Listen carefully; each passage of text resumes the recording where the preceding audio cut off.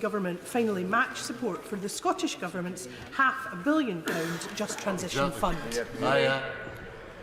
Mr. Speaker, well, I mean, the SNP's position on energy, and particularly in relation to oil and gas, is frankly all over the place. We don't know where the First Minister of Scotland stands on this. He described developing Rosebank as the wrong decision, but now seems to think that oil reserves can fund capital investment in an independent Scotland.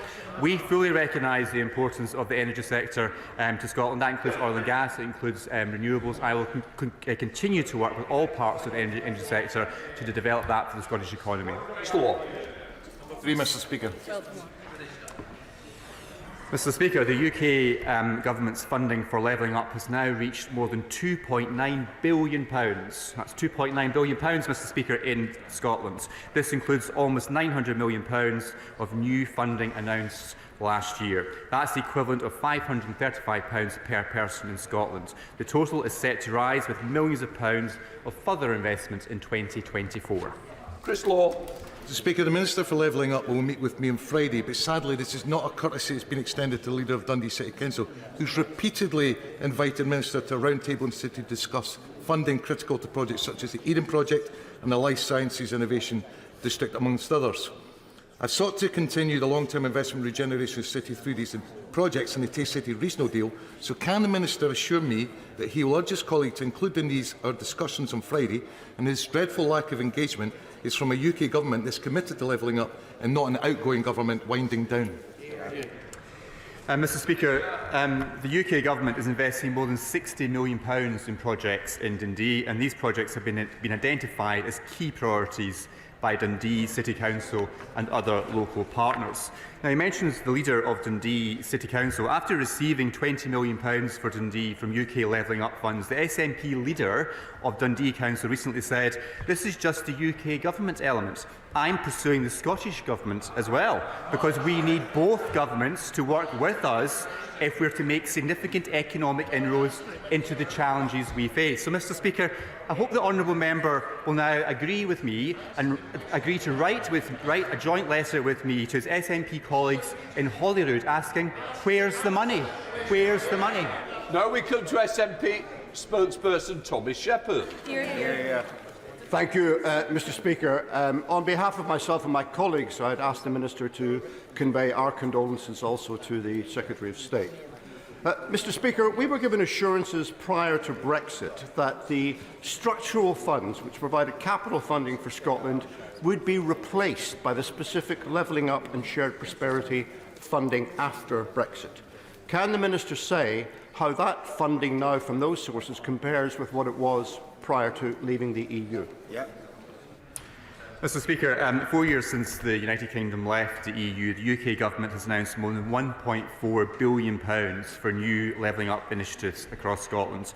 This exceeds the entire 7-year budget for the EU structural and investment funds for Scotland for 2014 to 2020, roughly £780 million of funding. So do not accept the analysis that the honourable member presents. Tommy Shepherd.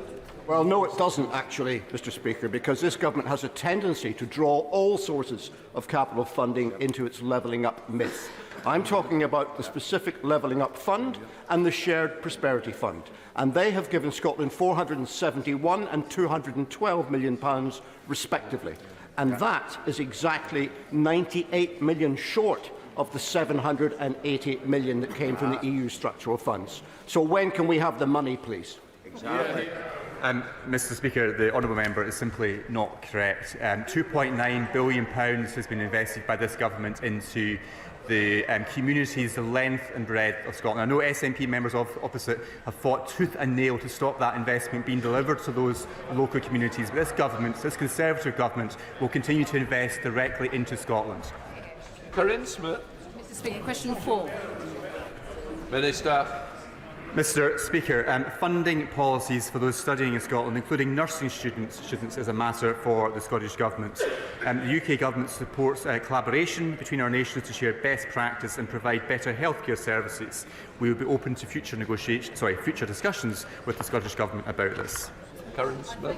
for that answer. My constituent has been denied additional funding for her nursing degree because she's domiciled in England but studying in Scotland, whereas those studying in England, regardless of where they're domiciled, can access this funding. So what advice can the Minister give me to help my constituent?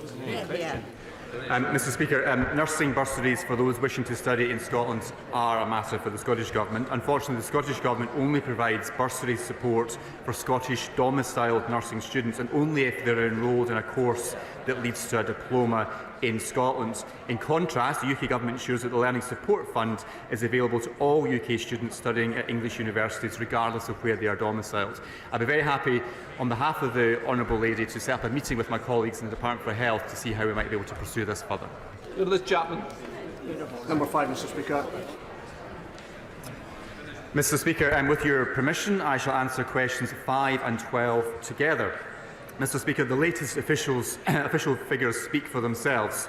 These show sustained increases in both the import and export of goods between Scotland and the EU, with healthy results for services too. Liz Chapman. Well, the Brexit pain continues, with £140 billion wiped off the UK economy, more regulation making it tough for exporters, and relatively to similar-sized countries, Scotland exports are under real pressure. Two themes in their First Minister's industrial strategy were to become an independent nation and to rejoin the EU. All the evidence points that that is the correct course of action, doesn't it? No, it does not, Mr Speaker. Scotland continues to punch above its weight, both in exports and goods and services and foreign direct investment. Mr Speaker, trade is now well above pre-Brexit levels. Thank you, Mr Speaker. According to the Government's own figures, new Brexit controls will cost the UK £330 million. Wow. Now, businesses in Glasgow are telling me that they're already suffering from increased costs and red tape when they're importing parts and exporting goods. Can the Minister explain to businesses in my constituency of Glasgow North West how Brexit is good for them? Mr Speaker, the Honourable Lady and the SNP really do have a brass neck speaking about business costs when it comes to their own policy of bringing a hard border at Berwick next to my own constituency. That would risk thousands of jobs and force thousands of companies out of business. It would be the most damaging and reckless economic step. We will work through any short-term issues, but the answer is not the long-term decline as proposed by the SNP. Kerry McCarthy. The former Right Honourable Member for Kingswood and Government Net Zero star said that what business... Sorry, 6. Yeah, sorry. Mr Speaker, supporting economic growth in Scotland remains a core priority for the Scotland Office. We are focused on long-term economic growth, generating more jobs and boosting business investment. This is exemplified by investment of up to £372 million in the Scottish Free Port and Investment Zones programme. This is on top of our £1.5 billion worth of investment into growth deals across the whole of Scotland. As I was saying, the former Right Honourable Member for Kingswood and Government Net Zero star said that what businesses and investors need from the government is certainty, clarity, consistency and continuity. Never has this been more true than in Scotland, where there is huge potential for businesses and communities to flourish as a result of the green transition. But they're not getting the certainty, clarity, consistency and continuity that they need from this government, are they? Mr Speaker, I don't accept that analysis. The UK has a world-leading ambition to deploy up to 50 gigawatts of offshore wind by 2030, for example, with up to 5 gigawatts coming from floating offshore wind. Offshore wind provides secure, domestically generated electricity and will play a key role in decarbonising the UK power system by 2035, achieving net zero by 2050. So I do not share the Honourable Lady's analysis of this government's focus in this area. Thank you, Mr Speaker. Does the Minister share my frustration that whilst his department's working to support the Scottish economy, the SNP is hitting it with higher taxes and not supporting vital sectors like hospitality and tourism in the way that's happening in England? Mr Speaker, my honourable friend is absolutely right. Sadly, the SNP's sole focus seems to be independence, referendums and making Scotland the highest tax part of the United Kingdom. I can see this every day of the week in my own constituency as people are finding it increasingly difficult to justify remaining in Scotland when they're paying so much more tax compared to the rest of the UK but getting less good public services. We now go to Shadow Secretary of State Ian Murray. Thank you, Mr Speaker. Can I start by joining the Minister and passing on our condolences to the Secretary of State for the bereavement and his family. Can I also wish everyone a happy Burns Day for tomorrow and thank our wonderful Ayrshire musicians who are in the gallery who treated us to some entertainment last night. Mr Speaker, since this government has been in power, working people have paid on average 10 pence in the pound more in tax. The supposed party of low tax has created the highest tax burden on working people in 70 years, and it makes this the biggest tax-raising parliament since records began. In Scotland, the SNP has looked at this tax burden and said, hold my beer, as everyone earning more than 28,000 pays even more tax than they do in England. What impact does the Minister think this historically high tax burden has on the Scottish economy? Mr Speaker, well, this government remains focused on reducing the tax burden when it is prudent to do so. But as he identifies, in Scotland we have an additional challenge in terms of the high tax agenda being put forward by the Scottish Government, the SNP, and I share his concerns about the impact that is having on the ability of the Scottish economy to perform at its full potential. Ian Murray. Mr Speaker, the Minister seems to think that picking your pocket of £10 and giving you £2 back is something to be grateful for. The fact is that working people all across the country and in Scotland are paying for the Tories crashing the economy. Mr Speaker, we know that the Barnet formula results in an additional £19 billion of public spending into Scotland's economy. But last week, the national newspaper reported that the SNP was being encouraged by their sister party in Wales to join the campaign to ditch the funding formula. 16 years of SNP government has left Scotland's public finances with a £1 billion black hole. We're in the middle of the worst cost of living crisis in generations, yet historically high taxes are already being imposed on working people to pay for this. Losing the Barnet formula would devastate Scotland's public finances and the economy like nothing we've seen before. Will the Minister join me in demanding that the SNP rule out this policy to bin the Barnet formula? Mr Speaker, the biggest enemy of the Barnet formula and the biggest enemy of devolution in Scotland is the SNP. They want to rip up the devolution settlement and they want to stop the Barnet formula, which results in millions of pounds of extra investment going into Scotland each year. This government, this party remains absolutely committed to devolution and that Barnet formula and more investment into Scotland. Gregory Campbell. Number 7. Mr Speaker, the United Kingdom Government has taken action to make trade between Scotland and Northern Ireland easier. The UK Government is also committed to providing funding to deliver targeted improvements to the A75 road. This will provide better links between Cairn Ryan ferry terminals serving Northern Ireland and South West Scotland, benefiting businesses on both sides of the North Channel. Gregory Campbell. Thank you, Mr Speaker. I appreciate the reply the Minister has given us. He will understand, like many do, that the economic powerhouse of the United Kingdom is usually centred in the southeast of England and thus to the detriment of the southwest of Scotland and Northern Ireland. Will he do more to ensure that that small 12-mile stretch of water between Scotland and Northern Ireland is bridged in business terms by greater cooperation and expansion opportunities for people on either side of that 12-mile stretch? Mr Speaker, the honourable member makes a very important point. I fully recognise the very strong links that exist between South West Scotland and Northern Ireland, and the potential to enhance those economic ties are great. Improved transport links are undoubtedly part of that with the A75 and ferry links. I look forward to working with him to see how we might be able to enhance and improve those links moving forward. The Select Committee Speaker Shaw. Speaker, Scottish businesses would give their right arm to have the arrangements that Northern Irish businesses have with their access to the single market and all the competitive advantages that brings. The Prime Minister has described Northern Ireland as one of the world's most exciting economic zones. Does he agree with that? And what's he doing to ensure that Scotland gets the same arrangements? Mr. Speaker, well, I thought the honourable member was going to stand up to tell me how great the House of Lords was now, a bit like his honourable friend, the member for Ross, Skye and Lochaber, in a sort of preemptive job application. Mr. Speaker, Scotland is not Northern Ireland and does not share the land border with an EU country. It's disappointing that the SNP is seeking to play party politics with the situation in Northern Ireland. Northern Ireland, as the SNP well knows, has a unique place in the United Kingdom, and we will protect that. Alan Smith. Number 8, sir. Mr. Speaker, the UK Government works tirelessly to promote Scottish interests around the world through our extensive diplomatic network, forging business links and generating trade and investments. Our response to the Scottish Affairs Committee's recent inquiry in Scotland's international position highlights the extensive efforts we undertake to achieve this. Alan Smith.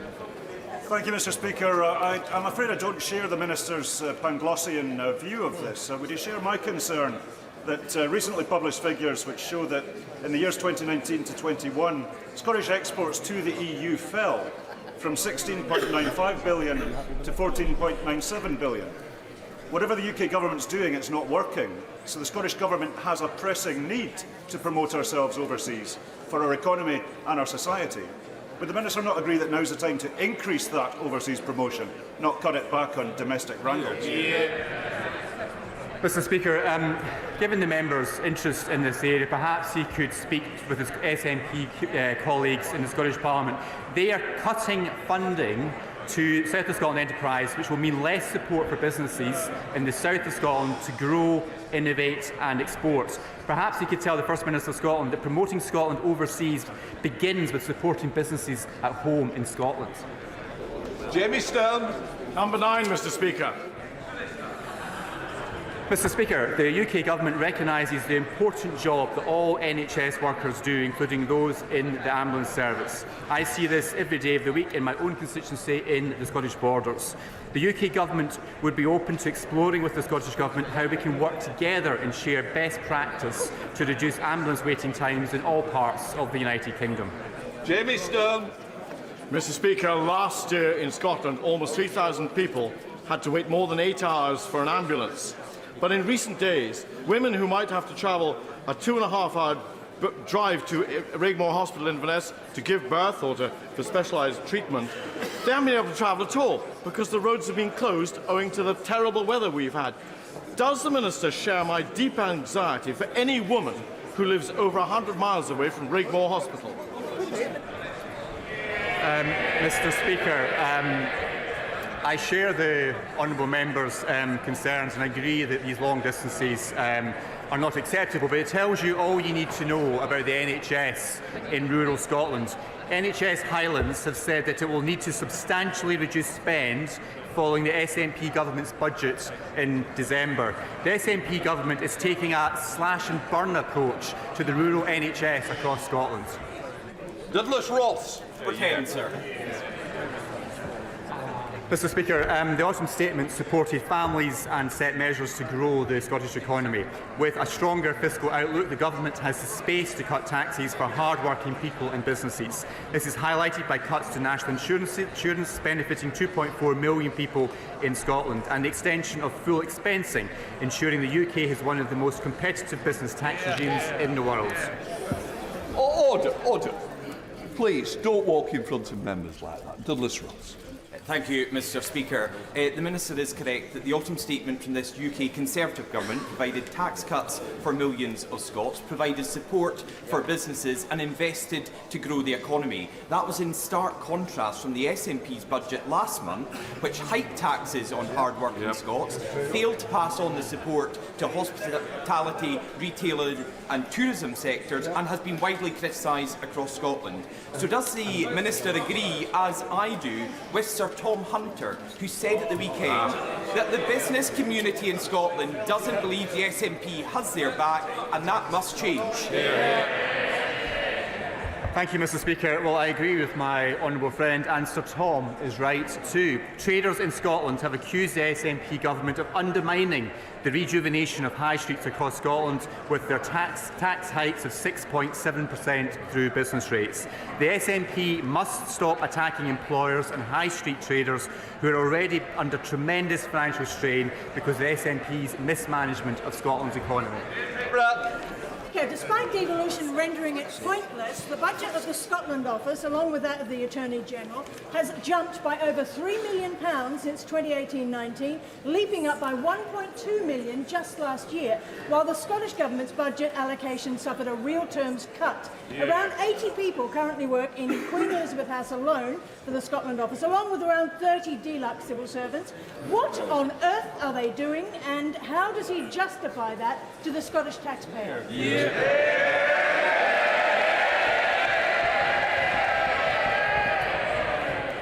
Mr. Speaker, the team at the Scotland Office, both in Dover House and in Queen Elizabeth House in Edinburgh, are doing a tremendous job supporting Scotland across the United Kingdom and around the world. I'd be very happy to welcome the Honourable Lady to join me to meet some of them so you can understand more clearly the important work that they do on our behalf across the UK. That completes Scottish questions. We now come to the Prime Minister, but I just want to announce to the House we are joined today by the President of the Chamber of Deputies of Parliament of the Czech Republic. Welcome. We now come to Prime Minister's questions. Richard Thompson. Number one, Mr. Speaker. Mr. Speaker, I know that members from across the House will want to join me in offering our best wishes to His Majesty the King and Her Royal Highness the Princess of Wales. Mr. Speaker, this morning I had meetings with ministerial colleagues and others. In addition to my duties in this House this afternoon, I shall be meeting the extraordinary 100-year-old Holocaust survivor, Lily Ebert. Lily promised that if she survived Auschwitz, she would tell the world the truth of what happened. Never has such a promise been so profoundly fulfilled. And as we prepare to mark Holocaust Memorial Day on Saturday, I'm sure the whole House will join me in reaffirming our promise to Lily that we will never forget the Holocaust and we will carry forward her life's work for generations to come. Richard Thompson. Thank you, Mr. Speaker, and can I echo the Prime Minister's comments on World Holocaust Day? My constituents, like all of our constituents, rely on the Royal Mail to deliver important items of mail and packages and for people to run their businesses. So they'll be very alarmed to learn of proposals from Ofcom that Royal Mail might be allowed to cut the number of days that they might be able to, that they will provide that service. Can the Prime Minister give a commitment to me here today that under his watch there will be no reduction in postal services provided by the Royal Mail in Scotland or anywhere else? Well, Mr. Speaker, I agree about the importance of the Royal Mail's universal service obligation, and as you will have heard from the Minister this morning, we remain absolutely committed to ensuring that it remains as it is. Paul Holmes. Thank you, Mr. Speaker. The Lib Dem-run council in Eastleigh has just received a report from their external auditors warning of the possibility of fraud and ignoring whistleblowers who try to warn them. Does the Prime Minister agree with me that Lib Dem leaders who shun accountability, shun transparency and simply say "not me, Gov" should start showing some remorse and responsibility or make way for those who will? Well, We'll need the answer. Come on, Prime. My honourable friend raises an important matter to the people of Eastleigh, which I was pleased to discuss with him on my recent visit to his area, and I know that the contents of the report are deeply concerning. It is disappointing to see this Liberal Democrat-run council rack up debt with absolutely no plan for how to fund it.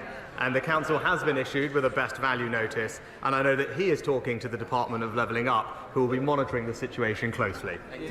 We now come to the Leader of the Opposition, Keir Starmer.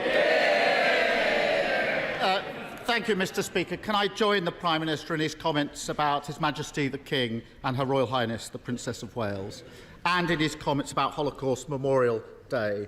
Never again must be said more defiantly this year, as it's said every year. Mr. Speaker, last week we lost Sir Tony Lloyd, a true public servant who touched the lives of many people across the House and across the country.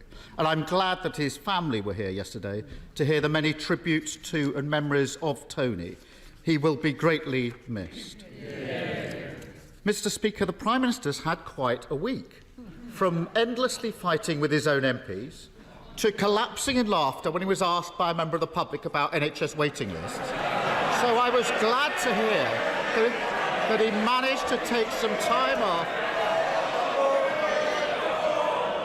Can I just say, I wanted to the Prime Minister, I'm certainly going to hear the Leader of the Opposition. Those people who don't want to hear, they can certainly leave, because that's who it's going to be, so get it in order. Some of you are wanting to catch my eye again.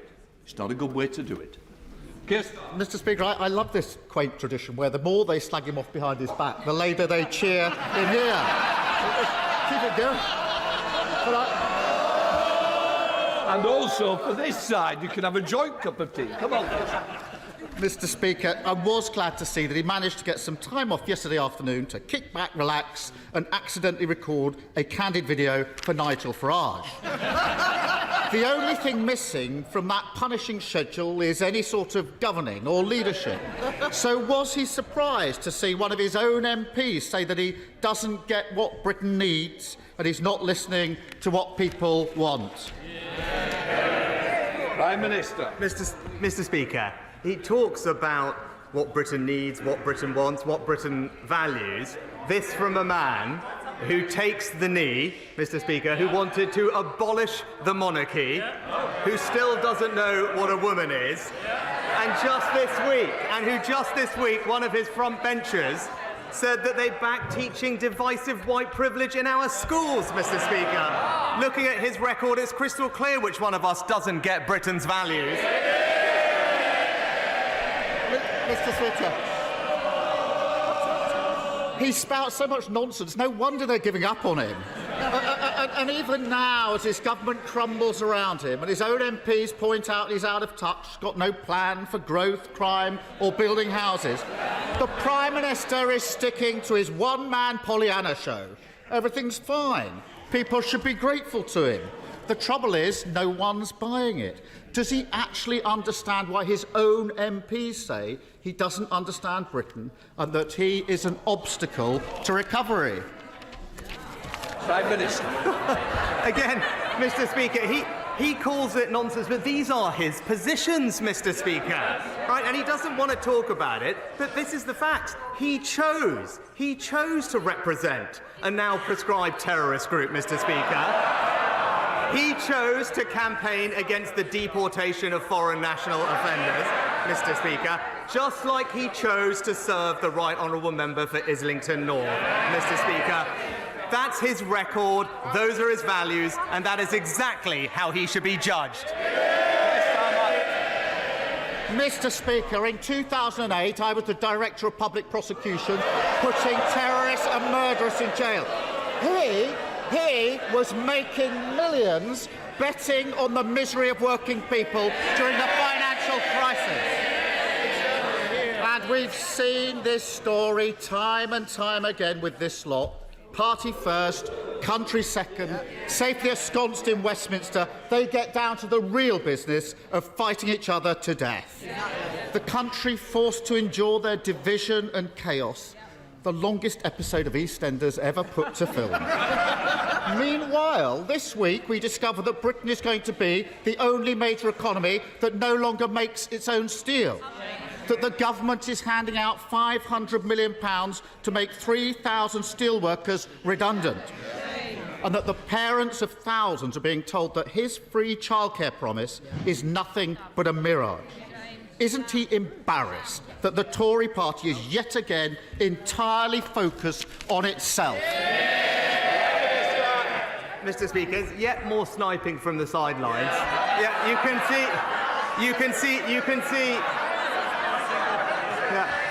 can see exactly why Hizbut Tahrir hired him in the first place.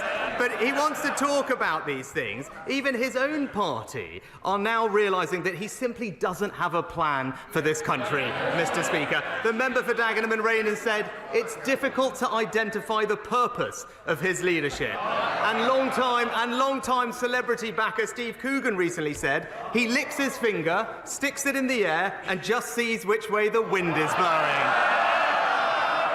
Even Labour Party know, Mr. Speaker, he's not a leader, he is a human weather vane.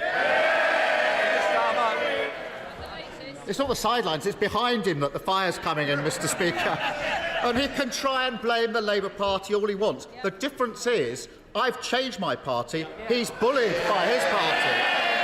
And has he found the time in his busy schedule to work out why thousands of parents are being told by their nurseries that they won't get free childcare that he promised them? Prime Minister. Well, Mr. Speaker, let's see what his party is offering the country. Right. So we all know, Mr. Speaker, he doesn't have many ideas for our country. I'm going to hear the Prime Minister. Well, he doesn't have many, but one thing we do know, Mr. Speaker, is that you don't want to push it, do you? No.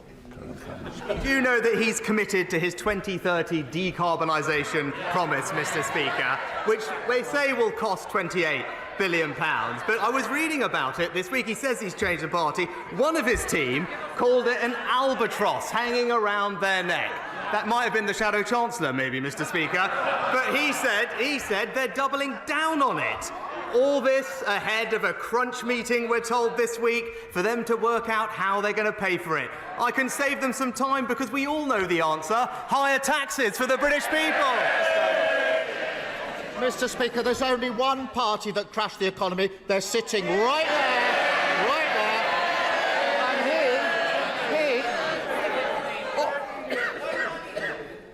Oh, Mr. Holmes, you've had your question already. Obviously, you don't want to remain for the rest of it. Here's Salma.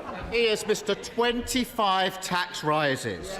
And he's got nothing to say on childcare. Millions of families will have been listening for an answer, and they got absolutely nothing. He announced that scheme a year ago, claiming it would get 60,000 parents back into work. Only on Monday of this week did he notice there were some, in his words, practical issues with that. 8 weeks before its launch, parents can't budget, plan for work or make arrangements with their employers. And the Prime Minister's response is to say it's all fine, it's the fault of the Labour Party. Is this merely a practical issue, or is it yet another example of him simply not understanding how life works for other people? Mr. Speaker, we're delivering the biggest ever expansion of childcare in this country's history, Mr. Speaker. But while millions of parents will benefit from that, again, it's right that he should come clean with them about the cost that his plans will impose on all of them. He goes on and on about the Green Promise, Mr. Speaker. He says he wants to keep it. But he doesn't have a plan to pay for it. What he's really saying is he'll scrap the borrowing associated, but he wants to keep the £28 billion of spending.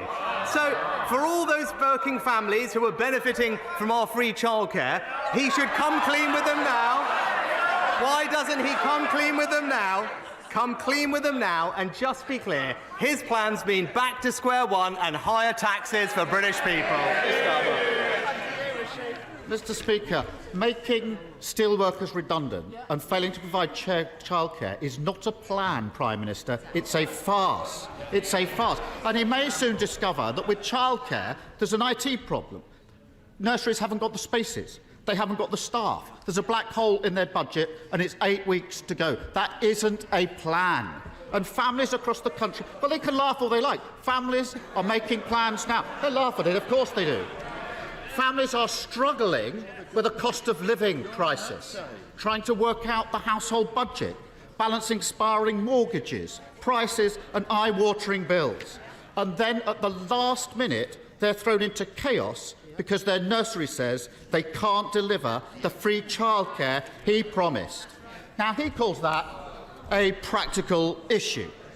But I preferred the honesty of whichever of his colleagues briefed to the Times that it was, and I quote, a complete shit show. Who was it who briefed that to the Times? Hands up. Will the Prime Minister finally realise... I'll decide how long the question goes. Those who wish don't hear it, I've told you the answer, and I'll help you on the way. When will the Prime Minister finally realise that the biggest practical issue facing Britain is the constant farcical incompetence of the government that he leads? Mr. Speaker, another week with no ideas, absolutely no ideas as country and absolutely no plan. He talked about the cost of living, Mr. Speaker. He talked about the economy, but he never actually brings it up. And we all know why, Mr. Speaker, because things are improving and we are making progress. Wages now rising, Mr. Speaker, debt on track to be reduced, and inflation more than halved from 11% to 4%, because he actually knows that our plan is working and that his £28 billion tax grab will take Britain back to square one. And that, Mr. Speaker, is the choice. It's back to square one and higher taxes with him, or a plan that's delivering a brighter future with the Conservatives.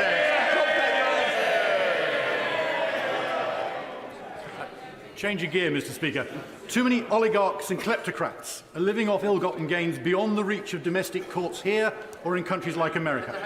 Ever since the 2016 London Anti-Corruption Summit, moves to create an international anti-corruption court have been gathering momentum to plug this gap. It already has support from countries like Canada, Holland and Nigeria, and would fund itself from the fines it charged. Will this government take the lead in getting it underway, ending impunity for these crooks once and for all? Well, can I firstly pay tribute to my honourable friend for his work on this issue? As I'm sure he'll appreciate, establishing a new bespoke institution is a significant endeavour, but I know he's discussed it with the Foreign Secretary, who will look at the proposals in more detail. And in the meantime, as he knows, our Economic Crime Act has a raft of new measures to crack down on dirty money, and we will shortly be publishing our second anti-corruption strategy. We'll set out ambitious plans for combating corruption, both here at home, but also internationally. SNP leader Stephen Flynn.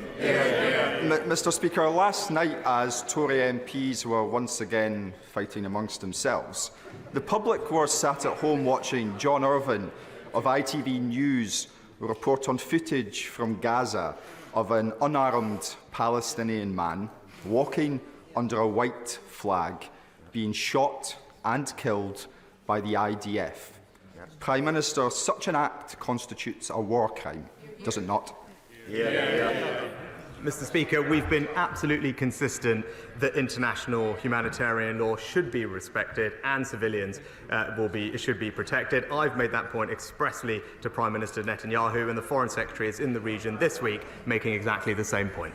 Stephen Flynn. Mr. Speaker, I don't think it's unreasonable to expect the Prime Minister of the United Kingdom to rise to that dispatch box and tell the people of these Isles and elsewhere that shooting an unarmed man walking under a white flag is a war crime. Now, in recent weeks, this House has acted with urgency and intent following an ITV drama. The question is, will this House now show the same urgency and intent following this ITV news report? And finally, back a ceasefire in Gaza? Mr. Speaker, no one wants to see this conflict go on for a moment longer than necessary, and we do want to see an immediate and sustained humanitarian pause to get more aid in and, crucially, the hostages out, helping create the conditions for a sustainable ceasefire. I set out the conditions for that earlier in the House. The Foreign Secretary is in the region today and will continue to press all our allies and partners to make sure that we can bring about that outcome. Tom Hunt. Speaker, access to NHS dentistry is a key issue in Ipswich and Suffolk. Locally, actually, we've done something about it. And the University of Suffolk and the local NHS deserve great credit for establishing a new dental centre, which is going to carry 18,000 hours a year of NHS dental appointments. However, a source of great frustration for myself and a number of constituents is that many people who train to be a dentist at university for 5 years and have their training heavily subsidised can immediately go private or actually go abroad without giving anything back to the NHS. It seems wrong to me. Would the Prime Minister support the view of many of my constituents that for say 5 years they work in the NHS, they give something back, and this will make a huge contribution to this problem? Prime Minister. Well, my honourable friend is a long-standing campaigner for better dental access in his constituency, and I congratulate him on the new dental centre that's opening, which I know he worked very hard to deliver. And I agree with him. It's right and fair that we seek better value for the significant investment that the taxpayer makes in the education and training of the dental workforce. That's why, as our workforce plan outlined, we are exploring whether a tie-in would ensure that dentists spend a better proportion of their time in the NHS, and we'll be launching a consultation on this policy later this year. Colm Eastwood. Thank you, Mr. Speaker. In the week of the anniversary of Bloody Sunday, people in Derry are watching unarmed Palestinians being gunned down by Israeli soldiers. Over 25,000 people have now been slaughtered in Gaza. The Prime Minister says, and he said it again today, that he wants to see a sustained ceasefire. So my question is a very, very simple one. The next time there's a vote at the UN for a ceasefire, will his representative vote for it? Well, Mr. Speaker, of course we'll engage with all UN resolutions on their merits, and I've been clear no one wants to see this conflict go on for a moment longer than is necessary. We do want to see an immediate pause so we can get aid in and hostages out, because the situation is desperate for many people there. But a sustainable, permanent ceasefire needs to fulfill a set of conditions, including Hamas releasing all of the hostages, Hamas no longer being in charge of Gaza with the threat of rocket attacks into Israel, and an agreement in place for the Palestinian Authority to return to Gaza to provide governance and services. The Foreign Secretaries in the region, those are the principles on which we are working, and I believe those are shared by all our major allies. Sure. In 1859, Brunel opened his rail bridge over the River Tamar. In 2022, I met with Network Rail and others to celebrate the agreement to build a simple footbridge going over the railway line in Lostwithiel. That bridge still doesn't exist, and I have no completion date. Can my right honourable friend help?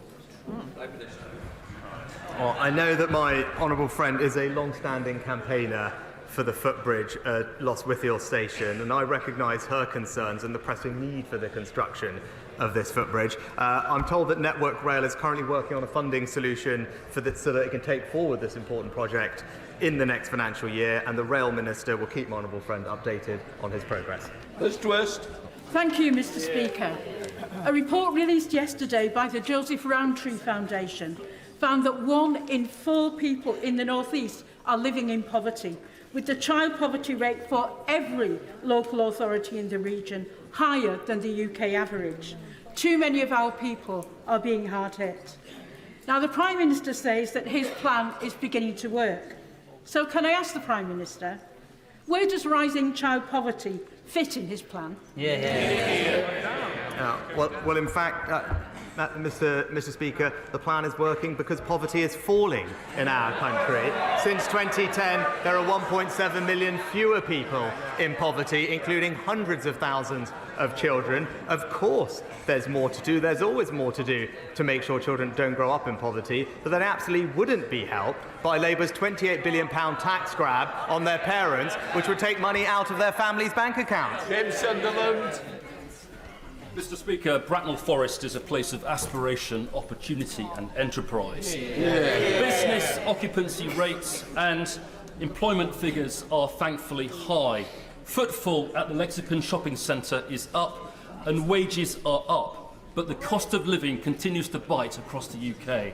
What more can be done to put more money in people's pockets?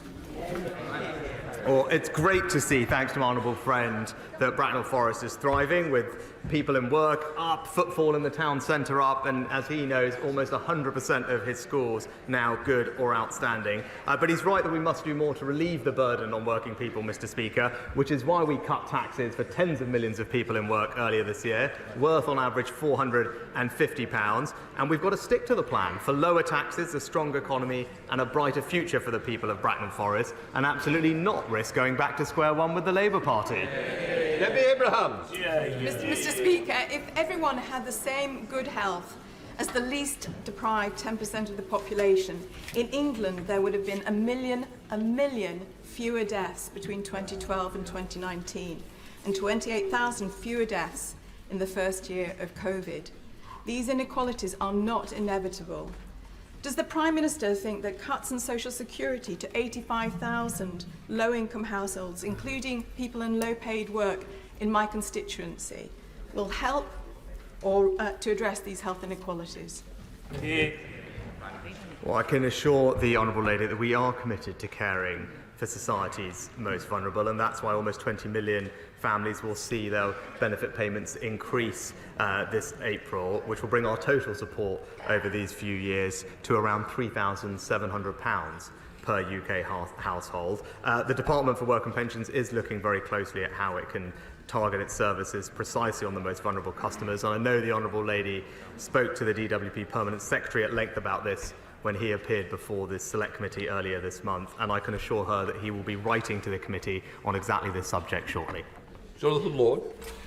The Post Office scandal has affected so many people, including my constituent, Seema Misra, a sub-postmaster from West Byfleet with an outstanding record of service to her community, who was wrongfully convicted in 2010 of stealing £75,000 and was sentenced to prison on her first son's birthday and whilst pregnant with her second son.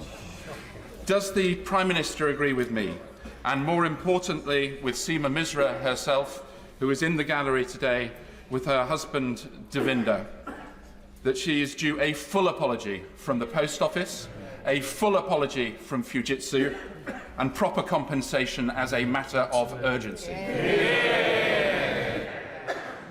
And I know my honourable friend has been a great support to his constituents over all the years and has fought relentlessly for the truth to come out. As I've said, the Horizon scandal is one of the greatest miscarriages of justice in our nation's history.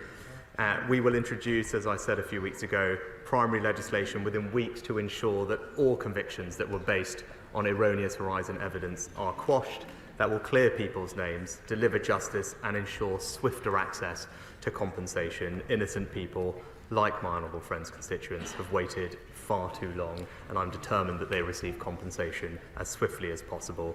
We have a clear moral duty to right these wrongs, and that is exactly what we will do. Thank you, Mr. Speaker. In 2021, 3,527 food parcels were given out by Bulwell and Bestwood Food Bank.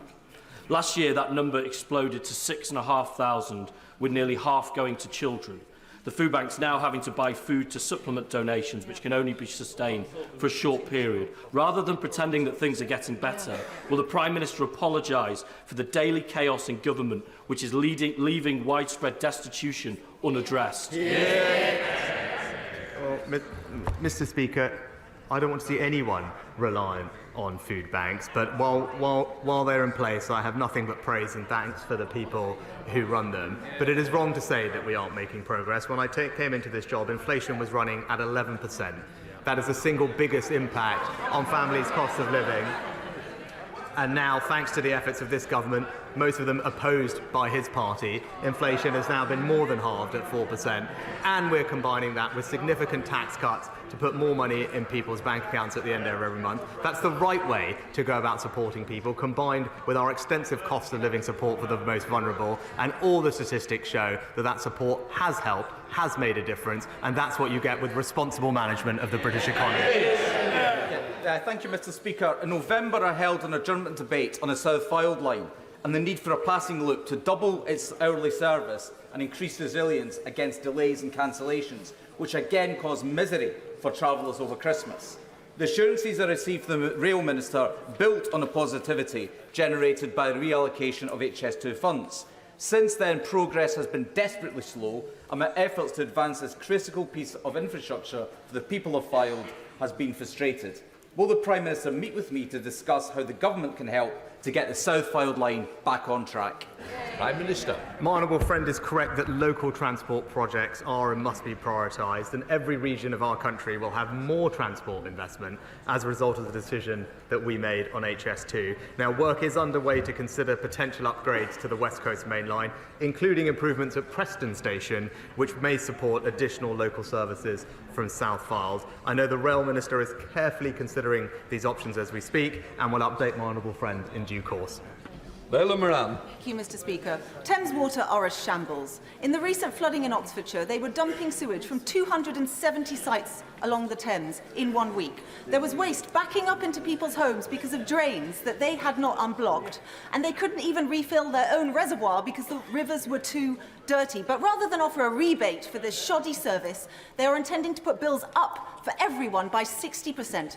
So will the Prime Minister explain to my constituents why they are being asked to foot the bill for Thames Water's gross incompetence?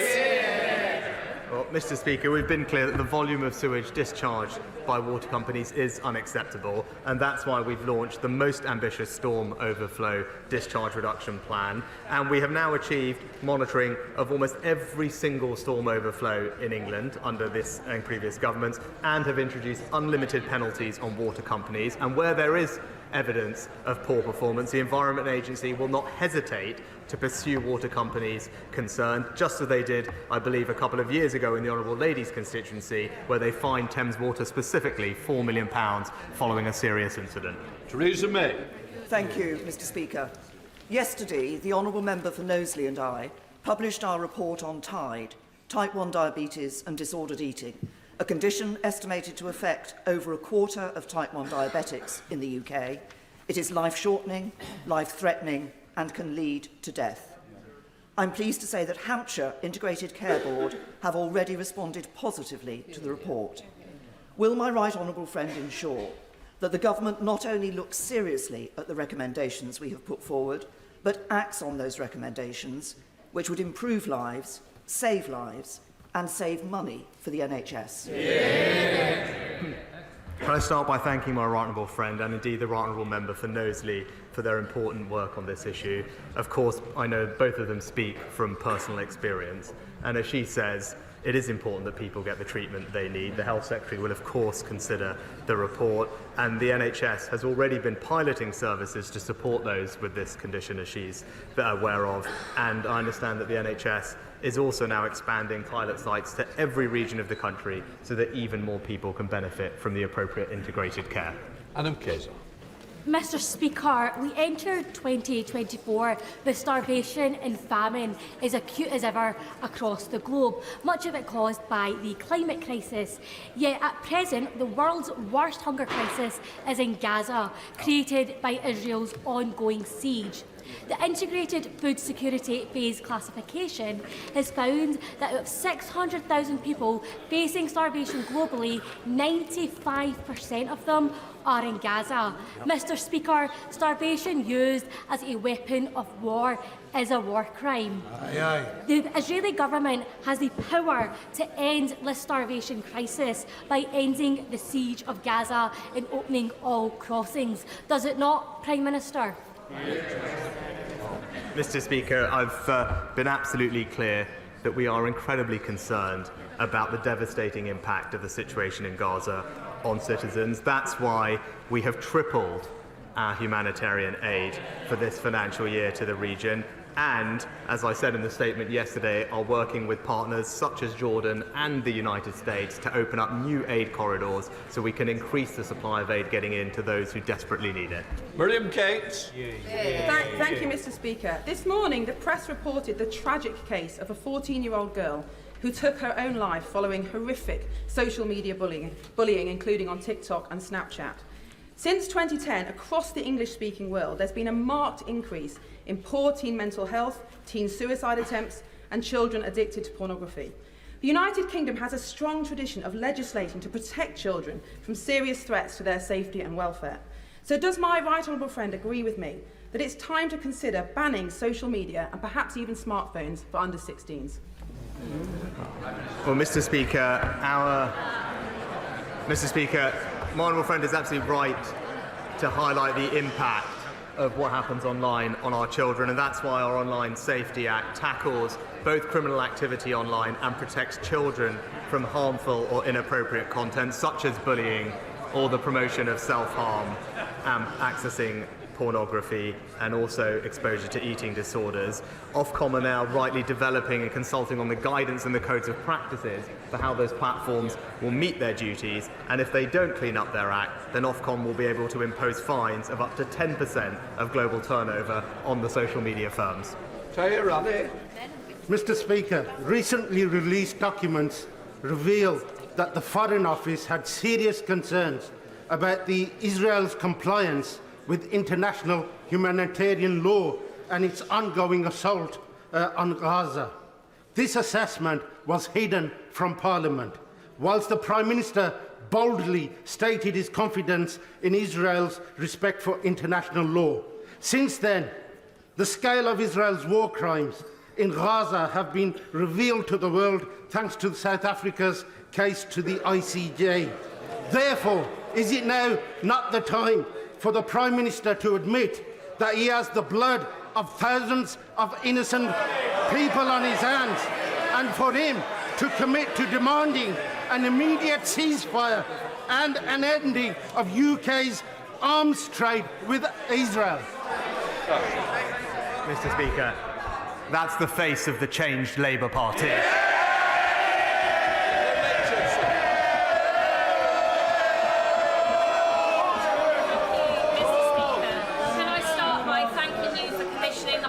Educational Trust exhibition in Portcullis House and for your personal unwavering commitment to Holocaust remembrance. Mr. Speaker, as we approach Holocaust Memorial Day, will the Prime Minister join me in commending the important work of the Holocaust Educational Trust, in particular their work with Holocaust survivors, who, despite living through the darkest moment in human history, continue to share their testimony in the hope of ensuring never again.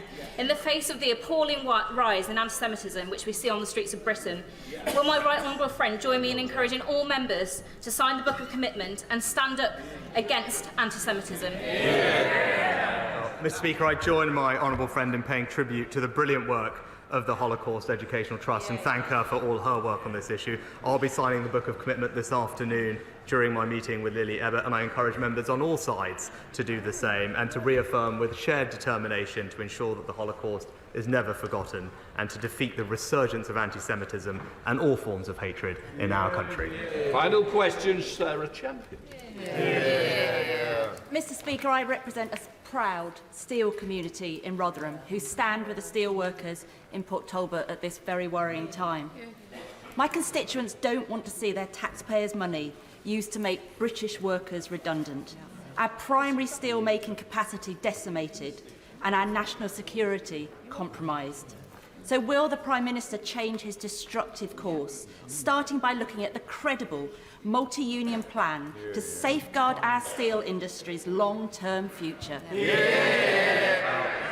Mr. Speaker, I know this is an anxious time for steel workers in South Wales, but we are committed to working with the steel sector to secure a positive and sustainable future. The Honourable Lady will know that during the pandemic we provided support to Celsa, a steel company in South Wales, to safeguard jobs and ensure the sustainability of that plant. And what was proposed to happen in South Wales was the loss of 8,000 direct jobs, thousands more across the supply chain, and the complete closure of the plant. Because of the government's investment and support and partnership with Tata, we have safeguarded 5,000 direct jobs, thousands more in the supply chain, and ensured the long-term sustainability of that steel plant so it has a brighter future. Obviously, this is difficult, but it's entirely churlish of her not to recognise the largest support package. It is one of the largest support packages that any government has provided any company, and in the process safeguarded thousands of jobs. That completes Prime Minister's questions. Please let the chamber clear.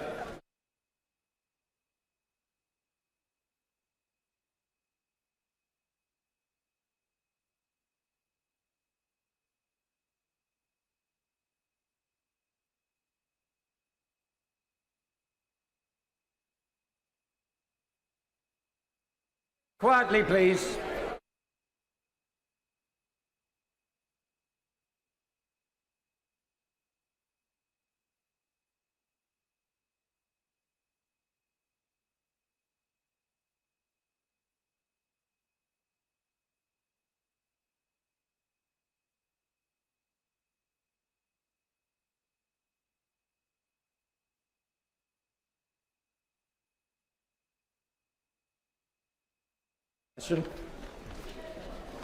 Pat McFadden.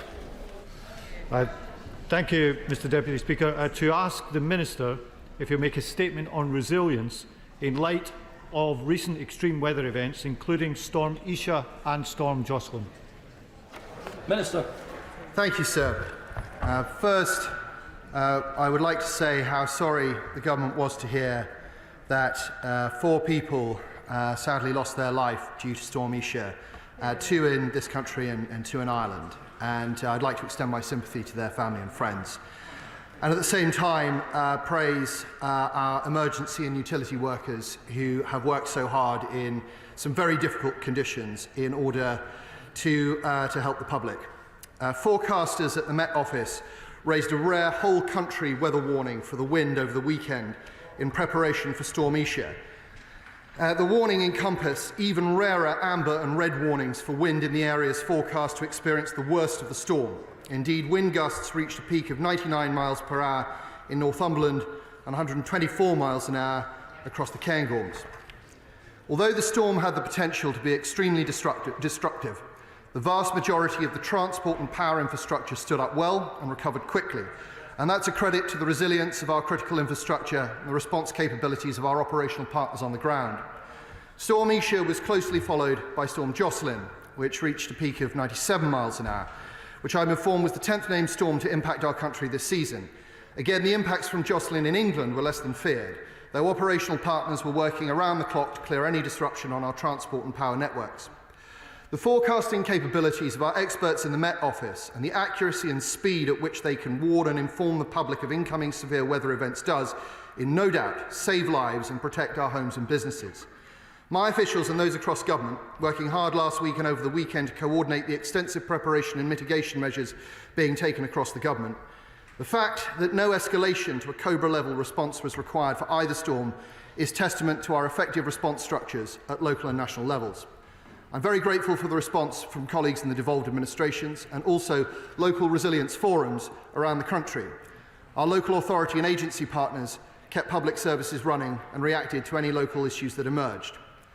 So we are adapting to weather events not previously experienced in our country, and events such as these come with increasing frequency and severity. The UK is driving forward cross-government action to respond to climate risks and their impacts on our economy and way of life. Our third National Adaptation Programme, published in July last year, sets out an ambitious 5-year programme of work driven by 3 themes: action, information and coordination. We are ensuring a more integrated approach to climate adaptation over the next 5 years through stronger governance, engagement and coordinated policy making. As part of this, we've established the right governance structures not only to monitor progress, but to tackle strategic cross-cutting challenges which will drive the UK's resilience to climate change. This is all in line with the government's broader strategy as set out in the resilience framework, which committed us to strengthening the links between our understanding of the risks that the UK faces and the action we take to prevent those risks from materialising. We must continue to drive forward these initiatives that help us curb the impacts of climate change and at the same time build systems that help us withstand extreme events as they arise. Shadow Minister Pat McCann. Thank you, Mr Deputy Speaker, and I'd like to thank the Minister for his response. Recent days have seen the UK battered by 2 severe storms, first Storm Isha and then Storm Jocelyn. This is the 10th named storm of the winter, and Liz Bentley, the Chief Executive of the Royal Meteorological Society, has said that these storms are some of the worst in the last 10 years. Our constituents around the country have been hit by widespread damage, flooding, power outages, cancellation of flights, ferries and trains. And in the most tragic circumstances, a reported 4 people have lost their lives. I want to pay tribute to the emergency service workers, electrical engineers and other response teams who've been working to help people restore power and get transport moving, often at risk to themselves in very severe conditions. We owe them all a debt of thanks. Now, of course, ministers can't control the weather. Indeed, the ex-ministers on the benches opposite can't even control themselves. But the greater regularity and severity of extreme weather demands a response from government. So let me ask the Minister, in terms of resilience, given the frequency of extreme weather events, why doesn't the government have a standing flood resilience task force as part of the COBRA system with a specific responsibility to build up long-term protection? Local resilience forums have been neglected since the passing of the Civil Contingencies Act under the Labour government. What more can ministers do to revive them and make sure they're properly supported? And last week, the Public Accounts Committee said that the flood protection budget put in place has been underused since it was announced and is now expected to cover 40% fewer properties than was first claimed. This leaves over 200,000 homes vulnerable to flooding. What is the government's plan for them? Jocelyn may be the latest storm, but it won't be the last. And the very least that the public has a right to expect is that the government understands this and is focused on the job, and not whatever is the latest episode in the Tory psychodrama that has distracted governance of the country for far too long.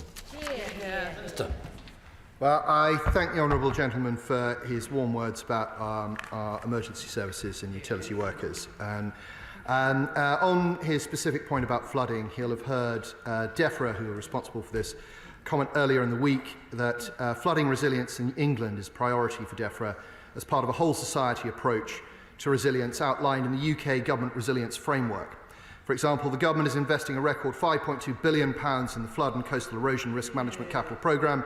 Since 2021, over £1.5 billion has so far been invested in flood defence projects across England, with over 67,000 properties better protected. Now, of course, response to flooding is just one part of our resilience work that is coordinated by Cabinet Office, and mercifully in the storms that we've just had, very, very few families were flooded out of their homes, but we're absolutely cognizant of the need to prepare. I mean, he will have seen, I hope, the NAO report published late last year, noting positively that since 2021, government has strengthened the arrangements to manage national risks, that it's taken steps to address extreme weather risks as whole system risks, and I'll return to that point in a moment, and that it's acquired good forecasting data for droughts, heat waves and storms. Now, what we've seen over the past few years is a noticeable improvement in storm preparedness and response. And if we remember Storm Arwen a few years ago, after 3 days,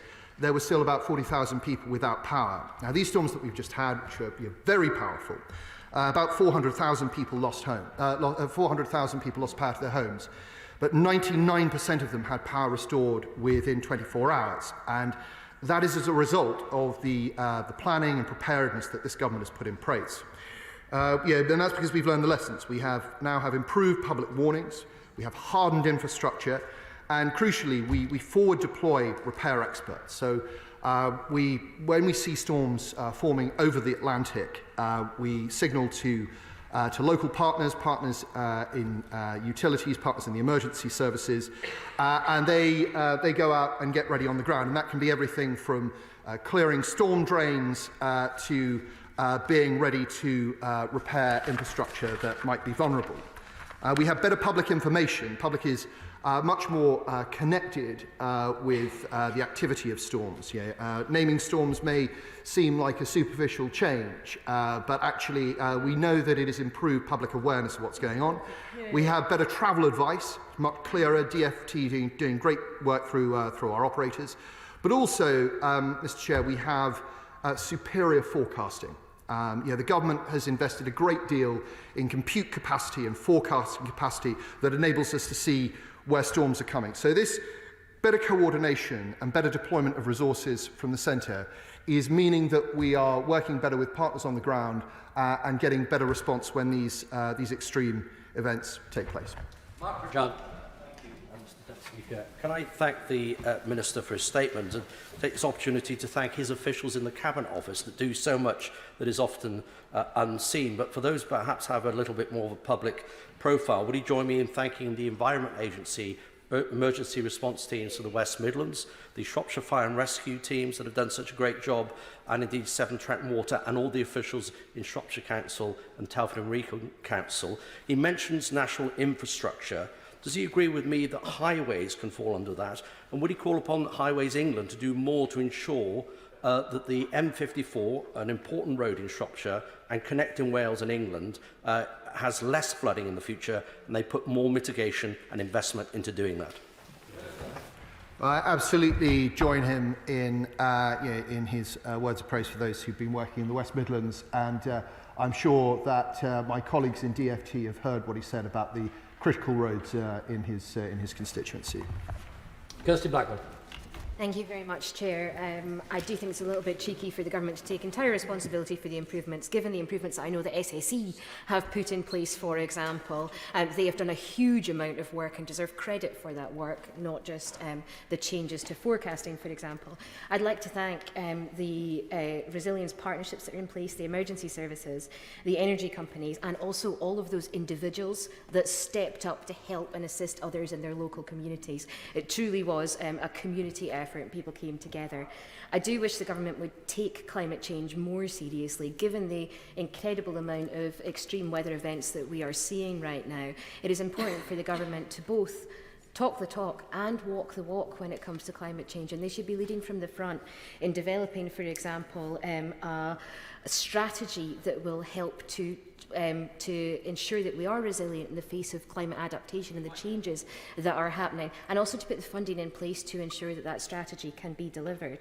Would they also consider that in terms of some of the changes that are required, the Scottish Government does need funding for resilience? If we do have a situation where there's a massive geographical disparity in some of the weather events that are happening, particularly Arwen, for example, then Barnet may not be the appropriate method in order to fund some of these things, and it might be sensible for the government to consider with the upcoming budget process, ensuring that the resilience funding is spread to the areas which are most likely to be hardest hit, rather than having Scotland just have a percentage share based on our population numbers, a percentage share based on the likelihood of extreme climate events, particularly when it comes to resilience, would be most welcome. Well, it's a classic question from the SNP, isn't it? Didn't listen to what I previously said, and it asked for more money. And I have to say that the central government's absolutely not taking all of the credit for everything that's happened. Yeah, as she'll have heard me say just now, it's our partnership with people who work in emergency services, local government, utilities companies, and so on that have made these changes possible. On climate change, I'm sure she'll be pleased to discover that that since peak CO2 emission in the mid-70s, the UK government, by its actions, has helped reduce CO2 emissions by more than 50%, more than any other G7 country. So we absolutely take these things seriously, and we will continue to do so. Dr. Neil Hudson. Thank you, Mr Deputy Speaker. Can I thank the Minister for his statement and the Government for their clear actions to strengthen our nation's resilience. As these extreme storms again unleash damage right across the UK, will my honourable friend join me in sending our thoughts to the people affected, homes, businesses, farms, and in paying tribute to the Environment Agency staff, emergency services, local authorities, electricity companies, and volunteer groups like the Appleby Emergency Response Group in my constituency, who do so much to help people and communities through the trauma and aftermath of storms and severe floods. Well, I thank my honourable friend for that, and very happy to join him in paying tribute to the Appleby Emergency Response Team. And it is so often local community organisations that both have the connections and the awareness and the intel on what's going on the ground that make response possible. So, very, very happy to join with him in that, and glad to hear that although his constituency, I know, was hit by the storms hard, they've managed to move on from it quickly. Karen Smith. Speaker.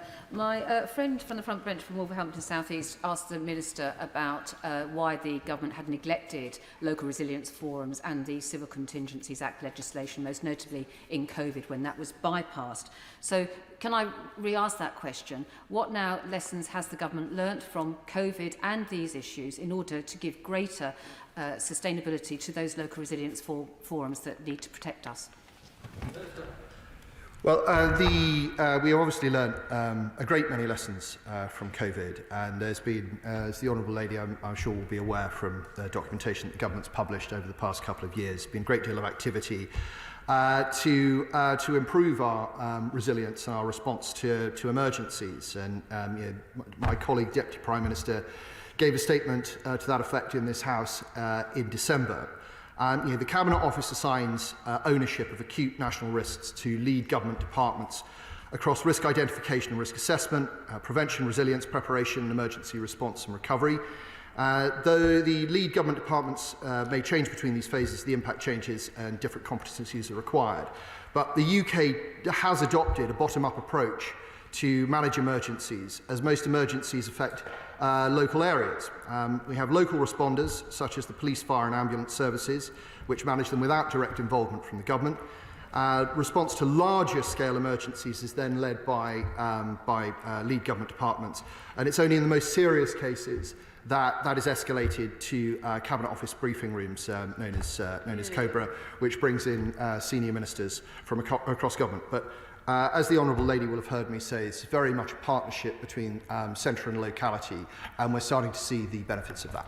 Heather Wheeler. Thank you very much, Mr Deputy Speaker. Can I ask my honourable friend to congratulate the good people of Repton and the other villages that came together to help with all the flooding that was going on, and particularly having follow-up meetings now to get more flood wardens across South Derbyshire. The flooding in South Derbyshire, I've never seen anything like it. And we need to get the Environment Agency to move on with plans for holding ponds further up the Trent and the Derwent to stop the runoff from the fields that we've had this time round. And anything that my honourable friend can do to help me get those projects actually spades in the ground, I've been much appreciated.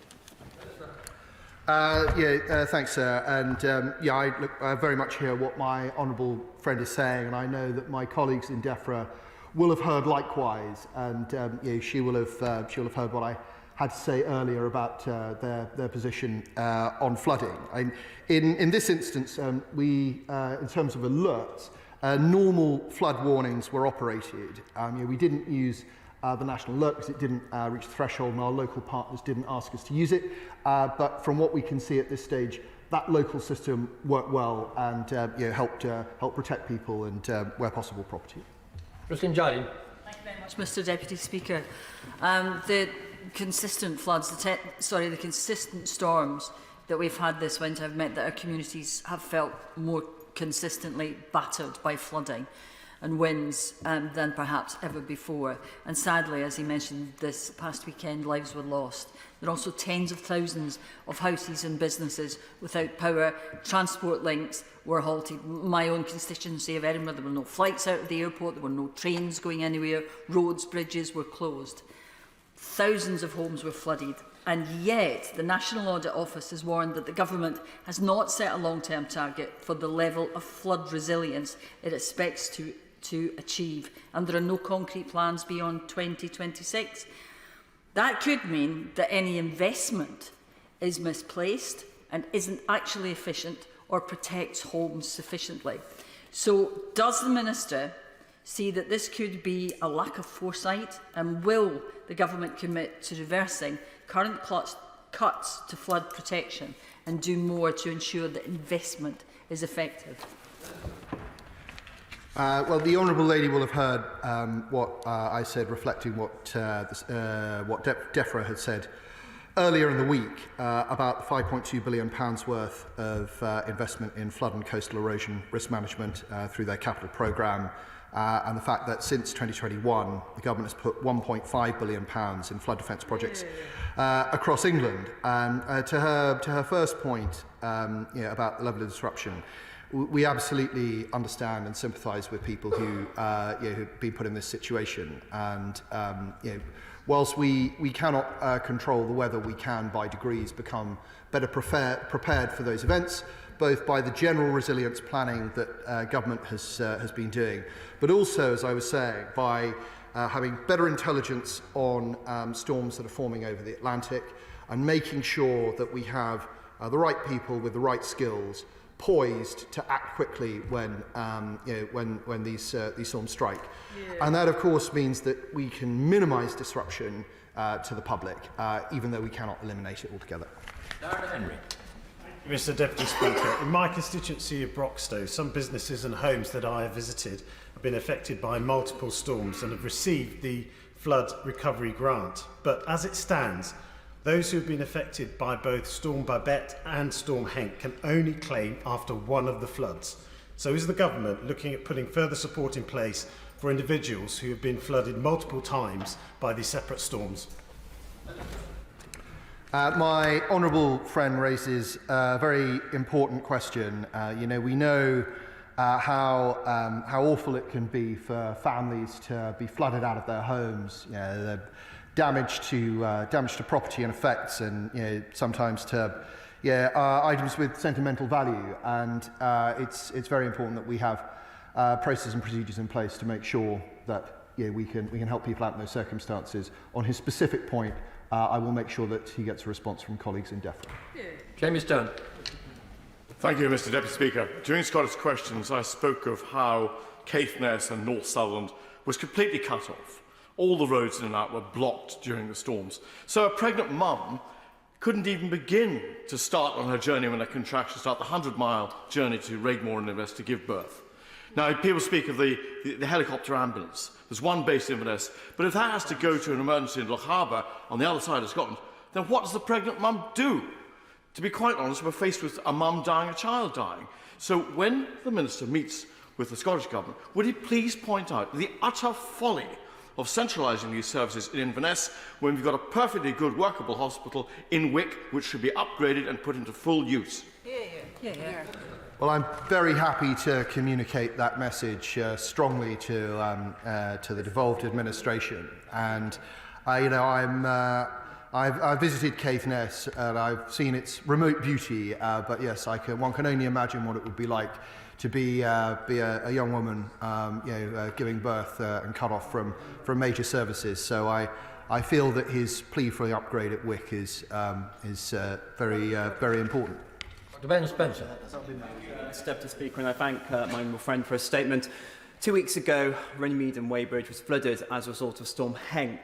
And when flooding happens locally, my constituents have to navigate a whole host of different organisations with responsibilities, including Surrey Fire and Rescue, Surrey County Council, Runnymede Borough Council, Elmbridge Borough Council, Thames Water, Affinity Water, the Environment Agency, and Surrey Highways. And as part of my campaign to improve flood response and preparedness and protection from flooding, I've been calling for a local flood control centre to be a single coordinated access point for accessible support and advice and for clear and consistent communication. Would he meet with me to discuss it? I'm glad to hear that my honourable friend has such a worthy campaign to support his constituents, and I'll make sure that his request for a meeting goes to the most appropriate minister who may be able to advise him on how possible it is. Seema Malhotra. Thank you, Mr Deputy Speaker. According to the NAO, the Environment Agency has cut its forecast for the number of additional properties that will be better protected from flooding by 2027 by 40% since plans were first unveiled in 2020. In Feltham and Heston, also, the level of water in our streets in storms unable to drain away is getting noticeably higher and higher. So I have to push the Minister on this. Could he explain how he is confident that his plans are going to be sufficient to keep homes and businesses safe in the future from flood-related damage, and that this is the case across the country, because this is a huge and growing concern? Well, I thank the honourable lady for her question, and she'll have heard me say a moment ago that the NAO was pleased that the government was taking steps to address extreme weather as part of a whole system approach, and that whole system approach can have real advantages when floods are coming. For example, to be able to send out emergency workers, appropriately trained emergency workers, to clear storm drains and make sure that anything that might make the floods worse are cleared out of the way. She'll also have heard me say that DEFRA has committed a great deal of money to improving flood defences over the past 3 or 4 years, and that we have tens of thousands of homes better protected as a result. We're absolutely not complacent, and we're always looking at ways in which we can improve that. Kit Malthouse. Thank you, sir. Can I welcome the Minister's statement and also the excellent work by the team at the Cabinet Office, who I know work extremely hard on these problems. As he will know, my constituency is home to some of our most precious chalk streams and winterbournes, and I'm sure he's aware that levels in the Bourne Valley and to the west of Andover in villages there are extremely perilously even high. this is particularly important because he will understand the ecological importance of these rivers and the risk of dilution, if you like, or overwhelming of the sewage system and leaking into the chalk streams. The Environment Agency and Southern Water are doing great work. There's a huge pumping operation underway to avoid that calamity. However, further significant rainfall may overwhelm the entire system. So when the Minister comes to the post-match analysis, once the weather calms down, will he give consideration to putting special priority on identifying work that is required in those areas that are of particular ecological sensitivity? There has been significant work up and down my constituency over the last 10 years by the Flood Resilience Group, by the Southern Water and the EA, and indeed riparian owners, but more could still be done, and it needs a certain amount of concentration. Well, I thank my right honourable friend for his observations. I know as a former resident of 70 Whitehall, he understands these problems in great depth. And I also know that the chalk streams of Hampshire have no finer defender than his right honourable self. But the point he makes is a serious one about ecological sensitivity. And it's quite right that we pay attention not only to the immediate threats to life or to property, but also to our natural environment, because, as we know, if we don't do that, the damage can be irreparable and long-lasting. Leila Moran. Speaker, there was barely a part of Oxford West and Abingdon that wasn't affected by floods recently, but Abingdon remains unprotected. In 2007, we were promised a plan, and that plan was cut because of a lack of resources for the EA. But it's not just the River Thames, it's also the runoff from the new developments coming off the huge numbers of houses that have been built. So what is the Cabinet Office doing to connect DEFRA with the Department for Levelling Up so that the developers who have promised to clear the culverts actually have that enforced by the local authorities? Thank the honourable lady for her question. And as she will have heard me say earlier, the Cabinet Office has a coordinating role which brings together lead government departments and local responders, and so it would be under that guise that different government departments would meet and discuss issues of the sort that she describes. Alistair Carmichael. Mr Deputy Speaker, even by the standards of what we are accustomed to in the Northern Isles, the last few days and the week, in fact, have been exceptionally disruptive. So can I associate myself with those who have already expressed their gratitude to the road staff, the electricity engineers and others who have gone about their job, and also those who are doing it even if it's not part of their job, the response of farmers who just get a bucket on the front of the tractor and get on with the clearing of the snow has been quite phenomenal. But is this not a moment to pause and reflect that some of the changes that are proposed in other parts of government could in fact weaken our resilience? The switch off of the copper wire network for telephones, the idea of increasing the response time for the search and rescue helicopter provided by the Coast Guard from 15 to 60 minutes. These are all things which will leave us in a worse position in the future if they are allowed to happen. Can the Cabinet Office do something to make sure they don't? I thank the honourable gentleman for his question, and I've landed at Tingwall Airport in a storm in the summer, and that was frightening enough for me. And, one can only imagine what it felt like in the Shetlands over the past week or so. My sympathies with his constituents. To his point about general resilience, the government, as I say, is trying to take a whole system approach to really understand exactly how we can work with those who are responsible as emergency responders, but also responsible for our national infrastructure. And as I say, I know that we are making progress, but there are obviously always areas in which we can do more work. Wendy Chamberlain. Thank you, Mr Deputy Speaker, as both the Minister and the Shadow Minister pointed out, this is the latest in a series of storms that we faced. And back in October, St Andrews Harbour was significantly damaged as a result of the sea surges following Storm Babette. Now, it's run by a trust that dates from James VI of Scotland's granting of the land to the people of the town. But as a result of the Community Ownership Fund that the Government has run, and other funds generally, more and more of our assets are being owned and run by local communities who, when faced with this kind of disaster, have no source of funding in order to be able to access support. So does the Government agree that they should be looking at ensuring that there is funding in place? Because for St Andrews Harbour, it's a working harbour, it's facing £3 million of costs, and without those repairs being made, there's the risk to other parts of the town being affected in future. Well, I've learnt something I did not know about St Andrews Harbour this morning, and I'm very pleased to have learnt it. But yes, I'm sure that colleagues in other government departments, including DLUC, are considering these very issues. But community-owned assets can be a wonderful thing, and it's very important that assets such as local ports are governed by people who really understand the towns and cities in which they're based. So I'm happy to take that forward. Jim Shannon. Mr Deputy Speaker, can I thank the Minister very much for his responses. Positive answers to the questions that were put forward. Farmers tell me in my constituency they can never ever recall floods and rain quite like it, and they tell me it's been of biblical proportions. So I'm very conscious of the fact of that volume of rain. Hearing as I do from a coastal constituency of Strangford, storms hit with a fury possibly not fully grasped. The coastline defences around Strangford Loch and within my constituency have been subjected to a level of onslaught never before seen.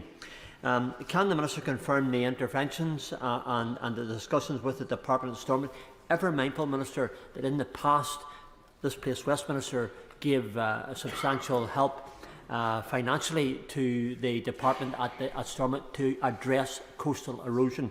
So with that in mind, what have been the discussions, and what help that's been given in the past can be given the same level of assistance perhaps be offered again? Thank you. I will ask ministers from other government departments to come back to him on the specifics, but obviously, as my honourable friend will know, we are very keen to see a restoration of Stormont, and I believe that the House will hear more about that very soon. Deputy Speaker, Somerset is so often battered by extreme flooding, and in response, the River Cam flood warning system is currently being piloted in my constituency. So a stretch near North Cadbury will be fitted out tomorrow with laser depth measuring devices that will send real-time messages and alerts to residents when the water levels start to rise. Will the Minister join me in congratulating Liberal Democrat councillors and Somerset Rivers Authority for this initiative, and agree with me that we need to fund more extreme weather resilience plans for isolated rural communities?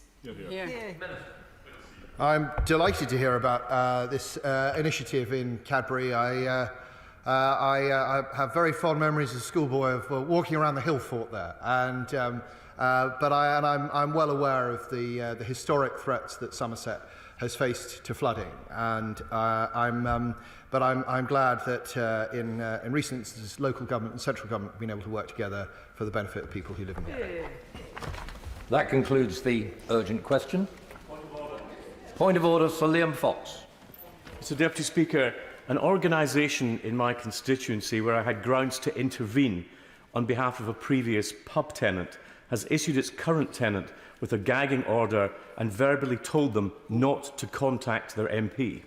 Mr Deputy Speaker, what can be done to protect my constituents from such bullying and ensure that their constitutional rights are respected? Well, first, I'm grateful to the Right Honourable Gentleman for giving notice of his point of order. Constituents' ability to communicate with their Members of Parliament is constitutionally important. I'm concerned, very concerned, about the matter that he's raised. Constituents must be able to communicate freely with their Members of Parliament, and I trust and hope that urgent action will be taken to clarify that this is understood by all parties in this case.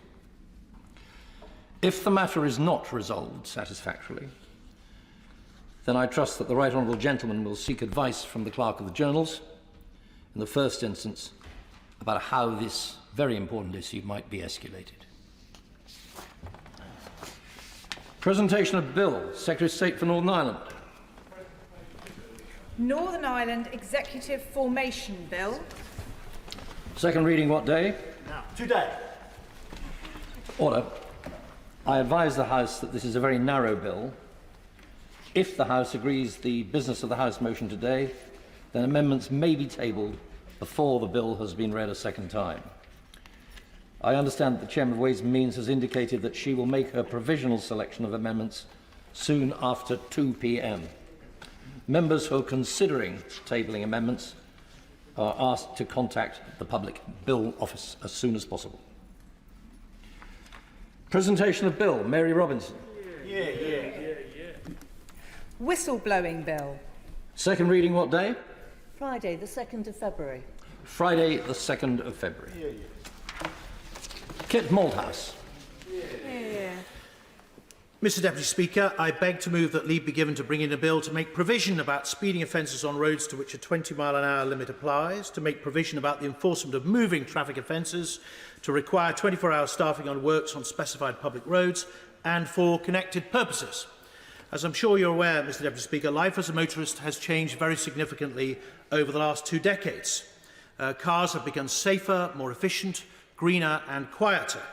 And yet, despite the fact that the motor car is possibly one of the greatest contributors to human wealth, happiness and freedom, it has become seen by many as the root of all evil. Despite the enormous benefits that cars bring to our constituents, families up and down the land and indeed across the world, for many motorists, the world seems to be filled with councillors and officials dedicated to making their lives more difficult. Driving is becoming a minefield of potential traps and penalties, such that drivers are becoming paranoid and resentful about the entire system. When this happens, order tends to break down, and time, I believe, has come for a rebalancing.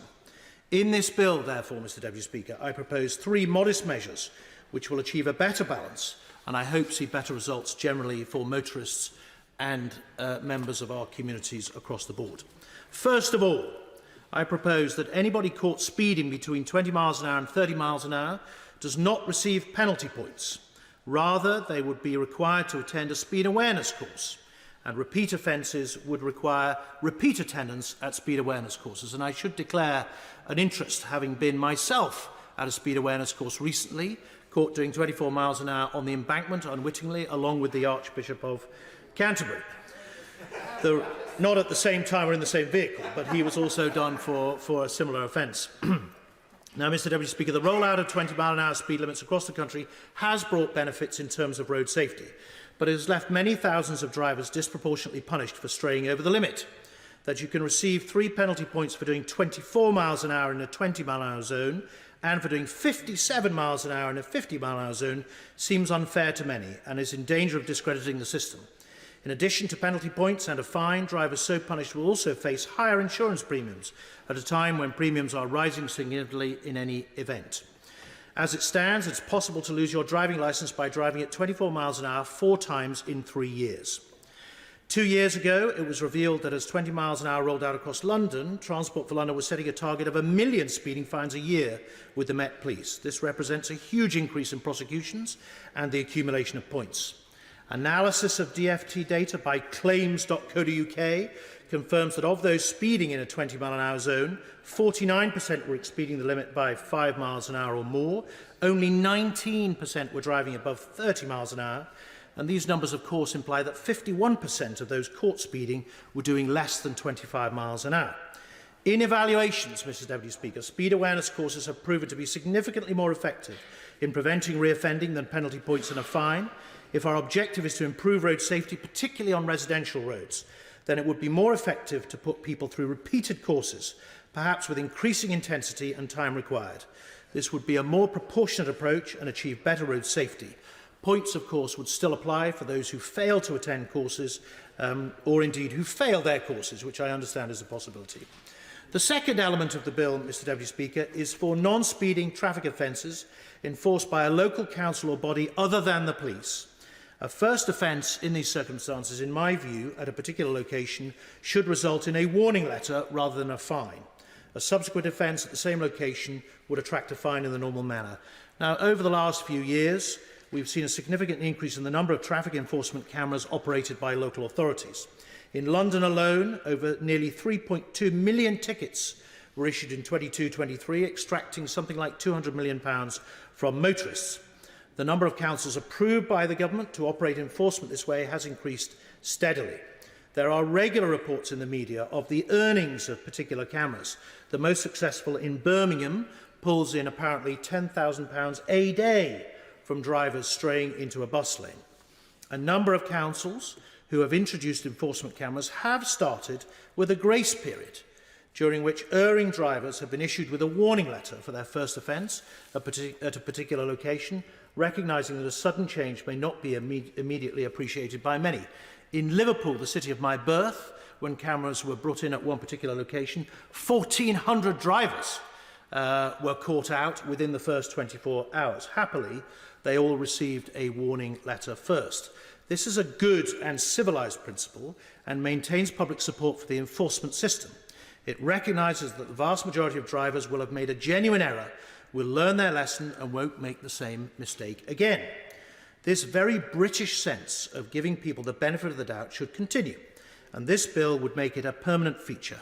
Anyone who commits a moving traffic offence, caught in the yellow box, stray in a bus lane, turn left when you shouldn't, enforced by a local authority with a camera for the first time at a particular location, would only receive a warning letter. Subsequent offences at the same location would attract a fine in the normal manner. And finally, Mr Deputy Speaker, the third element of my bill is that it says that any roadworks on an A road should not be left unattended at any time.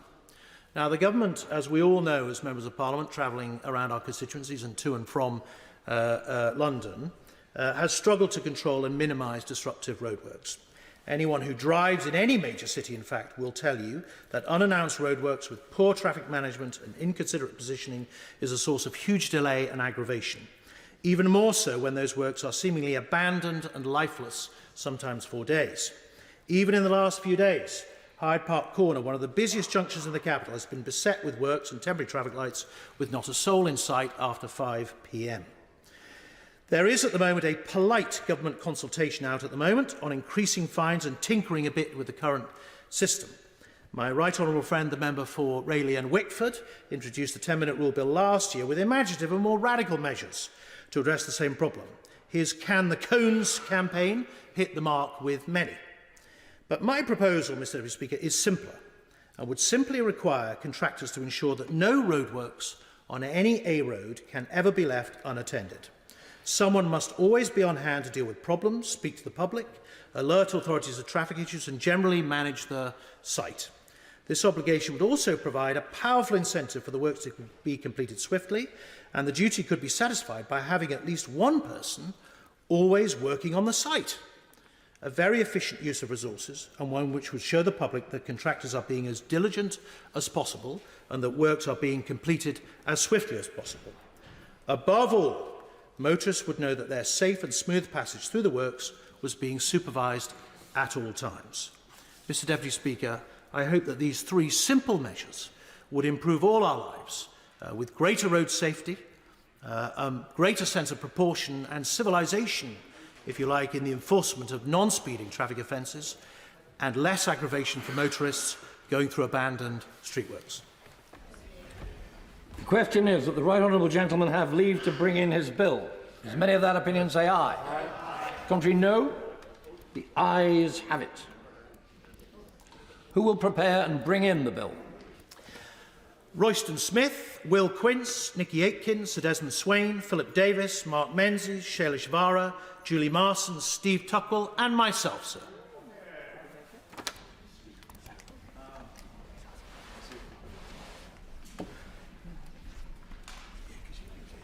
Kit Malthouse.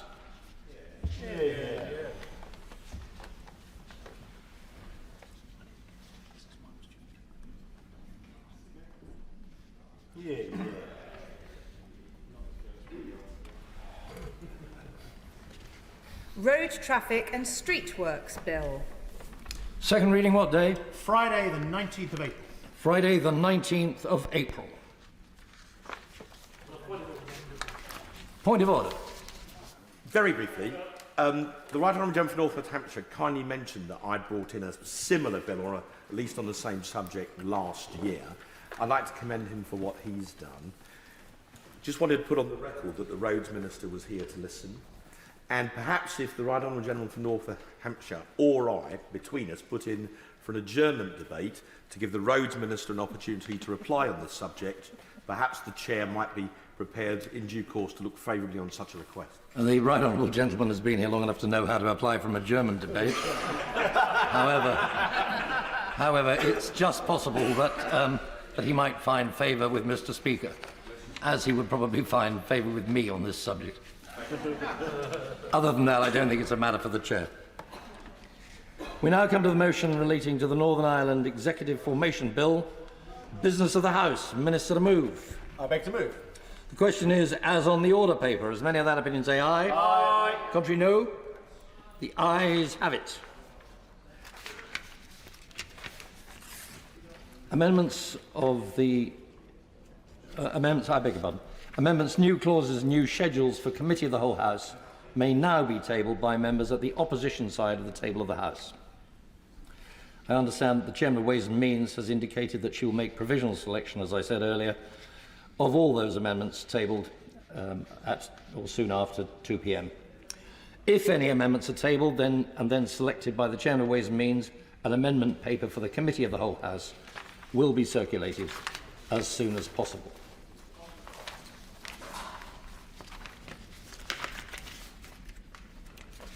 There we go now. Clerk will now proceed to read the orders of the day. Northern Ireland Executive Formation Bill, second reading. Now. Minister to move second reading. Thank you very much, Mr. Deputy Speaker. I beg to move that the bill now be read a second time.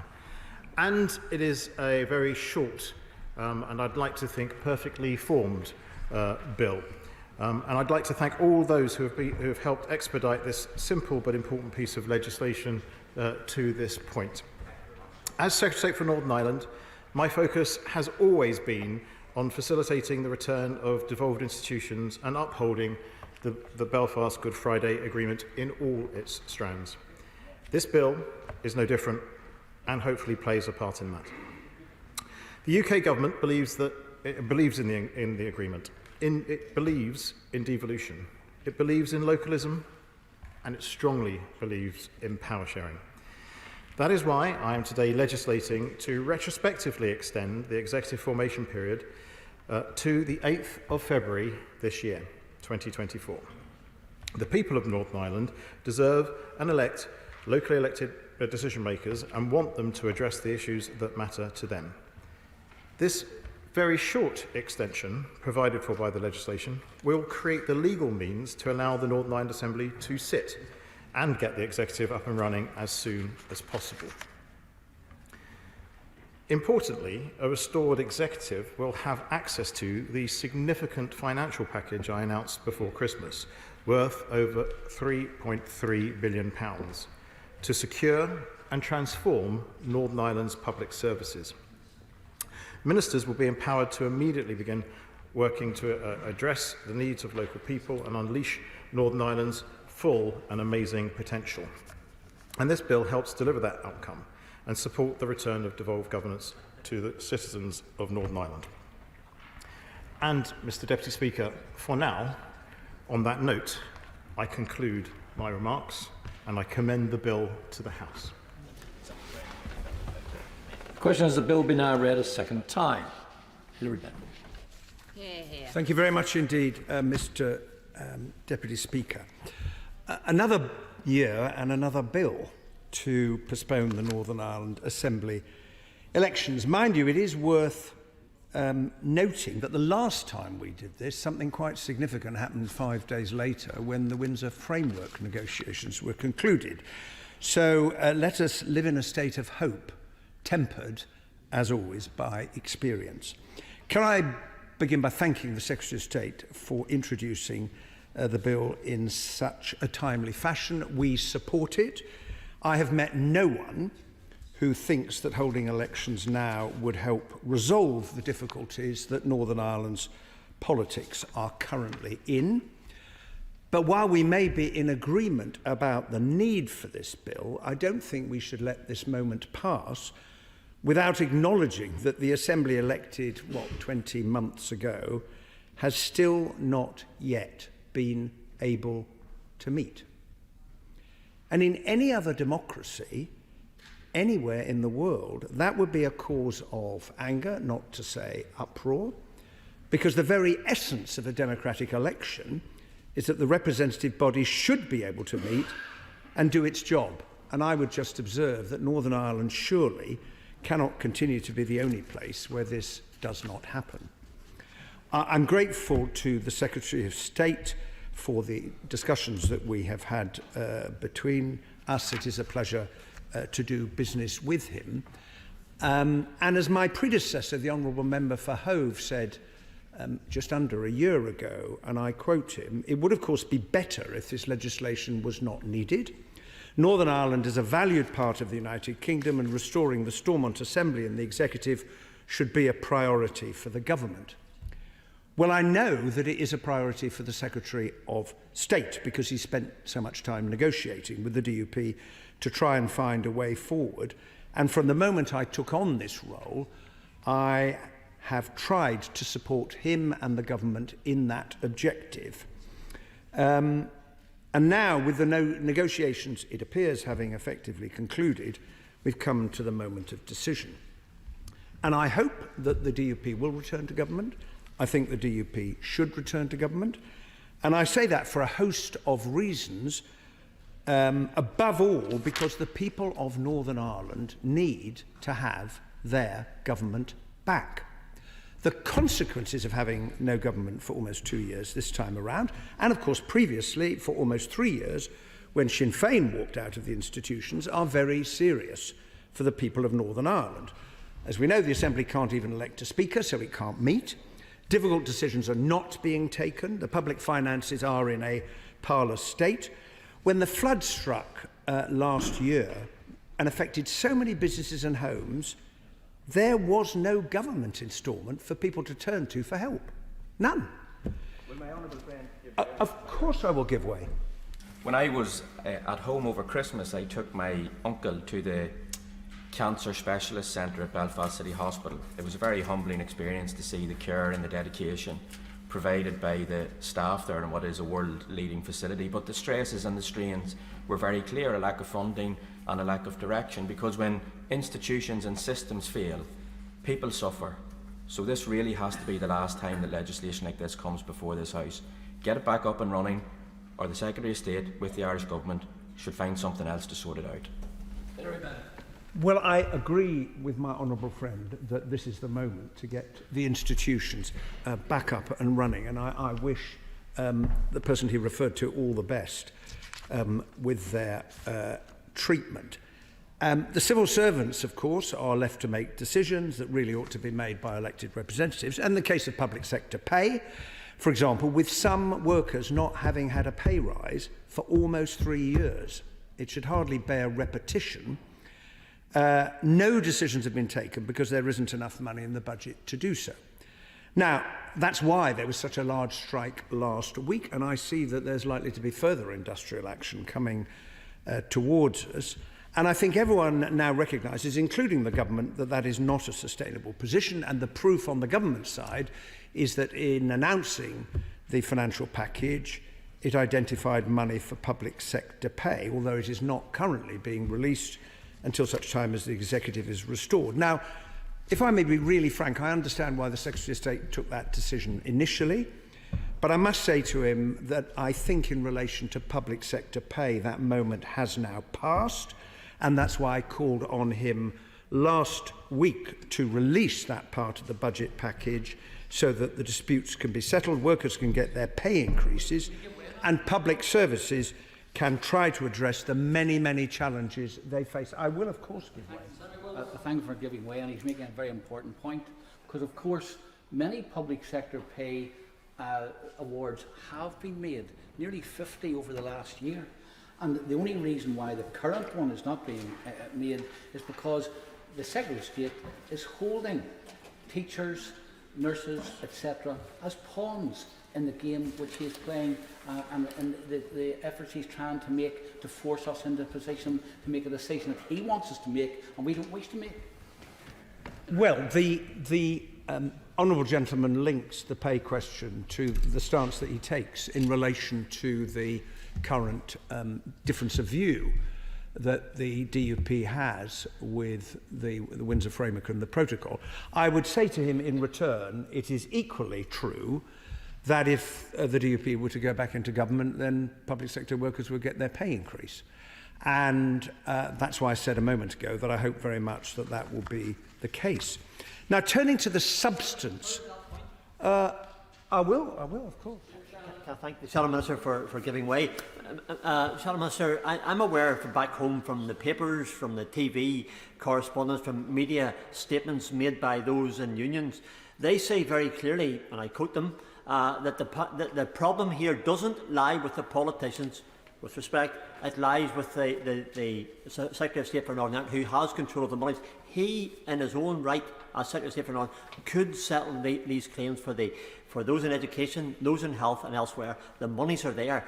The unions say, let the Secretary of State do it. Has he heard the same story as I've heard? I've heard it in the news and the media.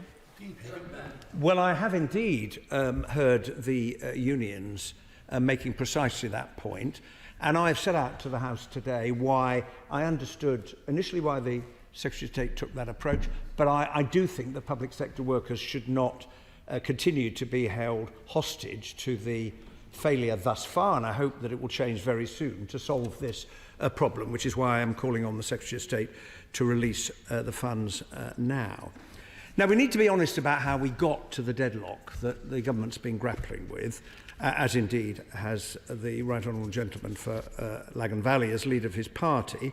One of the many, many consequences of leaving the EU was that a decision had to be taken about what to do about trade across the border between Northern Ireland and the Republic, given that everyone agreed that the border had to remain open. There were not many things that everyone agreed on when it came to Brexit, but that was one of them. And everyone agreed that the EU needed to be sure that goods crossing that border complied with the rules of their single market. There was no escaping this.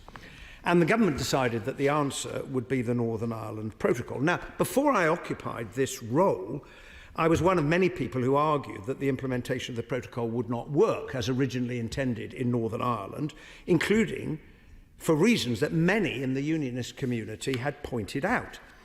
And in fairness to Maros Sefcovic, he understood what the problems were and changed the EU's approach. And that is why I genuinely believe that the Windsor Framework represents a significant step forward. It's why we on this side of the chamber voted for it. Now, of course, detailed implementation will need to be worked through. That is another reason why the executive needs to return. But most businesses tell me that the Green Lane is working reasonably well. And as I said last week, the framework is here to stay. And I make no apology for reinforcing the point again today, because it will continue to be implemented by whoever is in government in Westminster. And anyone who thinks otherwise, with respect, has got it wrong, not least because any hope of negotiating future arrangements of benefit to Northern Ireland with the EU will depend on the Windsor Framework being implemented. Because if the UK were once again to renege on an international agreement it has signed, and it's happened before, there would be, for example, no SPS agreement reached or anything else, because trust would once again have been destroyed. Absolutely destroyed. At the same time, of course, unlike the rest of the UK, Northern Ireland continues to enjoy ready access to both the UK and EU markets, which is a huge opportunity for jobs and economic growth in the years ahead. And these are the facts which nothing is going to change. Now, what the government has been doing, we all understand, is negotiating on measures it could take to reinforce Northern Ireland's position in the UK internal market. And the Right Honourable Member for Lagan Valley has wisely and repeatedly said, and I support him in this, that any agreement has to be acceptable both to unionists and to nationalists. And that has shown great wisdom. In addition, there is a financial offer on the table, which I think provides a basis for going forward. So after months of negotiation between the government and the DUP, now is the moment to decide whether to restore the institutions. Now, on the detail of the bill, and there's not much, I have just one question. In his press statement on the 19th of January, the Secretary of State said, and I quote, "I intend to introduce new legislation which will take a pragmatic, appropriate and limited approach to addressing the executive formation period and support Northern Ireland departments to manage the immediate and evident challenges they face in stabilising public services and finances," end of quote. Now, I take it from those words he was referring actually to another bill that he thinks might be needed if the current negotiations fail. Can he confirm that that is the case? I'm not asking for any further detail, although I hope, we all hope, that such a bill will not prove necessary because the institutions will return. Also, can the Secretary of State assure the House that as and when there is an outcome, indeed either way, he will immediately come to the House and make a statement? Oh yes, of course I will give way. Honourable friend for giving way. Would he agree with me that he talked in the questions to the Secretary of State about Plan Bs and alternatives, but would he agree with me that any alternative to restoration of the institution is suboptimal and is also not the settled position of this House? All parties have as their primary policy position on Northern Ireland governance the restoration of the institution. I agree 100% with what the Right Honourable Gentleman has just said, and he anticipates a point I'm just about to come on to make in my concluding remarks. And they are these, that Northern Ireland has come a long way since the Belfast Good Friday Agreement in 1998. It is unrecognisable in so many ways and for the better. And in all of my meetings, all of my visits, I've been so impressed and encouraged by the energy, the enterprise, the industry of those I have met who are working hard to build a new and better future for the people of Northern Ireland. And that really matters when we know that families in Northern Ireland, for example, have the lowest disposable incomes in the United Kingdom. And the longer there is no functional devolved government, the harder it will be for those businesses to seize the opportunities that are available anyway, including because of access to the EU market, because businesses that are thinking of investing don't like uncertainty. They want stability. They want to know there is a government in place. And so the absence of a government undermines the bright future that otherwise faces the people of Northern Ireland.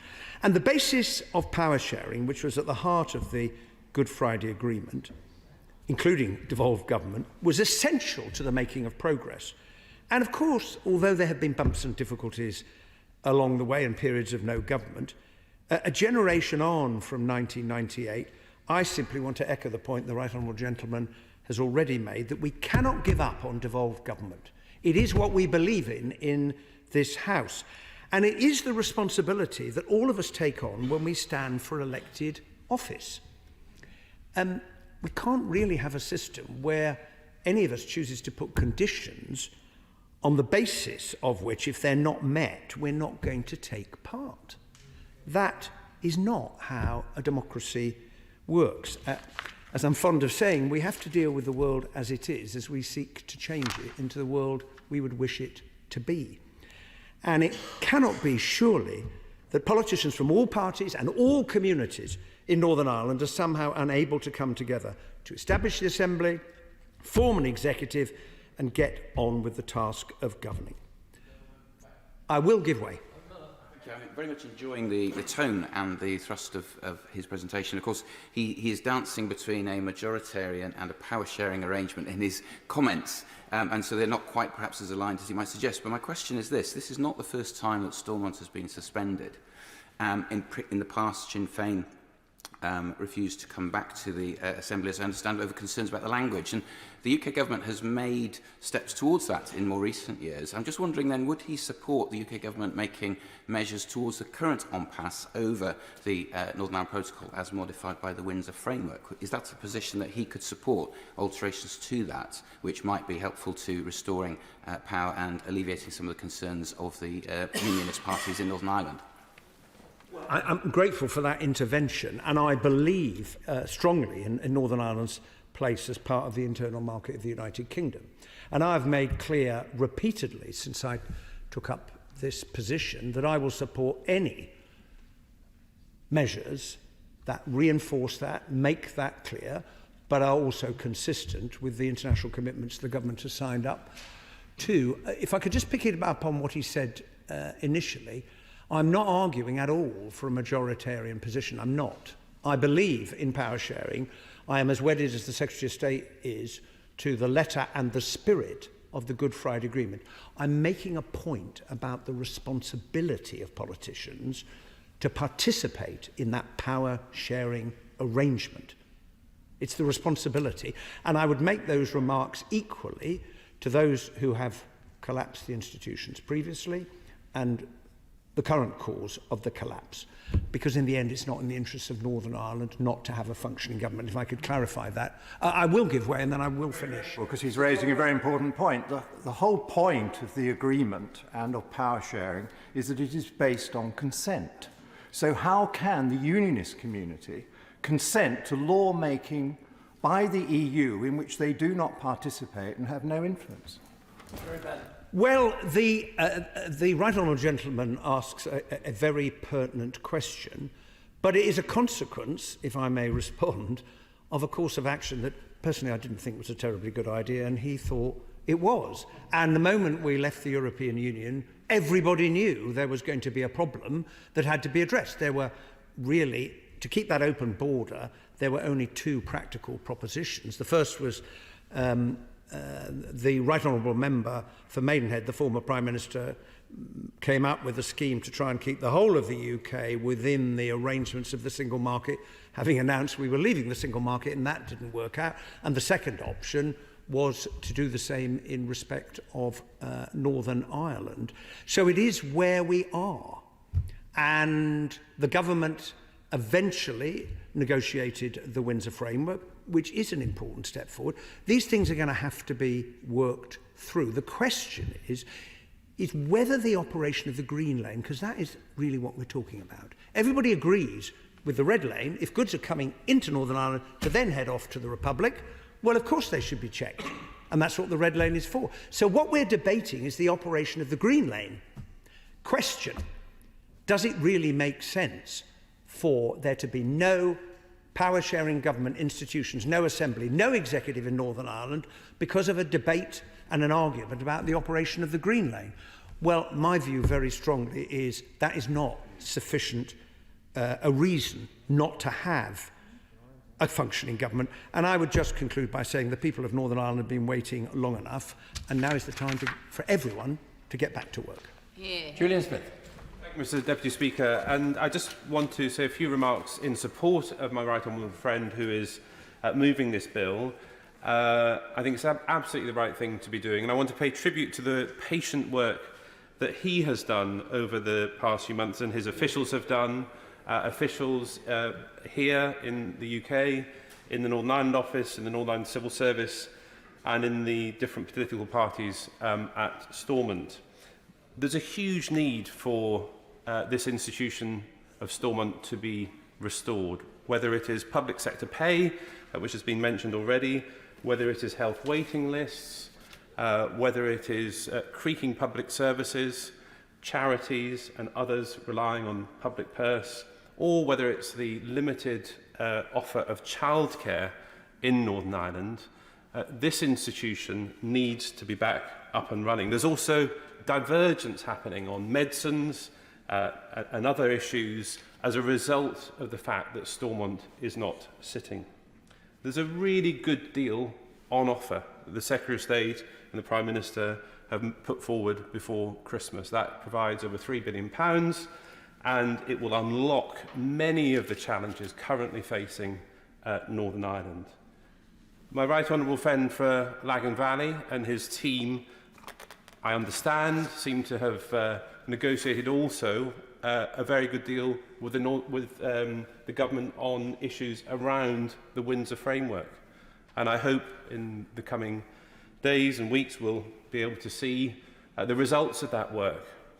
I'm sure some within his party will still have concerns. This will not be perfect, but much better now, having moved forward and done so much work over the last few months to go back into the executive and to make the further arguments from there.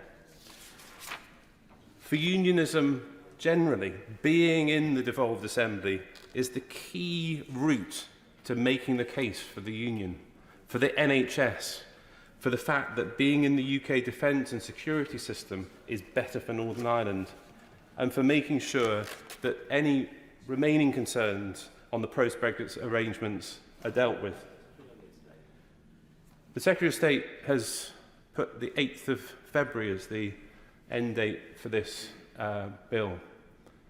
My understanding is that the government is supporting the final stages of the DUP negotiations. There's no bullying, there's no hard demands, there's just support for the work that my right honourable friend is doing with his party and the discussions he's having, and a real hope that in making the decision to go back into Stormont, if they do, the future for Northern Ireland, the future for young people and generations to come will be best served by this institution getting back up and running with local ministers and making decisions in the best interests of this key part of our country. Thompson. Thank you, Mr Deputy Speaker. I'll begin, as is becoming sadly customary now, by saying how much a matter of regret it is that we're back here discussing a postponement to elections. Very firmly of the view that Northern Ireland is governed best when it's governed locally, and that for the sake of all the people of Northern Ireland, we wish to see the Assembly return in early course. But having said all of that, we also see no point or utility or prospect of progress being made by holding an election at this point. Now, there were opportunities last year to reflect on 25 years of devolution being in place in Scotland and Wales and in Northern Ireland. And I remember with great pleasure the special meeting of the British-Irish Parliamentary Assembly in Belfast, where there was meetings across at Stormont itself, but also at Belfast Castle, where those who were charged with having a care for affairs and relationships between our islands and jurisdictions had the opportunity to benefit from the breadth of experience of those who were actually involved in the peace process and in the Good Friday Agreement and in establishing devolution. And to have that kind of transfusion of knowledge and experience, I certainly found as a temporary custodian of a role of somebody who is charged with having a care as being something that was incredibly valuable. And it was also a tremendous opportunity to have the opportunity to reflect on how far all parts of the UK that had been experienced devolution over that quarter century, but particularly Northern Ireland, how far they had advanced and progressed in that time. And it also brought into sharp focus and relief, I feel, how much is missed by having Stormont sitting empty at present. So I would share very much the words of the Shadow Secretary of State when he speaks about hope here, but being tempered by expectation. Now, I always very much enjoy the opportunity to visit Northern Ireland, whether in a private capacity or in my role as the SNP's spokesperson, and to take the opportunity where I can to engage with businesses and community groups and representatives of wider civic society. And I've had much cause to be grateful to elected members in Northern Ireland across varying parties for the opportunities that they've given me to do that and the doors that they've opened and the insights I've been able to gain. And I think that what has come through from many of those visits and what I observe is the sense of frustration at how politics is presently failing in Northern Ireland, and I say politics rather than politicians deliberately because it is a failure of politics across many strands that has taken us to this point.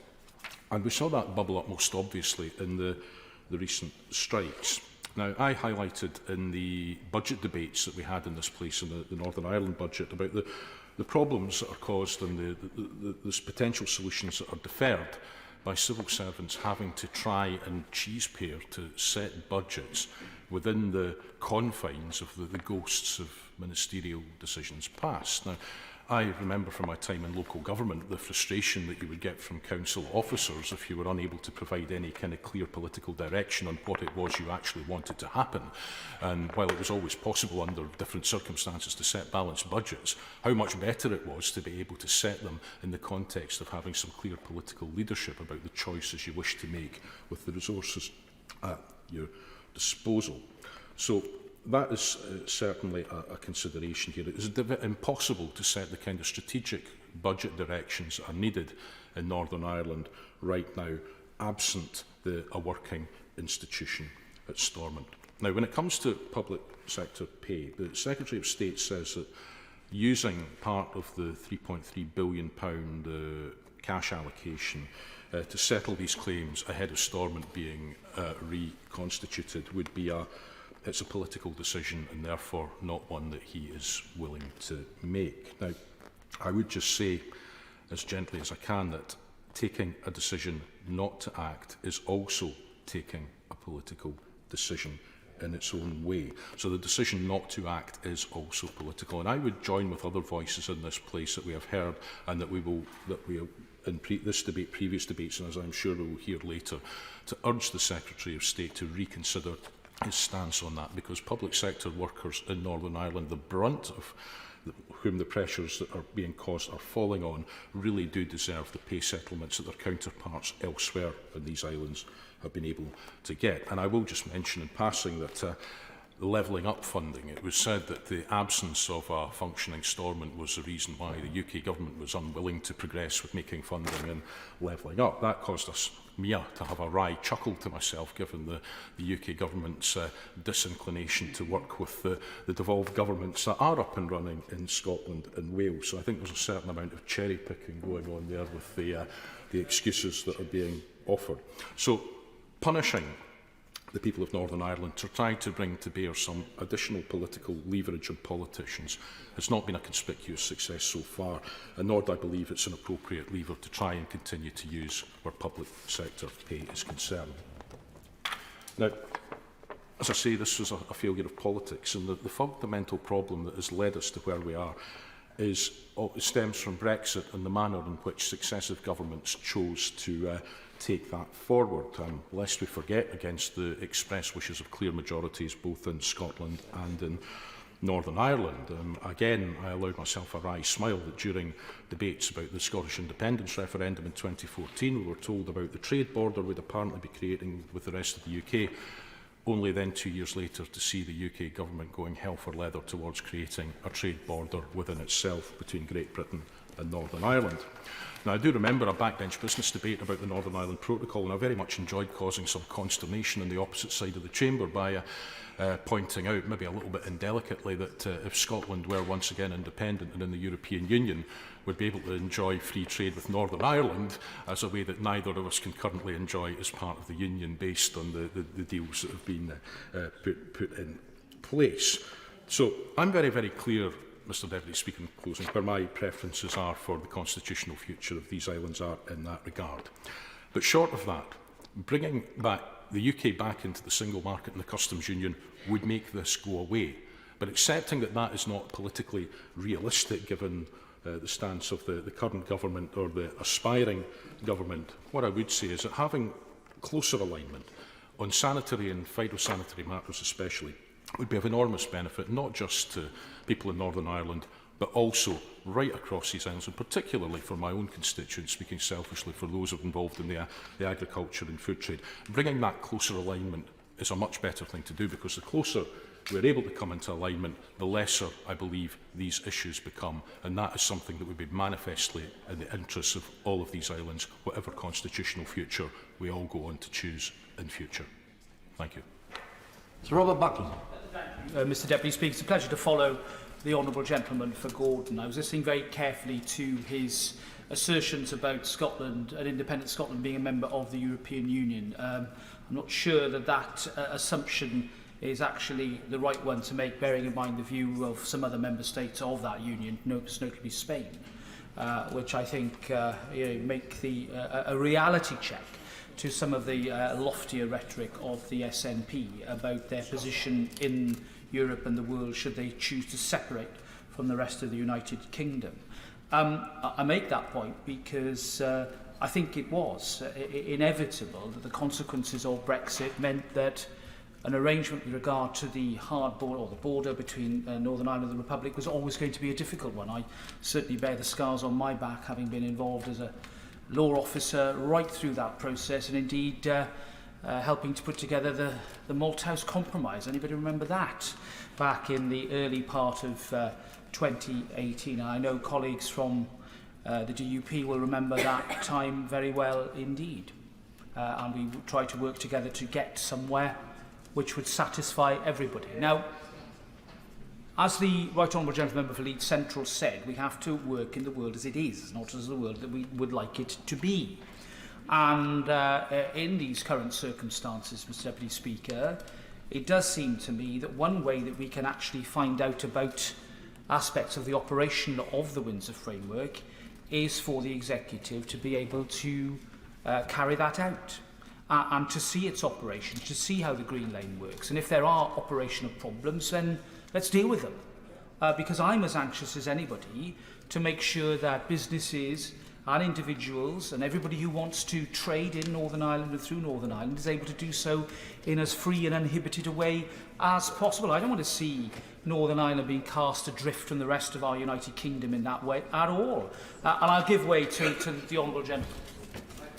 Or given way, and he makes reference to Northern Ireland being set adrift from the rest of the United Kingdom. Businesses in the United Kingdom are finding it difficult and bureaucratically difficult to trade with Northern Ireland. As a consequence, the divergence of trade is continuing day and daily and is increasing as we go. That's why everyone says, oh, the Republic of Ireland is booming.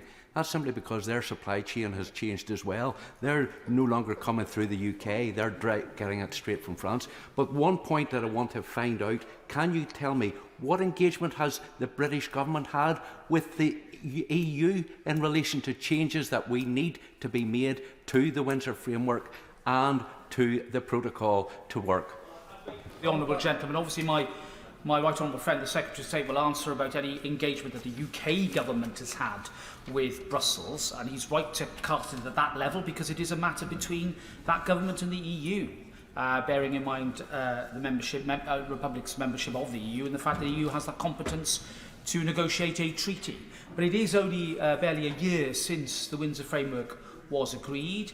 I think in all reality, again, coming back to the world as it is, I think it would be wrong of us here to blithely assume that somehow that can be reopened here and now. I'm not saying it can never be reopened. Of course everything can be reopened. Indeed, there will be an opportunity in a few years to look at the whole trade agreement that we reached with the EU and in the review period in 25-26.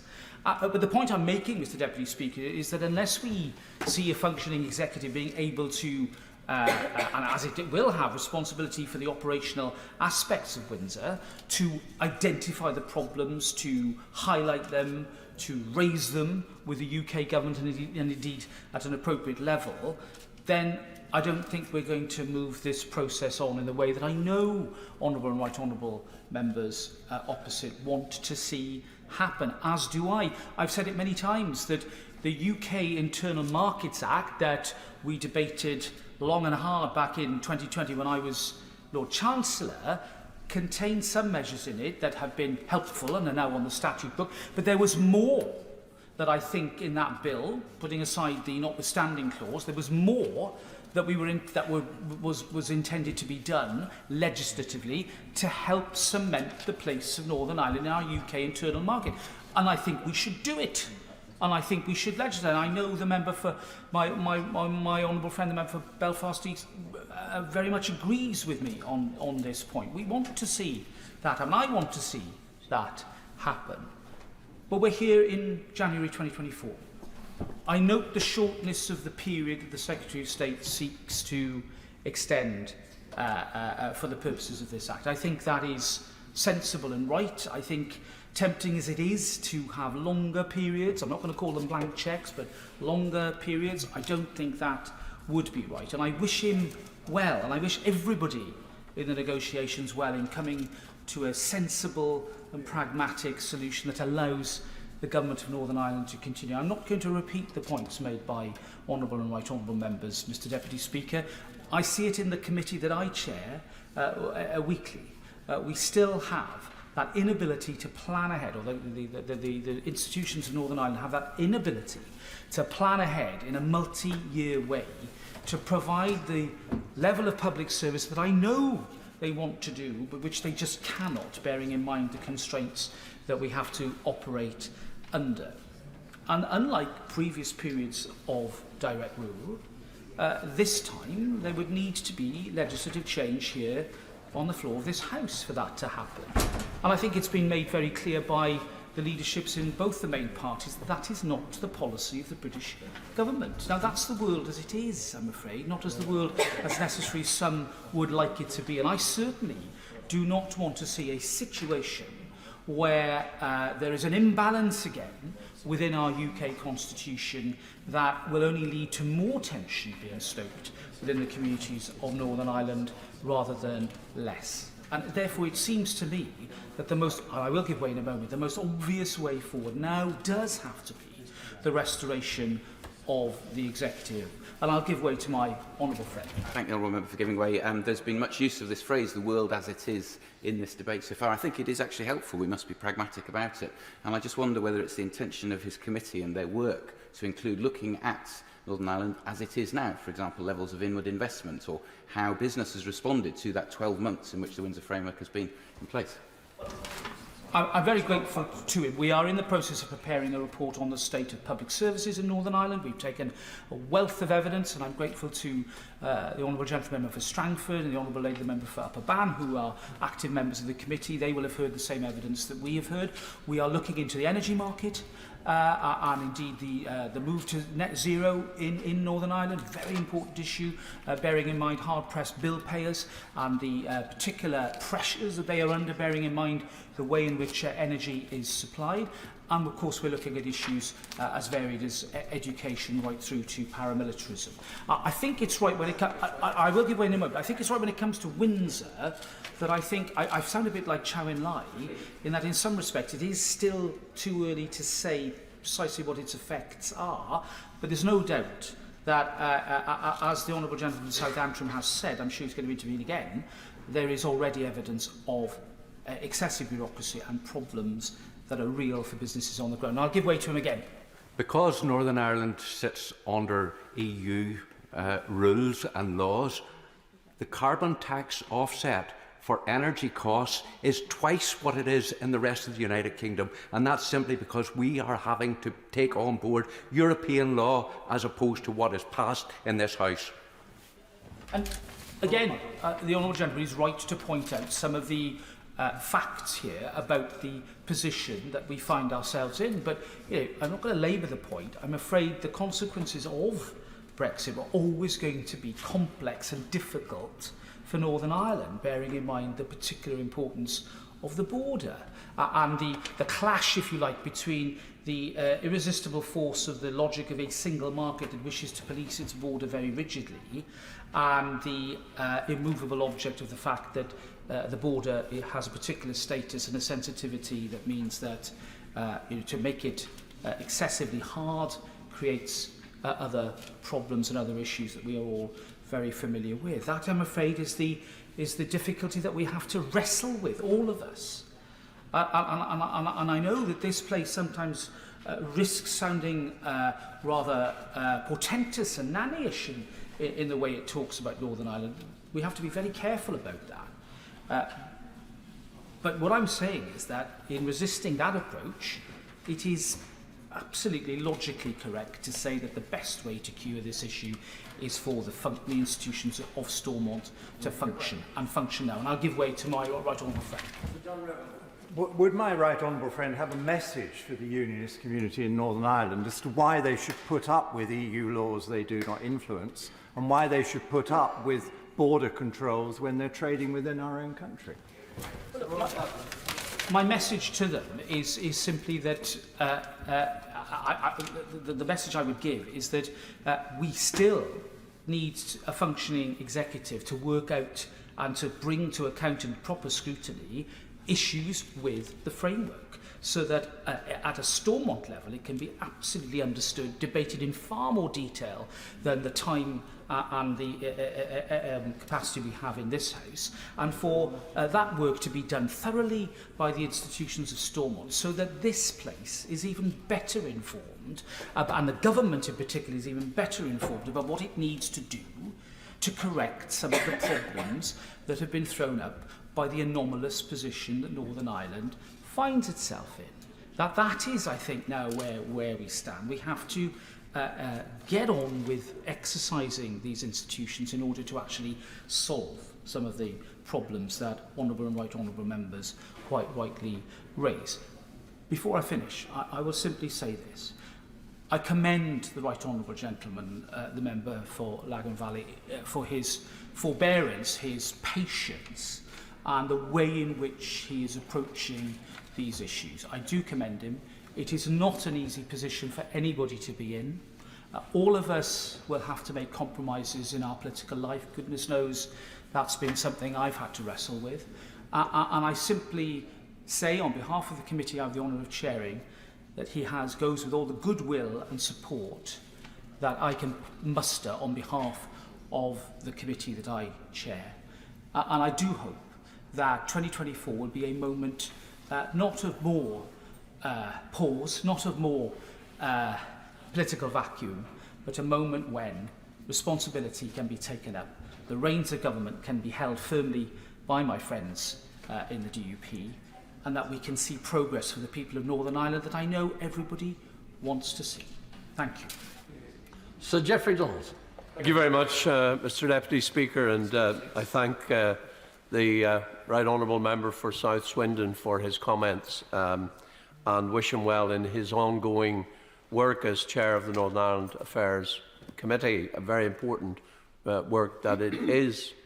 And I do want to say also to the Honourable Member for St Helens North, who is not in his place, that of course we recognise that with the pressures on our public services at this time, we want to get to a place where we will see our political institutions restored on a sustainable basis.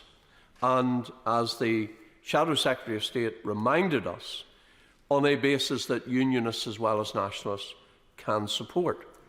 Because that principle of cross-community consensus is at the heart of the Belfast and successor agreements.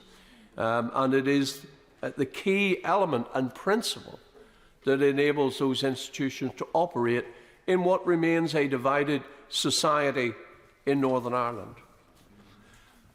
To be absolutely clear, Mr Deputy Speaker, the Democratic Unionist Party supports the devolution. We support the concept of the people of Northern Ireland being able to elect their representatives and to have good government delivered through those institutions, the Northern Ireland Assembly and the Northern Ireland Executive. And so we are very clear that our objective is twofold. Firstly, to address the issues and the problems created by the Northern Ireland Protocol as part of the withdrawal agreement of 2019-2020 and provide the basis for the restoration of our political institutions. We are approaching the 2-year mark now since my party took the decision to withdraw the First Minister, and that then precipitated a process that ultimately resulted in the institutions not being able to function. That was not a decision we took lightly. And for months in advance of that decision, I made clear, my party made clear, we wanted to see a negotiating process underway between the government of the United Kingdom and the European Union to address the very real problems created by the protocol. And sadly, those pleas were ignored. And there was no process. In fact, we were told variously by Irish government ministers, EU representatives, and so on, that the protocol would not be renegotiated. So I stand today and I recognise that as a result of the actions my party has taken, the EU were brought back to the table. There were negotiations. Changes have occurred. And further change will come as a result of our actions. You know, as I watch the political discourse back home in Northern Ireland and I listen to the commentary of some who share our concerns about the protocol and its impact on Northern Ireland, but who at this moment in time are talking up that some deal has been done, that clearly they think they know the detail, and that it falls short of what they need or require. But I will say this, Mr. Deputy Speaker. My party can stand over its record of the change we have delivered and will deliver. And I say to those who point the finger at us, what have you delivered? What has the traditional Unionist Voice party delivered by way of change to the protocol? Absolutely nothing. Not a single thing. Nothing. And yet they put up posters in the dark of the night before any deal has been done, talking about a sellout. Well, what have they sold? What have they delivered for the people of Northern Ireland?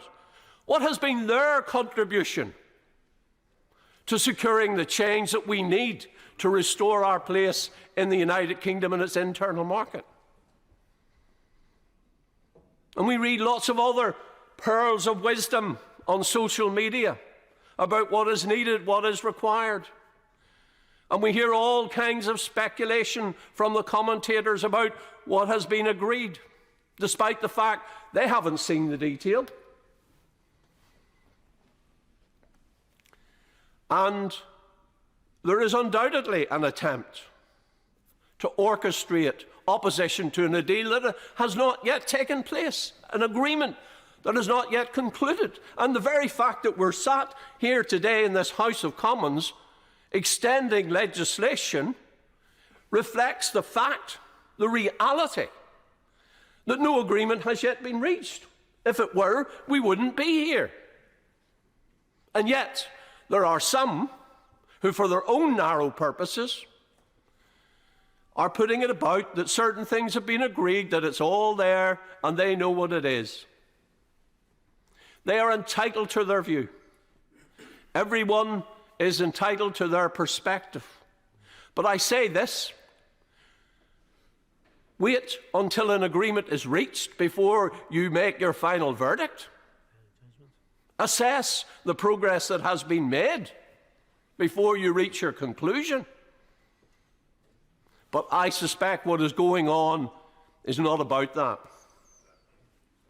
The truth is, Mr. Deputy Speaker, there are some, a tiny minority, but there are some who don't want Stormont back, who don't want an assembly in Northern Ireland, who, and I quote, would rather have imperfect direct rule than an imperfect Stormont. That is what they say. And yet they're the same people who berate the government of the United Kingdom and this Parliament for selling them out constantly, who constantly point the finger at the United Kingdom government and say, you've sold us short, you've betrayed us, you've let us down, and yet they want to hand all the power back to that government. That is not the view of the vast majority of Unionists or people in Northern Ireland. And we understand that, which is why we are committed to getting a solution, to moving things forward, to making progress, to resolving the issues that have harmed Northern Ireland, our economy, our businesses, and yes, our place in the United Kingdom. I am a proud unionist.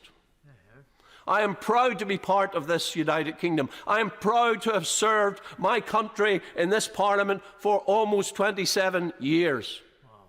I'm proud of the service that I've given, unlike some others, to my country when I put on the uniform of the Ulster Defence Regiment to protect everyone in the community from terrorism and violence. And yet today, because of the stirring up that is going on, I was threatened. Threatened. By those who never put on a uniform, by those who haven't served our country. And when I checked out, one of the people who threatened me on the register didn't vote at the last election. Can't even come out to vote for our future in the Union, never mind do anything about it. And yet they're threatening people like me, who's working day and night to try and find solutions and to move Northern Ireland forward on a basis that the vast majority of people can support. Well, I will just say this to those who stir up and those who threaten.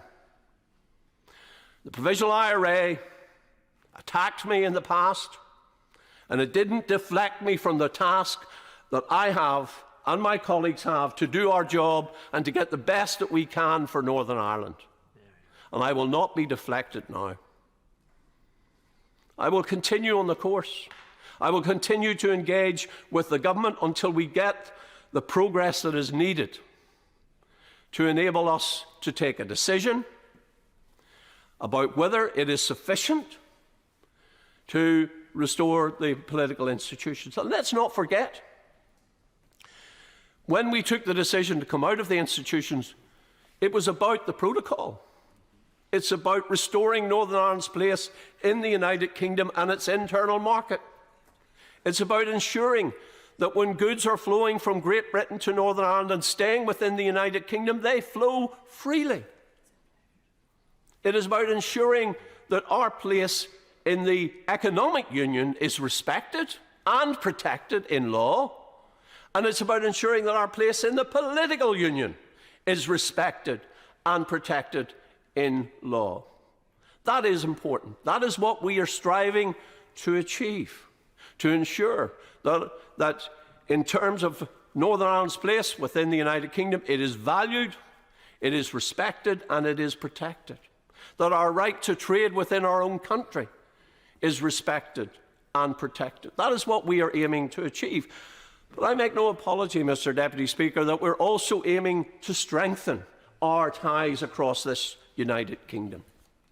Devolution in Scotland, Wales and Northern Ireland has altered the way that we govern in this nation. Brexit, our decision to leave the European Union, has altered things. And that is why, as part of what we are proposing, we want to see a more joined up, a more cohesive approach across the Union, working together on economic issues, trade issues, education, health, that we are joined up on those matters. So we're working to make progress on this. I also want to say something else, Mr. Deputy Speaker, that I find quite insulting. When the Secretary of State convened talks at Hillsborough to discuss the funding of our public services in Northern Ireland, I didn't ask the Secretary of State to do that. I am very clear. For me, this is not about the money. This is about Northern Ireland's place in the United Kingdom. And when we've made the progress that I hope we will make, we will sit down with the government and we will finalise arrangements in relation to the future sustainability of our political institutions, the funding of our public services. But I do want to say, Mr. Deputy Speaker, to echo the comments that have been made by other colleagues in the House this afternoon. Our public services are only as effective as the people who work in them. And we saw during the COVID pandemic our healthcare workers on the front line working hard, our doctors, our nurses, our ancillary staff, our care workers, all working, taking risks, putting themselves on the line. In education, our teachers investing in the future of our young people, and many others who work across our public services in Northern Ireland. They deserve their pay rise. They have earned their pay rise. It is essential to the delivery of our public services that they get their pay rise. And I hope that the Secretary of State, in advance of reaching an agreement, whenever that might be, on the outstanding issues, which I believe we are moving towards finalising those outstanding issues, then I would hope the Secretary of State for 2023-24 will transfer the funding that the Treasury have committed to and enable our public sector workers to have the pay rise that they deserve. We do not want to see politics played with them, and I urge the government to do that. And today I noted that the Irish Congress of Trade Unions, Northern Ireland, have come out with yet another statement calling on the Secretary of State to act, and I echo their comments. They deserve the pay rise, and I do hope the Secretary of State will reflect upon this. So in conclusion, Mr. Deputy Speaker, some have said that they hope this is the last time that we have this type of legislation. But that requires us to reach agreement. It requires us to resolve and finalise the outstanding issues so that we can move forward. We can assess the progress that has been made, and we can take decisions around the restoration of our political institutions if that is the way we are to go. But I am clear, my colleagues are clear. This is not about any price.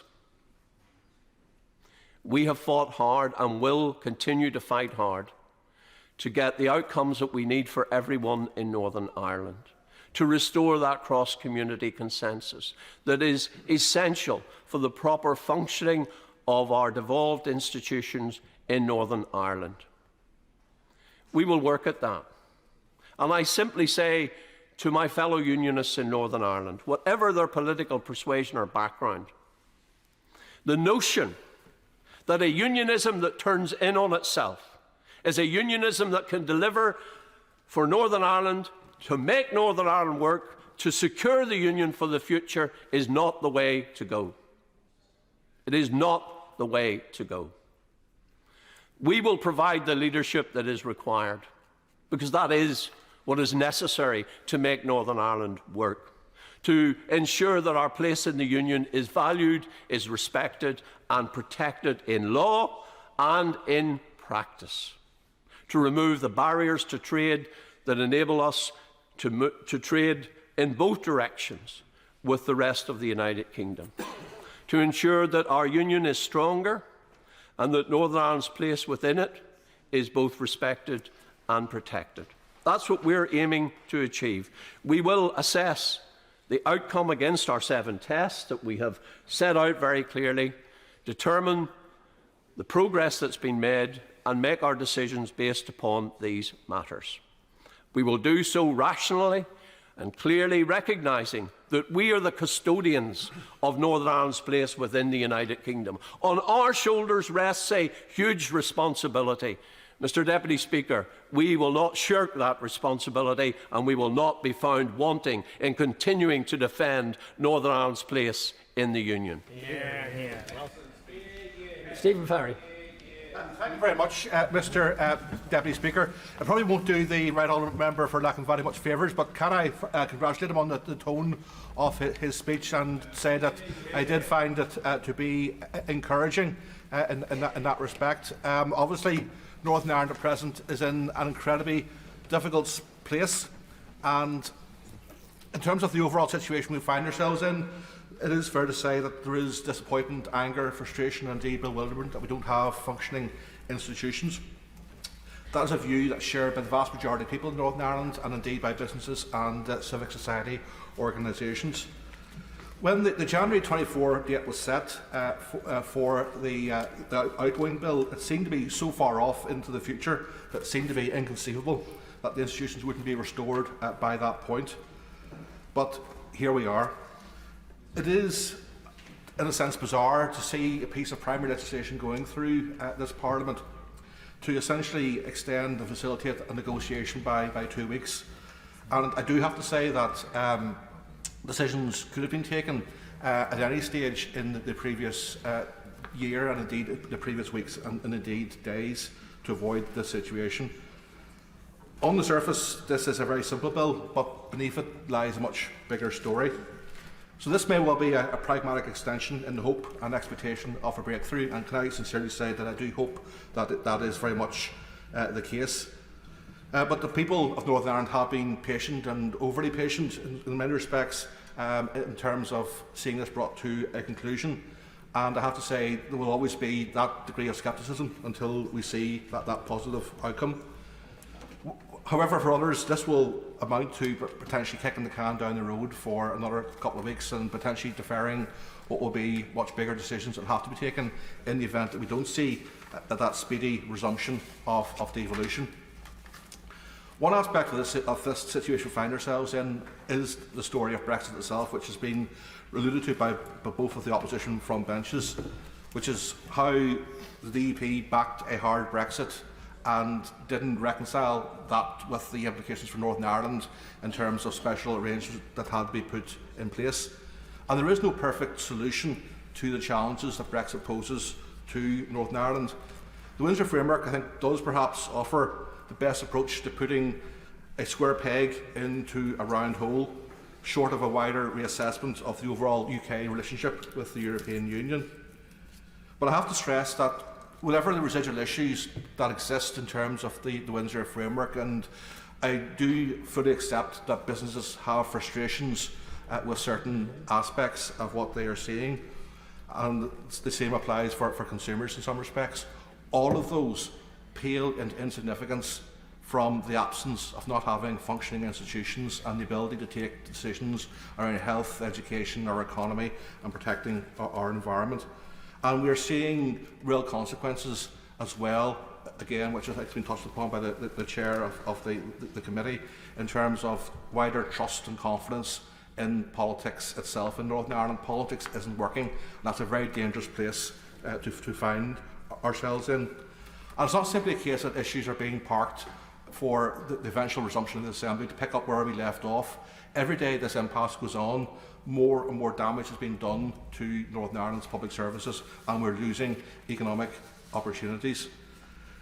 I don't want to get into too much politics today. There's been a lot of that, but I do nevertheless have a responsibility to say that there are other options that we have to consider in this respect.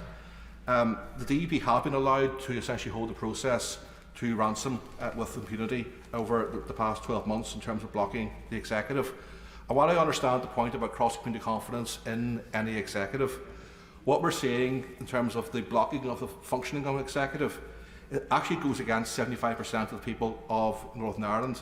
And there's a world of difference between checks and balances around individual decision-making within the institutions and a party pulling them down and stopping them from functioning whatsoever and having no government at all. And the fact that we have to legislate for direct rule in the event that that is indeed where we end up, and I stress again that I hope we don't find ourselves in that situation, shows that previous legislators didn't envisage a situation in which the Assembly would not be functioning. The space for negotiations around the Windsor Framework are, of course, narrow. We have to be realistic that the Windsor Framework is an agreement between the UK and the European Union, and there will be consequences from unpicking that or doing so unilaterally. Equally, we can't unpick the Good Friday Agreement. So the space within that is narrow and essentially is around implementation. But I do want to again stress from my own party's point of view that we will be open-minded in terms of any solution that comes forward in this respect. For us, the key element is that Northern Ireland maintains the dual market access to both the UK internal market and to the wider European market. Outside of that red line, we are open-minded If checks across the RC can be reduced or eliminated in some cases, we're all for that. None of us want to see those, but at the same time we recognise that due to the fact that Northern Ireland does have those special arrangements, and there's a good reason for that, that there may well need to be some degree of checks across the RC. And Northern Ireland's always had those throughout its entire history, right back to the foundation of the state in the early 1920s. And they were accepted with pragmatism for very good reasons, and I would certainly urge that is the case today.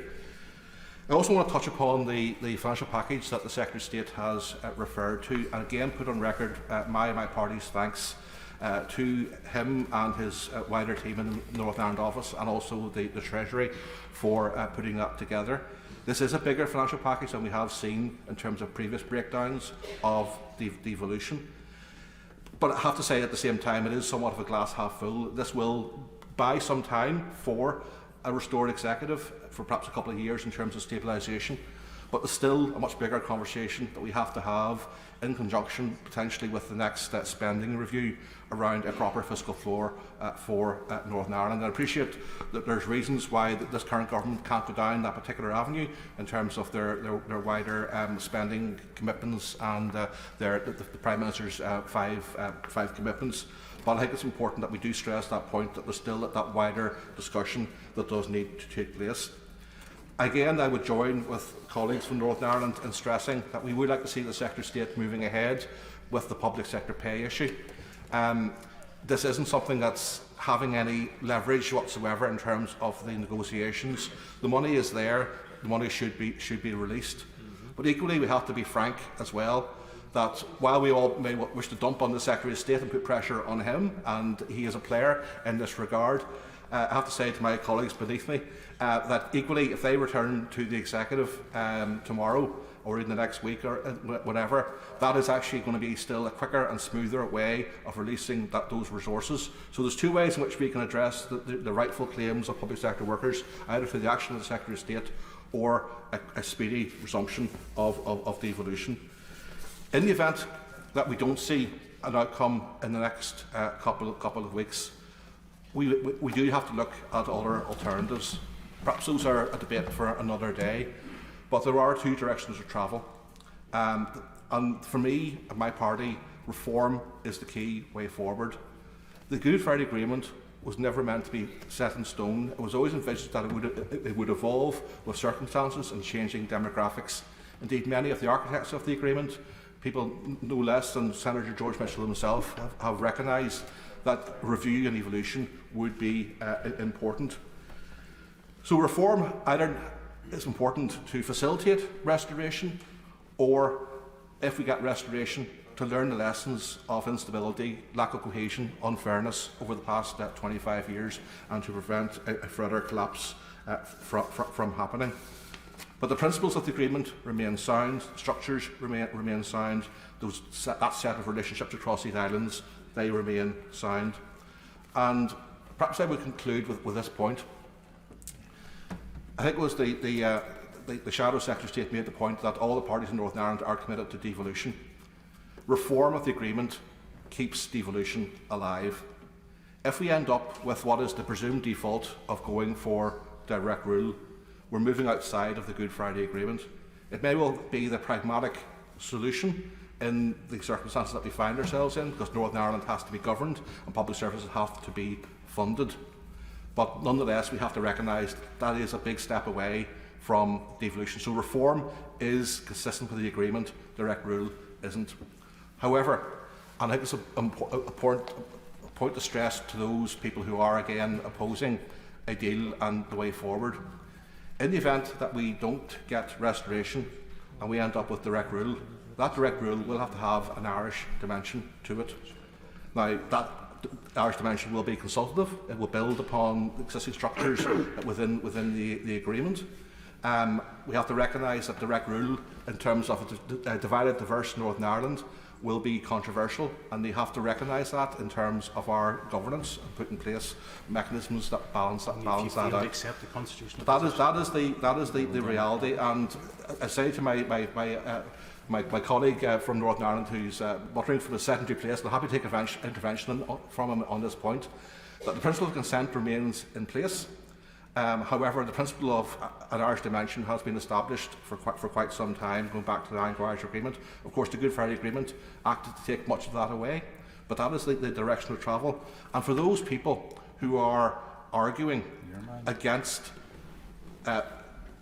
progress in Northern Ireland and saying we have a comfort blanket of direct rule to fall back upon, they need to think very carefully about what they're actually calling for, because what I'm setting out is not what I want to see.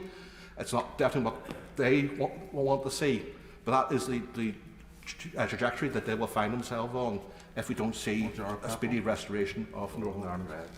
Thank you. Colin Eastwood. Thank you very much, Mr Deputy Speaker. Can I begin by saying the Right Honourable Member for Lagan Valley and I haven't agreed on very much recently. In fact, it kind of drives me crazy. And we don't agree on much of what we've debated today over the past couple of years. But I do strongly believe that he comes at this from a position of strong belief. He comes at it in an attempt to represent his constituents.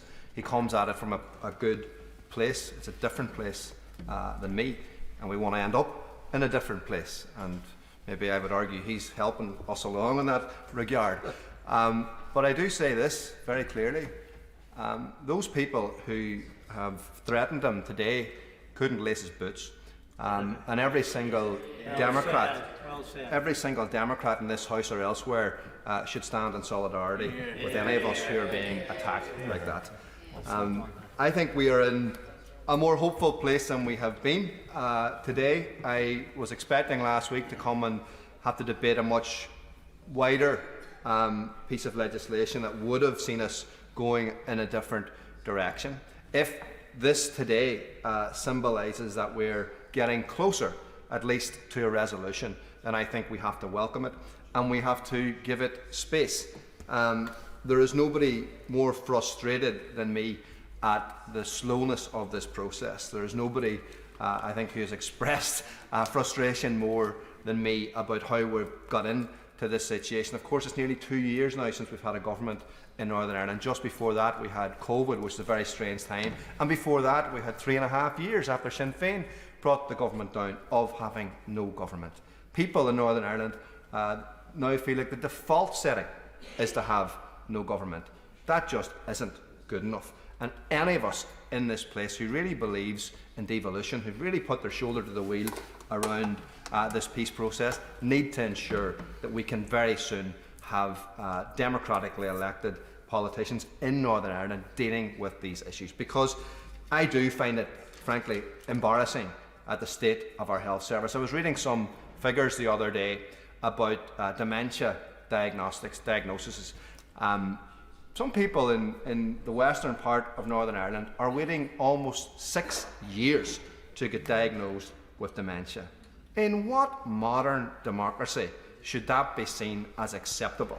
I mean, we are very lucky that people aren't on the streets in uproar at those kind of figures. The public sector is being tied together by a string. Our health service is at the point, if not beyond the point, of collapse. And it isn't the fault of those people who've been asked to go into the tough places, do the tough work for very little pay. And we had an amendment to this bill, and we understand the bill is very narrow in scope today, calling on the Secretary of State to pay those workers. There were 175,000 people in the cold and the snow on picket lines last week across Northern Ireland. Now, I think people will know my preference is that the DUP go back into government as soon as possible, that we have democratically elected people making those decisions and we get that money into people's pockets. But I am absolutely furious that those ordinary workers have been used as a political pawn because of our political failure. It is absolutely unacceptable. Those people need their pay rise today. They're the people holding this thing together. They're the people who we've asked to go and do the tough things for very little reward. There is no excuse anymore for that money not getting paid. And if there's a technical reason for it, I'll come back tomorrow and we can debate a budget bill if the Secretary of State wants about getting money into those people's pockets. There is no technical reason as to why those people cannot get paid. We have talked about solutions. We've got lots of solutions, and I noticed that the member for North Down talks about reform. We're up for that conversation about reform. In fact, we had an amendment today that would have got, I think, the Assembly back up and running again if we used a different mechanism for electing the Speaker as at least a first point. We also understand that we have to get a proper reformed institutions at Stormont.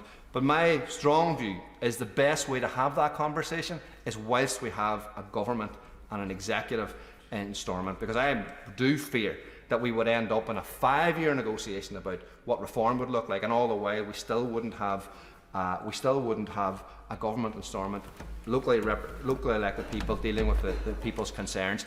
Some of us in this chamber have been through many long negotiations and know you can go into a negotiation wanting to fix one little thing. 5 years later, you haven't fixed that thing and you've done 3 or 4 different things that nobody asked for in the first place. So I think we need to be cautious about that. We need to be committed to reform. But the first thing that has to happen is the people who were elected to represent the people of Northern Ireland, the First Minister who was elected to be the First Minister, they should be in place. They should be allowed to do the job that they're elected to do. And then we can have a proper discussion about how we reform our institutions. Because a blind man on a galloping horse could tell you we have to reform those institutions because, frankly, they're not working. And I would make one plea today to all other political parties, and I'll make the commitment myself, that the next time, if we do get Stormont back up and running, the next time that a particular political party has a major disagreement, can we have a discussion about that, and can we all commit not to pulling the institutions down? The edifice of government should not be the first thing that goes when we have a difficult decision to make. And I think that would take us a long way. Look, I'm glad that we've come to this point. I think it tells us something about the direction of travel. I think the history of our place should remind us all that at some point we always have to take on our own dissidents, whether within our own party, in our own community, on social media, or wherever they reside. But they need to be taken on because the broad swathe of opinion, whether they're nationalist or unionist or not interested, want ordinary people to be looked after. They want their health service properly resourced. They want their schools properly functioning. They want their public sector workers paid properly. The broad population want a government in Stormont, and they want it now. Order. Before I proceed, I remind honourable members that this debate, the second reading debate, has to end at 3:23. I assume that honourable members will want to hear the front benches wind up. I'm not going to put a time limit on it, but it's up to honourable members whether they choose to hear the front benches or not. Gavin Robinson. Thank you very much, Mr Deputy Speaker, and without encroaching upon the advice you've just given, am I right to assume that there are 3 backbenchers still waiting to address? Because I think we can parse the time well between us if that is the case. I think it's 3. I'm not sure if I'm wrong on that. As things stand, yes, but one honourable member left the chamber and came back in. Another honourable member who indicated that she wished to speak has left the chamber but is entitled to come back in because she heard the opening speeches, as did the honourable gentleman's colleague. So all I'm saying is I urge brevity upon you. I know that's difficult. At the moment, speeches are running at more than 10 minutes. That's too long.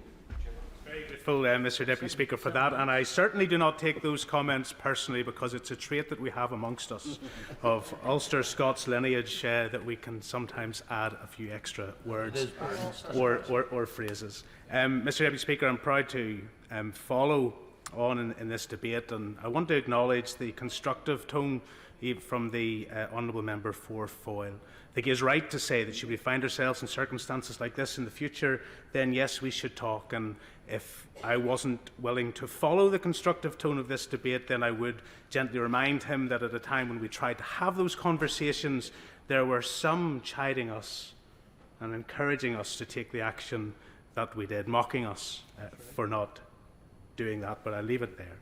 I am proud also to follow in the remarks from my party leader, our party leader, the leader of Unionism, and the Right Honourable Member for Lagan Valley, who has very carefully and clearly and thoughtfully articulated not just where we have been, where we are today, But the aspiration that we have outlined for the last number of years, that we have been to the electorate, that we have highlighted the difficulties and the deficits within arrangements foisted upon us, but the challenge for us all to recognise that the prize for restoring Northern Ireland's place within the United Kingdom in reducing the constitutional harm, removing the democratic deficit, the prize of doing all of that allows us to get back to the place where Northern Ireland functions as well as it has in the past, in a way in which people within Northern Ireland are confident of their place within this United Kingdom, irrespective of their constitutional outlook.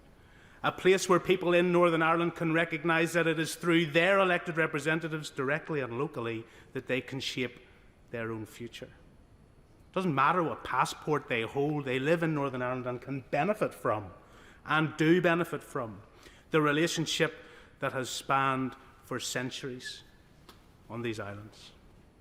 And so when he refers to custodians of the future, and I remind people that our place in politics is to protect and promote our place within this United Kingdom. That is our first and foremost principle. And so for individuals who have in the last number of days and will no doubt continue in the next number of days to raise questions or sow discord, let me say this. The Democratic Unionist Party are united in the task we have before us.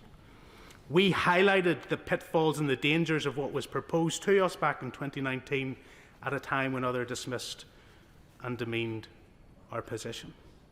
When we asked for change and indicated the consequences it could have for power sharing arrangements in devolution, we were dismissed. We were set aside. Yet through our actions, when changes were delivered in the Windsor framework, what we were told were mythical unicorns suddenly became something far from rigorous implementation, but changes which recognised the problems and brought solutions. And the very same people who ridiculed and dismissed at that stage turned round and said, well, of course, this is all sensible, this is pragmatic, and we should move forward.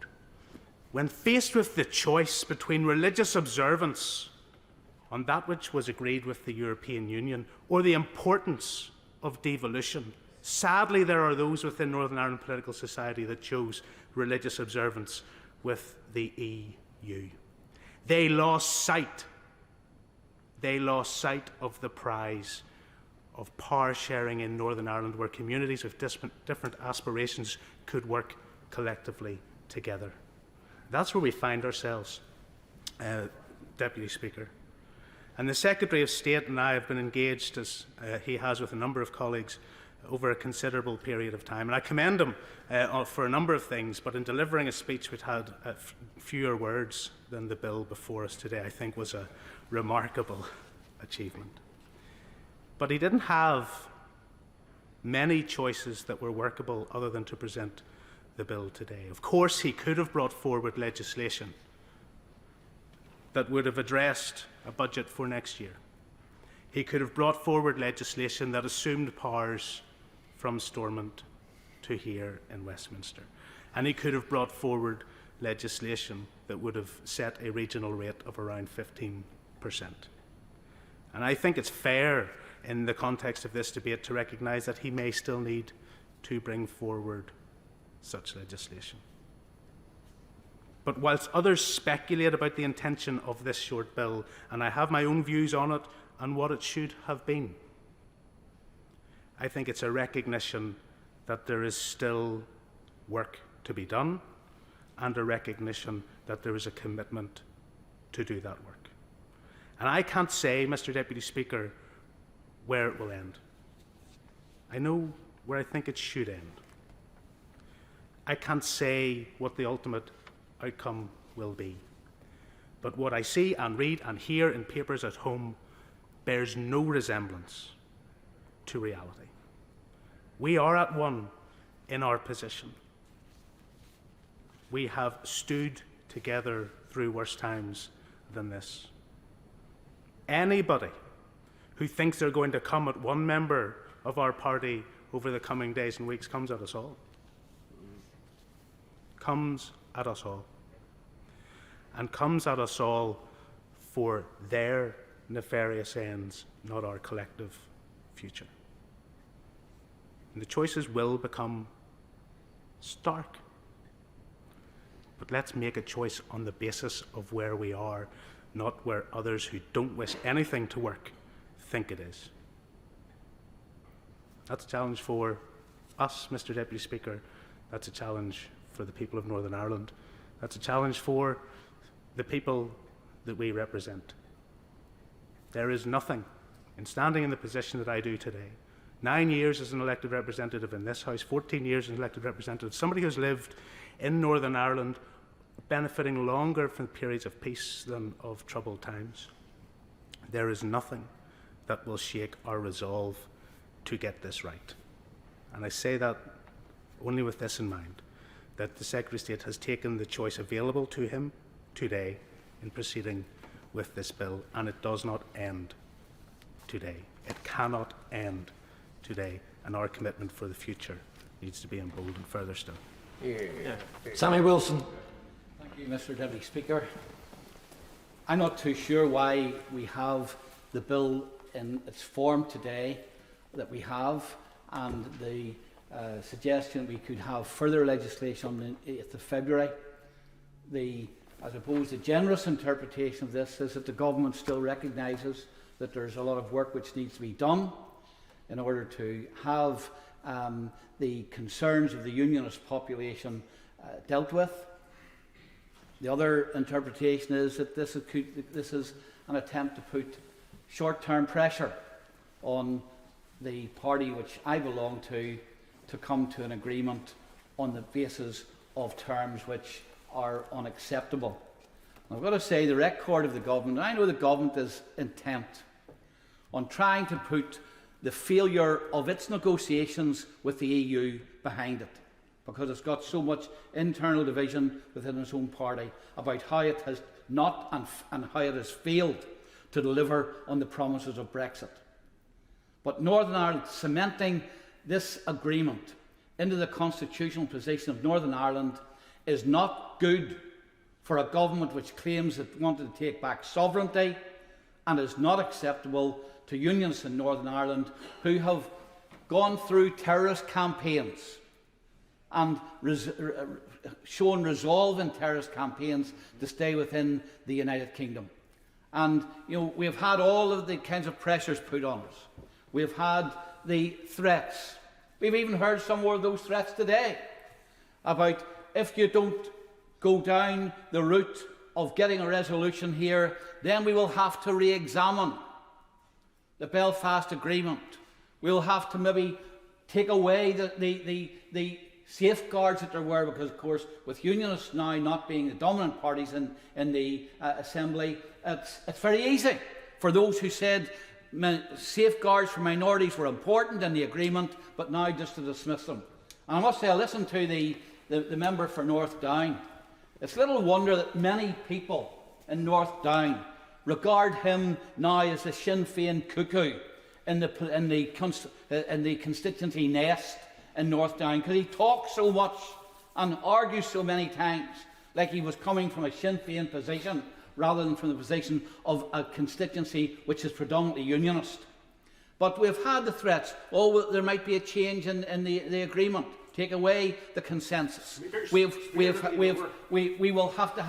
have direct rule that involves the Irish Republic, even though there's no provision for that in the Good Friday Agreement. And of course, the Secretary of State has sought in times or through surrogates.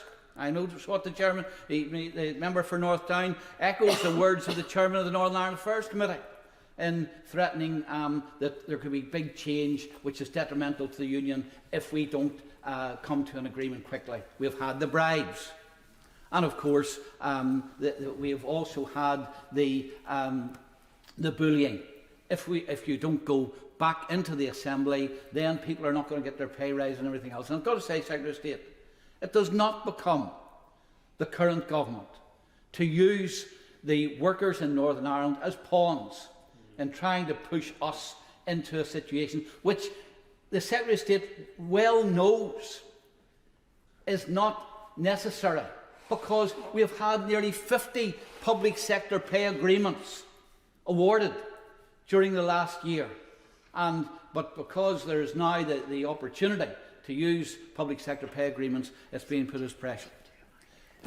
As far as we're concerned, and I mean, our leader has made it quite clear, we want to see devolution restored. In fact, devolution only stopped because the government refused to listen. And furthermore, not only did the government refuse to listen, but the government expected unionists to stay in positions in Northern Ireland where they would have to implement the very thing which we believe is destructive of our economy and will destroy the union as well. That was, you know, it was an act of last resort. But nevertheless, the government must be aware that unless the economic impact of the border in the Irish Sea is removed, and I know that the shadow Northern Ireland spokesman said today, well, sure, the red lane, if you have the red lane, that's only for goods moving into the Republic, and surely that gives the integrity of the UK internal market. That's not true. There are many businesses in Northern Ireland, until they show where their goods have gone, and will have to use the red lane. I spoke to a businessman this morning in the constituency of my friend for Strangford, who told me that he had a consignment of goods came in this week where he had 151 individual items for which he had to identify the country of origin, changing product codes, weights, and a whole range of information. A small businessman. And he said, look, and he sent me the message from a major supplier in Manchester where he bought 10% of his goods, who finally said to him, I can't trade with you anymore, it is not worth my while, given the amount of paperwork. None of his goods, he operates in Newton Arts, none of his goods sell in the Irish Republic, but yet he's subject to all these. And of course, given that, he has to look for new supply chains. And as has been pointed out here many times before, the Irish government are not behind the door in exploiting that. Absolutely. In fact, he tells me that on a regular basis, Irish officials from the trade body in the Irish Republic ring him up and say, why don't you buy from such and such suppliers in the Republic? No wonder we've had the 50% trade diversion that we've seen already as a result of this. So economically it's working, it's hurting us. And of course in the long term, constitutionally, it hurts as well, because the application of EU law in Northern Ireland, and we've seen it in the last week, when it comes to animal safety standards, can't apply in Northern Ireland, even though the law passes through here. When it comes to the regulations regarding illegal immigration, can't apply to Northern Ireland, and the danger of a passport control arrangement having been put in Northern Ireland if we become a magnet for illegal immigration. And we even now have bills passing through here which extend to Northern Ireland but can't apply to Northern Ireland. Correct. Now, we cannot tolerate that. And unless those issues are dealt with, and the Secretary of State knows this well, unless those issues are dealt with, how could any unionist expect to accept that trade between the country we belong to continues to be disrupted, businesses hurt by it, and in the long term our constitutional arrangements and divergence occurs between ourselves and the country to which we belong? That's the challenge. I think that my honourable friend has indicated he's prepared to work at resolving that challenge. He has resolved to work at it, and he has indicated he takes personal abuse for working at it. That's a job which politicians now find themselves in Northern Ireland. But I say to this government, we did not create this problem. The government created this problem, and the government cannot allow courageous people, such as the member for Lagan Valley, to hang out to dry because they're not prepared to take on their masters in the EU. I'd be grateful if the honourable gentleman could try to confine his remarks to 5 minutes. Jim Shannon. Thank you very much, Mr Deputy Speaker, and I'll certainly do my best. I have to put on record my concerns, Mr Deputy Speaker, on behalf of the people that I represent, because the correspondence that I've had over the last few days, the emails this morning, the text messages, all are clear on where we are. They're concerned as unionists about where we are with the protocol. They're concerned where we are in relation to, and my member friend for East Anglia referred to one of my constituents in ours, and he sent me through the text message this morning. He ordered 300 items from one wholesaler in Manchester, and the level of bureaucracy that he goes through, and each one of those items, not just them all collectively, each one of those items concerns me. They say the point is the pressure. Now, I have many constituents tell me what the point is. What's the point? Some may say, well, I can tell you, they're telling me what the point is. They say the point is to pressurise the DUP to give up and go back in. The point is to strong arm the unionist people by withholding the necessary money that the Secretary of State has power to allocate but won't.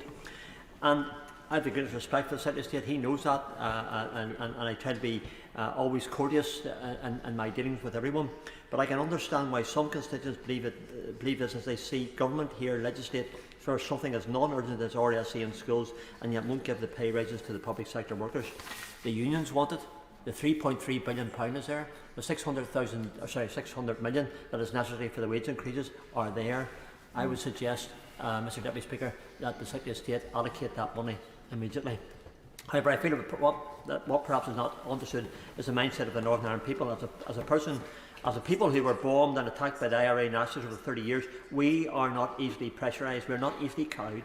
And when it comes to the protection of that which my family and many other families shed their blood for, we will not be easily blackmailed either. As for all those people who gave their life for Queen and country as it was then, and King and country as it is now, who died for freedom, for liberty and for democracy, that is what my constituents would like me to make clear today. As a representative, I want to be clear on that as well. I'm given to understand that progress has been made, and I welcome that, because we do want to see a progress made in a constructive way, but I understand we're not there yet, maybe far from it perhaps, but there has been progress. This is understandable. Again, I come back to having an issue with the way in which my constituents are feeling due to how this has been handled. Instead, I've been anxious to hear the detail of how far things have moved and what has been achieved. The result of the seeming blackmail is a distrust.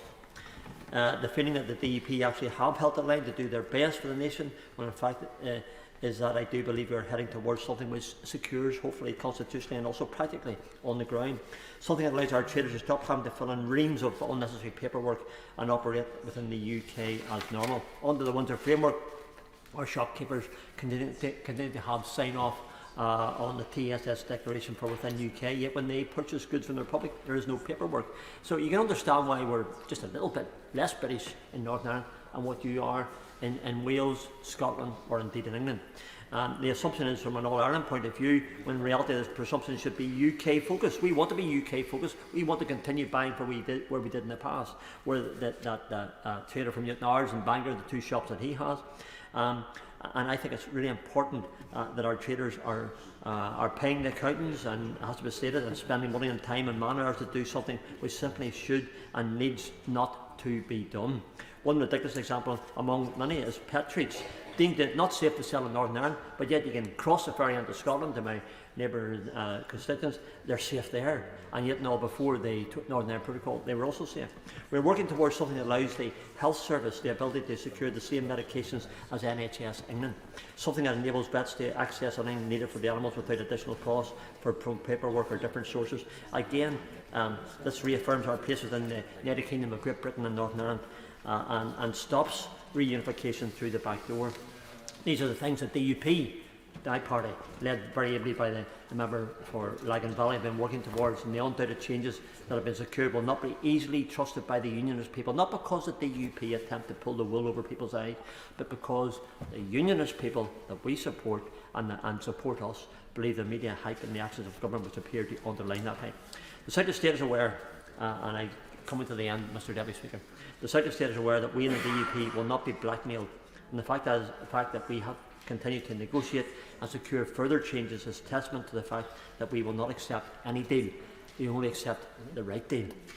I fervently hope that that the next few weeks bring about the last complex changes that are required for the Unionist people and indeed for the good of people throughout the province, no matter what their political persuasion. But during this formation debate, there should be no doubt that should that fail in negotiating the correct deal, we are not afraid to face our electorate. I look forward to seeing the deal and seeing how the words on the page will affect life in Northern Ireland. Whilst I support a 2-week extension, I understand the very clear reasons why. I ask government to get the messaging right. Instead of seeming to work against us, and it seems like that, work with us to find a solution and to get this right for every person of every colour and creed in Northern Ireland. We want to have a restored assembly, but it must be the right one. And the Conservative Unionists with the Northern Ireland Protocol, and that has to be addressed as well. The power for necessary change lies at the feet of the Secretary of State and with government. We will do our best to bring about a change and to find a deal, but they cannot and will not and must not ignore the voice of unionism. Thank you. Flora Anderson. Thank you, Mr Deputy Speaker. And I'd like to thank all the members for contributing to this debate. We are united in wanting the best for the people of Northern Ireland. In particular, we heard a very powerful speech from the Right Honourable Member for Lagan Valley, and no one who heard it could be in any doubt about his determination to fight hard for unionism. And the whole House will be sorry to hear that he's been threatened, Mr Deputy Speaker. Anyone trying to bully him clearly doesn't know him. As the Secretary of State has outlined, Labour supports this bill, and we support the ongoing efforts to restore the executive as soon as possible. In the short amount of extra time that will be afforded by this legislation, the restoration of power sharing and devolved government must be the absolute priority for the government. And while I commend the important work that civil servants are doing to keep the mechanics of the state functioning, the truth is that communities across Northern Ireland need the executive and they need the MLAs to be back in their rightful place, taking the important decisions that are so desperately needed for the effective delivery of public services, for health, for education, for protecting the environment. On my visits to Northern Ireland, I've had the chance to meet many inspiring community groups who are struggling because of cuts and because of the cost of living crisis. And while all of these groups are making an enormous difference within and across their communities, they've all told me that the one thing that would make the biggest difference to their work and for people suffering from that cost of living crisis is a restored and functioning executive. Just last week, we saw the biggest industrial action in Northern Ireland's recent history, with an estimated 150,000 public sector workers joining the strike. There is clear and obvious wide-scale dissatisfaction and impact with the consequences of the current political situation across Northern Ireland. And given that the government is only legislating to push the deadline back by 15 days, it's vital that we see quick progress and that the limited time available is not squandered. As the Shadow Secretary of State has said, whatever happens, the money for public sector pay, which the Secretary of State has made clear is available, should be released so that workers in Northern Ireland finally get the pay increase that they deserve. The current situation must not be allowed to become the accepted norm. Failure to restore devolved government could and is causing damage that could take years to undo. So to conclude, Mr Deputy Speaker, Labour will support this bill, and I urge the Secretary of State to do all he can to ensure that an agreement is reached and to keep the House informed at every stage. Thank you. House, Chris Eaton-Harris. With the leave of the House, Mr Deputy Speaker, I'd like to close this second reading debate. At the beginning I spoke for a whole 2 minutes because I did want to hear what everybody had to say. I was hoping it wouldn't go on quite as well as it did, but there were very important speeches within it. But the bill itself, which I will come to in a moment, the bill itself simply says in clause 1, in section 1, brackets 1 of the Northern Ireland Executive Formation, etc. Act 2022 for the 18th of January 2024, substitute the 8th of February 2024. A short extension in time. There's a second clause about the commencement and short title. And so my 2-minute speech was simply to keep within the scope of that debate, but we've managed to touch on Scottish independence, public sector pay, leaving the European Union, the Malthouse Compromise, the Northern Ireland Select Committee agenda, and reform of the Belfast Good Friday Agreement, all within 2 hours. And so I shall learn yet another lesson about debating in Northern Ireland debate on the floor of this House by just saying what I think all the time at the very beginning. We had a number of excellent interventions in this debate. I'll talk about the speeches we heard, but the interventions from member for Woking, Aberconwy, South Antrim, were all interesting and important. But actually, I just want to put on record to the member for St Helens North that the whole House wishes his father well. And I know he's not in his place now, but it's very important that we do recognise that we are all human in this business. Also, I'd like to thank all those that did speak in the debate. Right honourable member for Leeds Central, Skipton and Ripon, right honourable member for Gordon, right honourable member for South Swindon, for North Down, for Foyle, who member for Foyle gave an excellent speech, and I associate myself with many of the comments he made within it, for Belfast East, and a characteristically passionate speech by the right honourable member for East Antrim, who I really do appreciate the way he put his words in his contribution and what he actually said. And of course the member for Strangford. But the one, I guess, standout contribution was from the right honourable member for Langham Valley. And I thank him profusely for the conversations we've had over the course of the last weeks and months. I know he really does want to get the best deal for Northern Ireland that works for both the nationalist and the unionist communities, that's based on the basis of consent, that means he can restore, find the conditions to restore the institutions. I know he and his party believe in devolution. And I truly believe, and he listed the number of things that he has managed to achieve in his leadership of his party, he should be and can be rightly proud of what he has already achieved in that space. The fact he's been threatened for doing the job he should be doing is a disgrace. It's extraordinary. And we know, I mean, we're all in this place, unfortunately, have to come across, but these people are cowards and idiots. And I know they will not deter the honourable gentleman.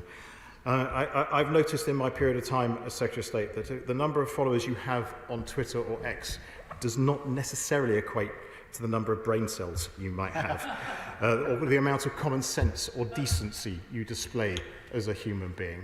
They are characteristics that are personal. They are characteristics that you can display as a human being, and unfortunately some people choose to have a different persona when they're on social media, and emailing, say some really stupid things. And I promise the honourable gentleman, the right honourable gentleman, I shall work with him and indeed use whatever power I have to make sure that he does not feel insecure in going about his business properly, because no parliamentarian should do. But I'd like to thank all honourable members for their contributions, as I said. When we gathered to mark the 25th anniversary of the Belfast Good Friday Agreement last year, we noted the hard-won gains of the peace process and that should be honoured by the restoration of the devolved institutions. And there is broad agreement on the main substance of this bill. That our priority must be to continue also to restore devolution in Northern Ireland.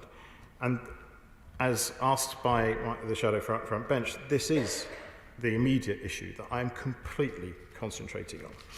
They did ask, the right honourable gentleman did ask about what other legislation there might be. There could be future legislation. I do not want to be in that place. He asked me to make a statement to make sure, or when things, or should things move, that I will keep the House updated. I absolutely guarantee that I will do that should things move forward. And of course, you know, he wouldn't expect me to not have prepared for all eventualities, and I will update the House again as to my plans if it's not proved possible to restore the executive by the new deadline. But I really do hope that those plans will not be needed. He asked me, a number of members mentioned public sector pay, and the government recognises the vital work that public sector workers carry out, and they should be fairly paid in recognition of this work. The UK government, however, does not have the authority to negotiate pay in Northern Ireland. And I recognise that the uncertainty in relation to pay awards is causing a pressure on Northern Ireland finances, and this is why the government put a very fair and generous financial package on the table to offer a new executive a non-repayable injection of help to restore the executive manage that pressure. But alongside, I'll have to give way to the honourable gentleman. Mr Deputy Speaker, and not to spoil the mood, but the trade unions would be quite upset if we didn't take the opportunity to say they're not asking the Northern Ireland office to negotiate their pay. They will negotiate with their employers, as is right in the normal course of events. Right. They are asking that the money that was secured and agreed in December be released to their employers so they can get on and do the negotiation. Yes, and I hear what the honourable gentleman says, but that is a package that is available, a complete package that is available for a restored executive. Mr Speaker, I promised to be as short as I possibly could at the beginning of this debate, and I know we have more work to do in this Parliament on different subjects, but I hope shortly to be in a position where I can return to this dispatch box, celebrating the return of a wonderful institution of devolved government in Northern Ireland. And practically speaking, this step is the first step to secure rural assent on this legislation, first step along that route. I beg to move. The question is that the bill be now read a second time. As many other friends say aye. Aye. Contrary no. I think the ayes have it. The ayes have it. Under the business of the House order of today, the bill is now committed to a committee of the whole House. Northern Ireland Executive Formation Bill Committee. Now. Order.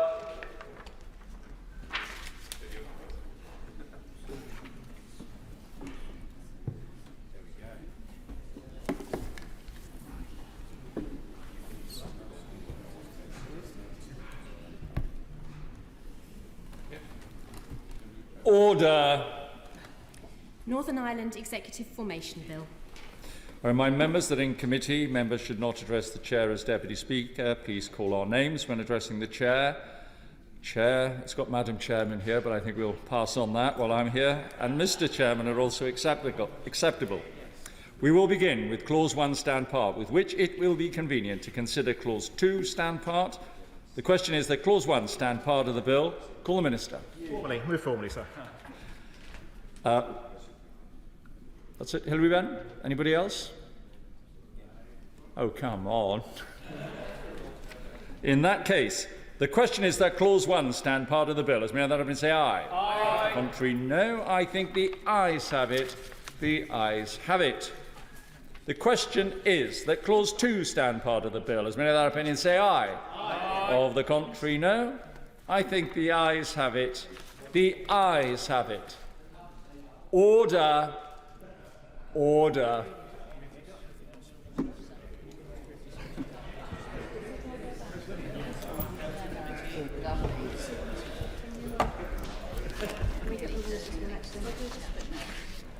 Well, it'll stand on the record that my contribution was longer than anybody else's during the committee's day. Order. Whip to report. I beg to report that the committee has gone through the bill and directed me to report the bill without amendment. Thank you very much.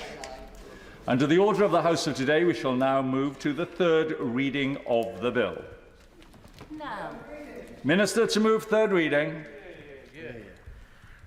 Thank you, Mr Deputy Speaker. I nearly did what the member for East Antrim would have wanted me to do, but I will call you Mr Deputy Speaker whilst you're in the chair.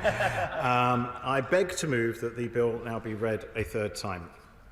And before I start, I wish to place on record my sincere thanks to everyone involved in the bill's passage so far through the House, and their support of this expedited passage. I particularly want to thank the front benchers of all parties for their collaborative and constructive engagement.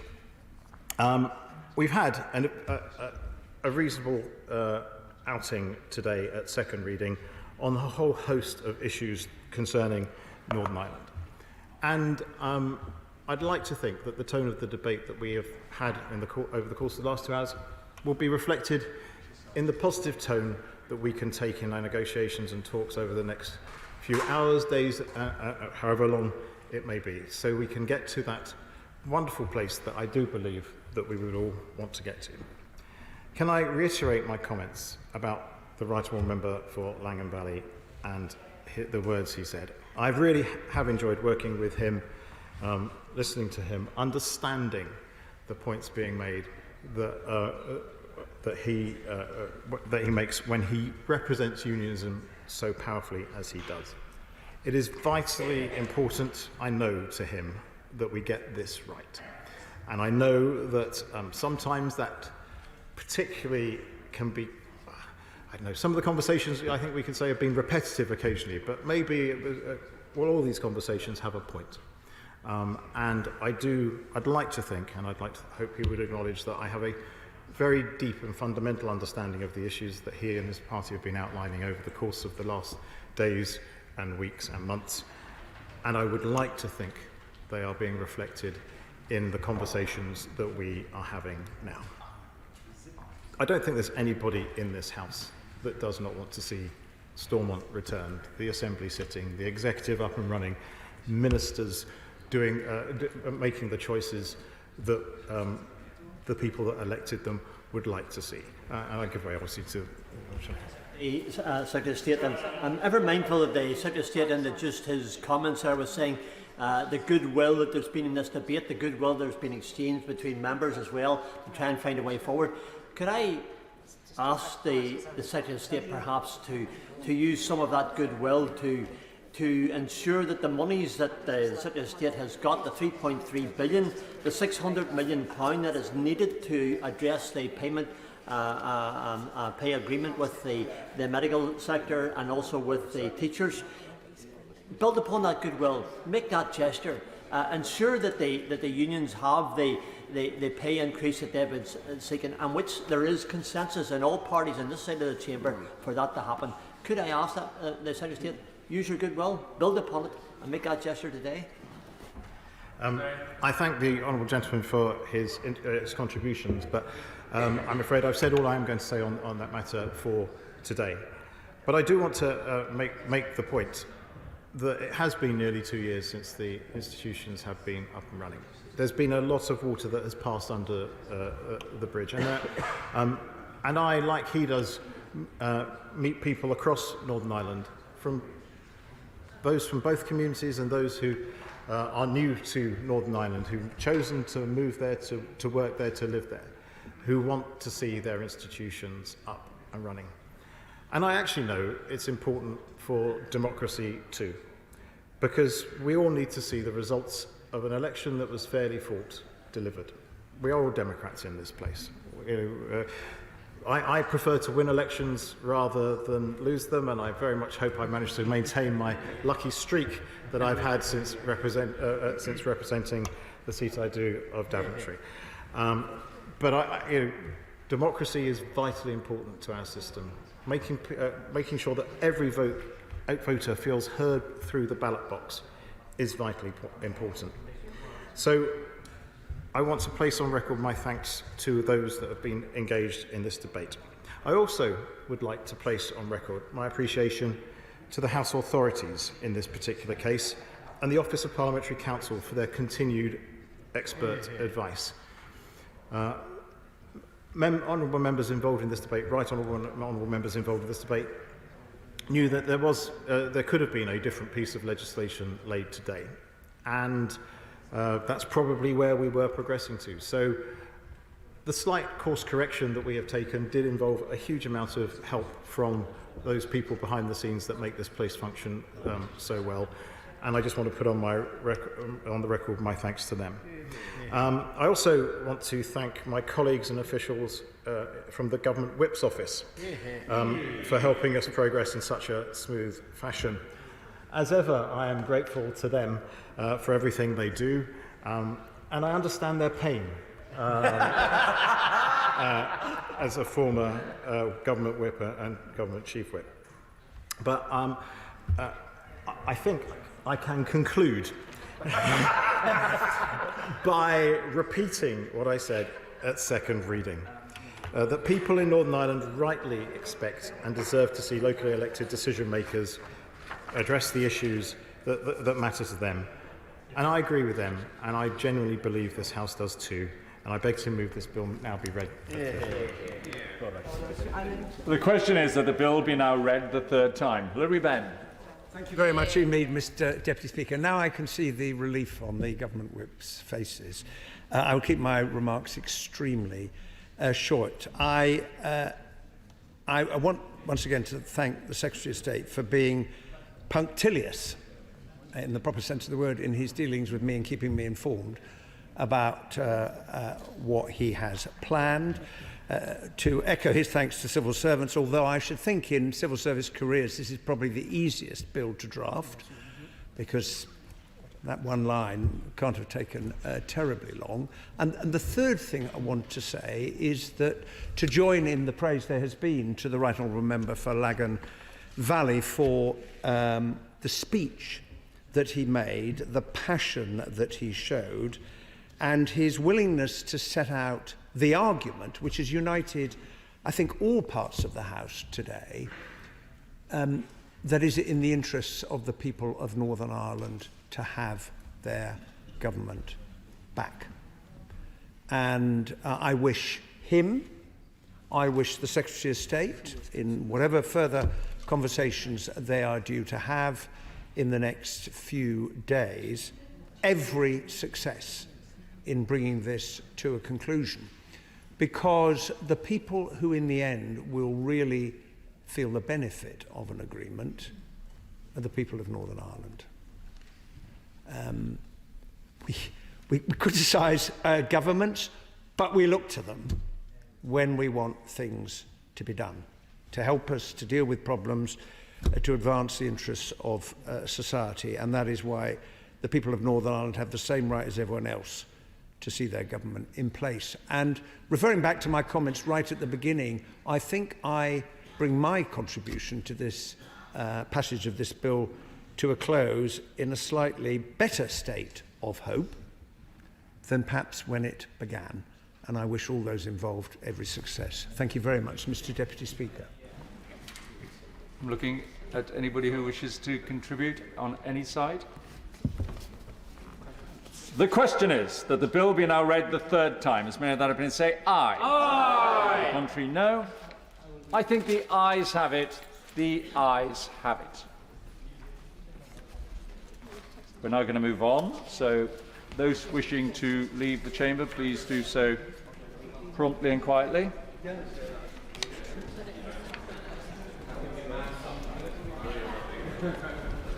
Thanks, Chris. Very good.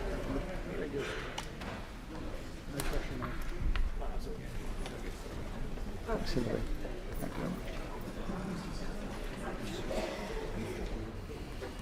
much. We now come to the general debate on the situation in the Red Sea. I call the Minister to move. Grant Shapps. Mr. Deputy Speaker, I beg to move that this House has considered the situation in the Red Sea.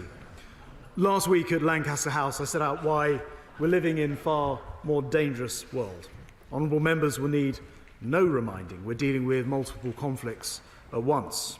Russia's increased the intensity of its attacks on Ukraine. The appalling Hamas atrocities of October the 7th have brought the conflict to the region. And most recently of all, international shipping is now being threatened by the Houthi proxies, aided and abetted by Iran. Since November, there have been more than 40 attacks on commercial vessels across the region. It's salutary to think that it's been 30 years since the maritime law was codified in the United Nations Convention on the law of the sea. Some 168 nations backed the UNCLOS Treaty. The UK signed it, Yemen acceded to it, even Iran as signatories. And there's a good reason why it achieves such broad support. All nations rely on global trade, and none more so than the UK, where a full 90% of UK commerce comes to us by sea. Mr. Deputy Speaker, some 12% of international trade passes through the Red Sea every single year, welcome, amounting to more than $1 trillion worth of goods. In addition, 8% of global grain trade, 12% of seaborne traded oil, and 8% of the world's liquefied natural gas all passes through this ancient seaway. Perhaps even more astonishing is that 40% of the goods that are traded between Europe and Asia go through the Red Sea as well. And sadly, Mr. Deputy Speaker, the Houthis' unlawful and callous attacks are putting all of that trade at risk. 12 international companies have been forced to suspend the passage through the Red Sea because of these attacks. The number of vessels transiting Bab al-Mandab was 54% below the level observed in the previous year, and diverting vessels around the Cape of Good Hope has had a crippling impact. Not only adding days of delay and vital deliveries being held up, but driving up international shipping costs to prohibitive levels. Some reports suggest shipping costs up by 300%.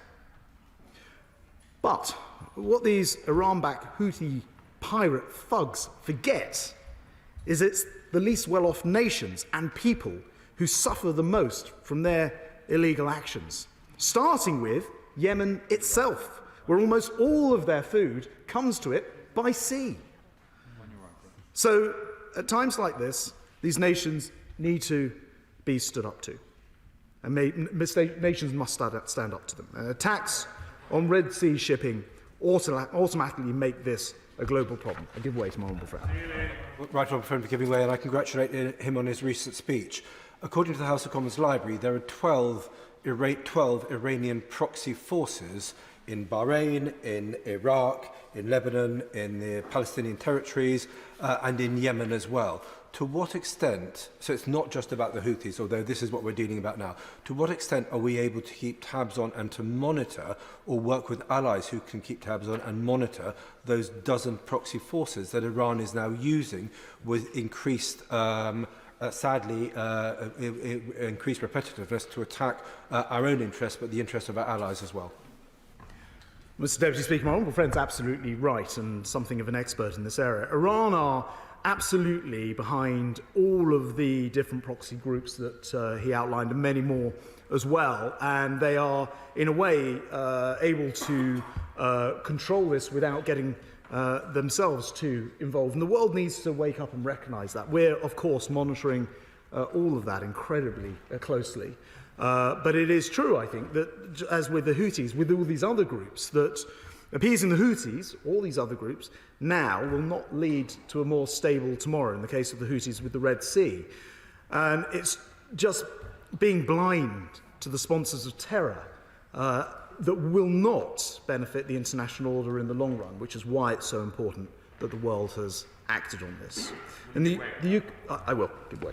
I apologise for interrupting the Defence Secretary, but the shipping side of things has seen an extraordinary reduction in confidence in that route. The only way in which confidence is going to be restored for ships to be able to pass through the Gulf of Aden and up through the Red Sea is by an increase in military convoys.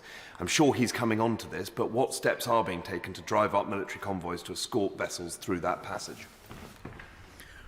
My honourable friend, as ever, raises an excellent point. That is what Operation Prosperity Guardian is all about. It is that task force which enables the shipping to be protected to an extent. He may be getting to a broader point about whether there should be individual ships protected. The view that the world has taken is that Prosperity Guardian provides an umbrella to the wider shipping. Of course, the sheer volume of ordinary traffic through the Red Sea means that you need that international task force, in this case US-led, for the security of the Red Sea and the Gulf of Aden. And this is incredibly important. I mean, after all, we are part of defending the international rules-based order in the actions that we're taking. So, Mr. Deputy Speaker, last week I was actually on board HMS Diamond, who are right at the heart of this issue in the Red Sea, talking to our brave sailors who are out there protecting our critical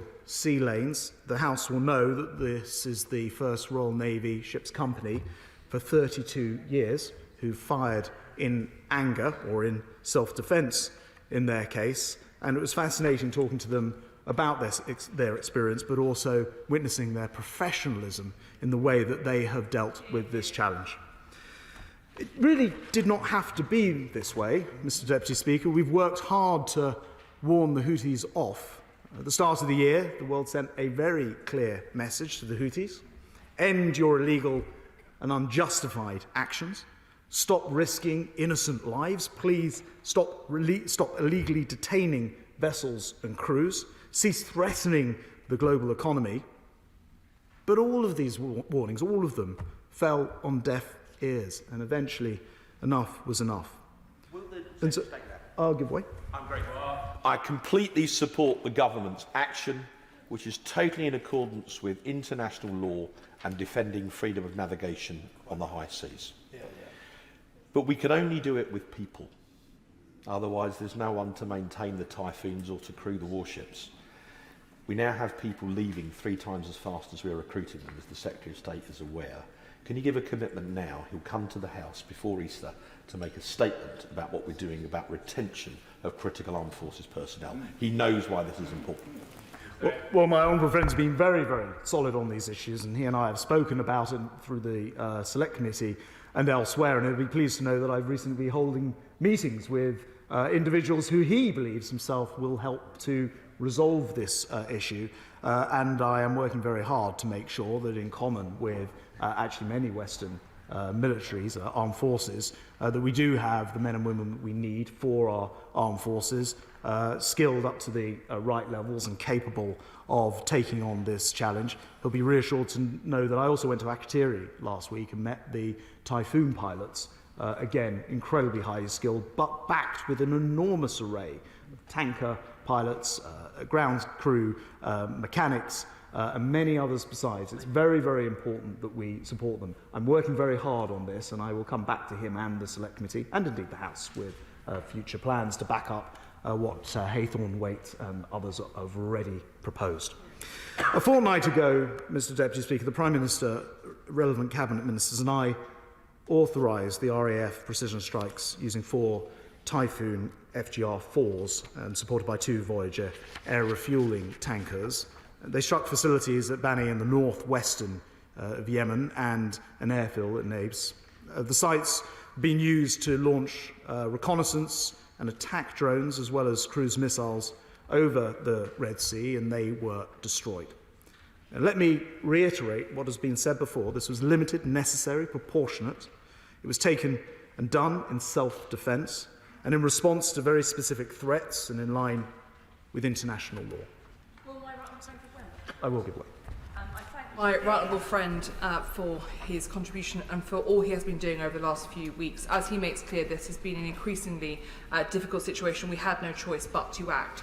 But can I ask, what is our assessment of the extent to which we need to degrade Houthi capabilities for them to change their intent and for them to change their actions? Because as yet I'm unclear as to whether we have that ability to look into what the Houthis are thinking, let alone Iran's activities. And we must also recognise, Mr. Deputy Speaker, that the Houthis are at best a disobedient ally and not really a proxy, so they do have their own interests that they are pursuing. Well, my honourable friend, with her immense experience from Foreign Affairs Select Committee Chair perspective, is absolutely right about the formation of the Houthis, who, if you look back in their history, are actually opportunists. Only as far back as 2015, they didn't support Hamas. Now they claim that their entire programme is in support of Hamas's illegal activities. She also asked, quite rightly, the question of what proportion of the Houthi equipment and machinery has been destroyed. We work with others to assess the sort of battle damage, as it were. I can confirm that the attacks so far have been complete in their targets, but their modus operandi is flexibility, and they will use launching sites as they see fit, which is why our US allies have been using what they would describe as dynamic strikes as they ping up. And sadly, as my honourable friend in the House will know, that the Houthis continued to persist, even though they've been dealt a blow, and a further 12 attacks followed, including anti-ship ballistic missiles, an unmanned aerial system, which struck 2 US-owned merchant vessels. Our intelligence has continued to highlight an ongoing and imminent threat to our commercial and military vessels across the region. As the Prime Minister told the House just yesterday, attempting to respond to the Houthis after they launched their irrational assaults is simply not a sustainable way to proceed. So on Monday night, working alongside our US partners, but also with support from Australia, Bahrain, Canada and the Netherlands, the Prime Minister and I authorised a second wave of strikes. These are once again deployed using precision-guided pave-way 4 missiles. They destroyed 8 targets near Sana'a airfield, taking out clusters of Mirage surface-to-air missile launchers and further degrading the Houthis' ability to hold our seas to ransom. Our targeting, once again, is very carefully planned and very precise. We're not aware that there were any civilian casualties at all, and the operation was designed in that context. Mr. Deputy Speaker, this was actually a complex joint operation involving close cooperation between the UK and the US air crews. I wish to pay tribute to our brave pilots and our air crews who carried out this action so very effectively. Last week, as I mentioned, it was a real honour to meet those pilots and the support team in Akrotiri, and each of them professional to the last. But the military track is only one part of a much more comprehensive government response, and as the Prime Minister set out in his statement yesterday, we're working diplomatically to reduce the regional tensions, making it clear, especially to the Iranians, that they must stop supplying weapons and intelligence and training and money to the Houthis. We're working with our allies to halt the illegal flow of arms to the Houthi militia. We're working and seeking to cut off the Houthis' financial support.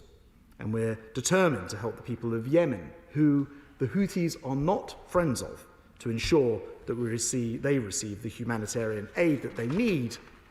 And despite the Houthis' absurd claims to be the sort of Robin Hood of Yemen, the reality is they're simply exploiting the turmoil in the Middle East to their own advantage and in their own self-interest, a point that was made to me very strongly when I spoke to the president of Yemen recently. Ordinary Yemenis have not benefited, not one iota, from their malign activity. On the contrary, they're actually the victims of the same Houthi thuggery as anyone else. It hits our and the world's global trade, and it will only in the end also hurt the Yemeni population, damaging their security, driving up food prices. But the Houthis should be in no doubt at all that the world needs them to cease and desist their illegal behaviour. So, Mr. Deputy Speaker, today, as I said at the top, we're living in what feels like a more dangerous world. But the UK will not be cowed. We will not retreat to our shores. Instead, we will continue to lead. We're already, as the whole House knows, leading in Ukraine, and we've increased our military support to £2.5 billion and signed a historic agreement on security cooperation, laying the foundation for a century-long partnership with our Ukrainian friends.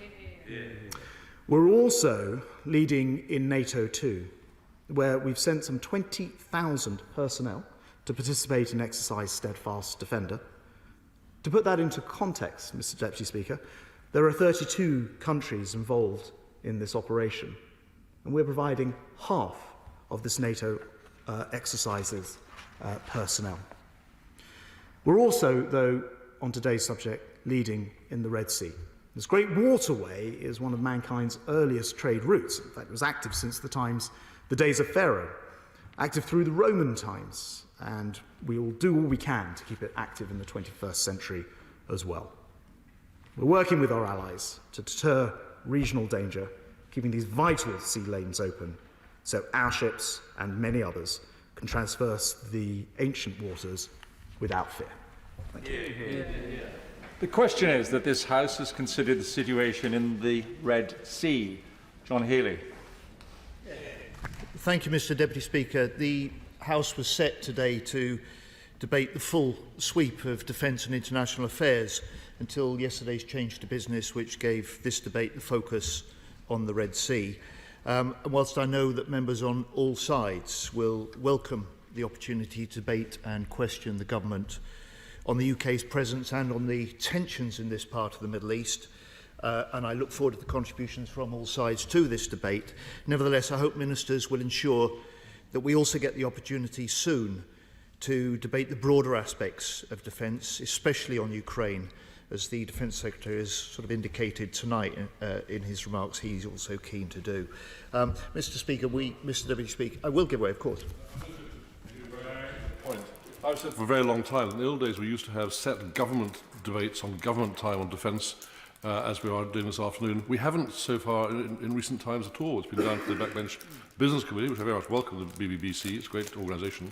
But nonetheless, we ought to have defence debates in government time on a Wednesday or a Tuesday, set by the government, and I hope very much the Secretary of State will make sure that happens in the future.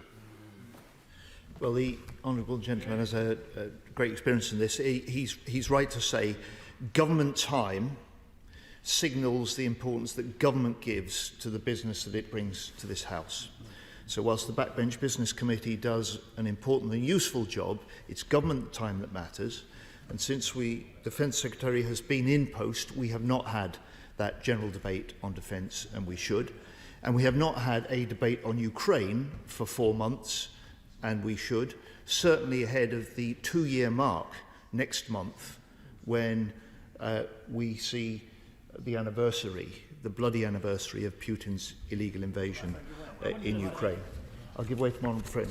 I'm most grateful. We've also not had a debate since the 7th of October on Israel and Palestine, which is perhaps quite extraordinary. In fact, there's an irony that had we gone ahead with the original debate today on international relations, that could have been a subject for debate, and that is now restricted by this debate. It's clear why this is a priority. That probably is a priority as well, which the government might wish to take up, which I raised previously with the Leader of the House.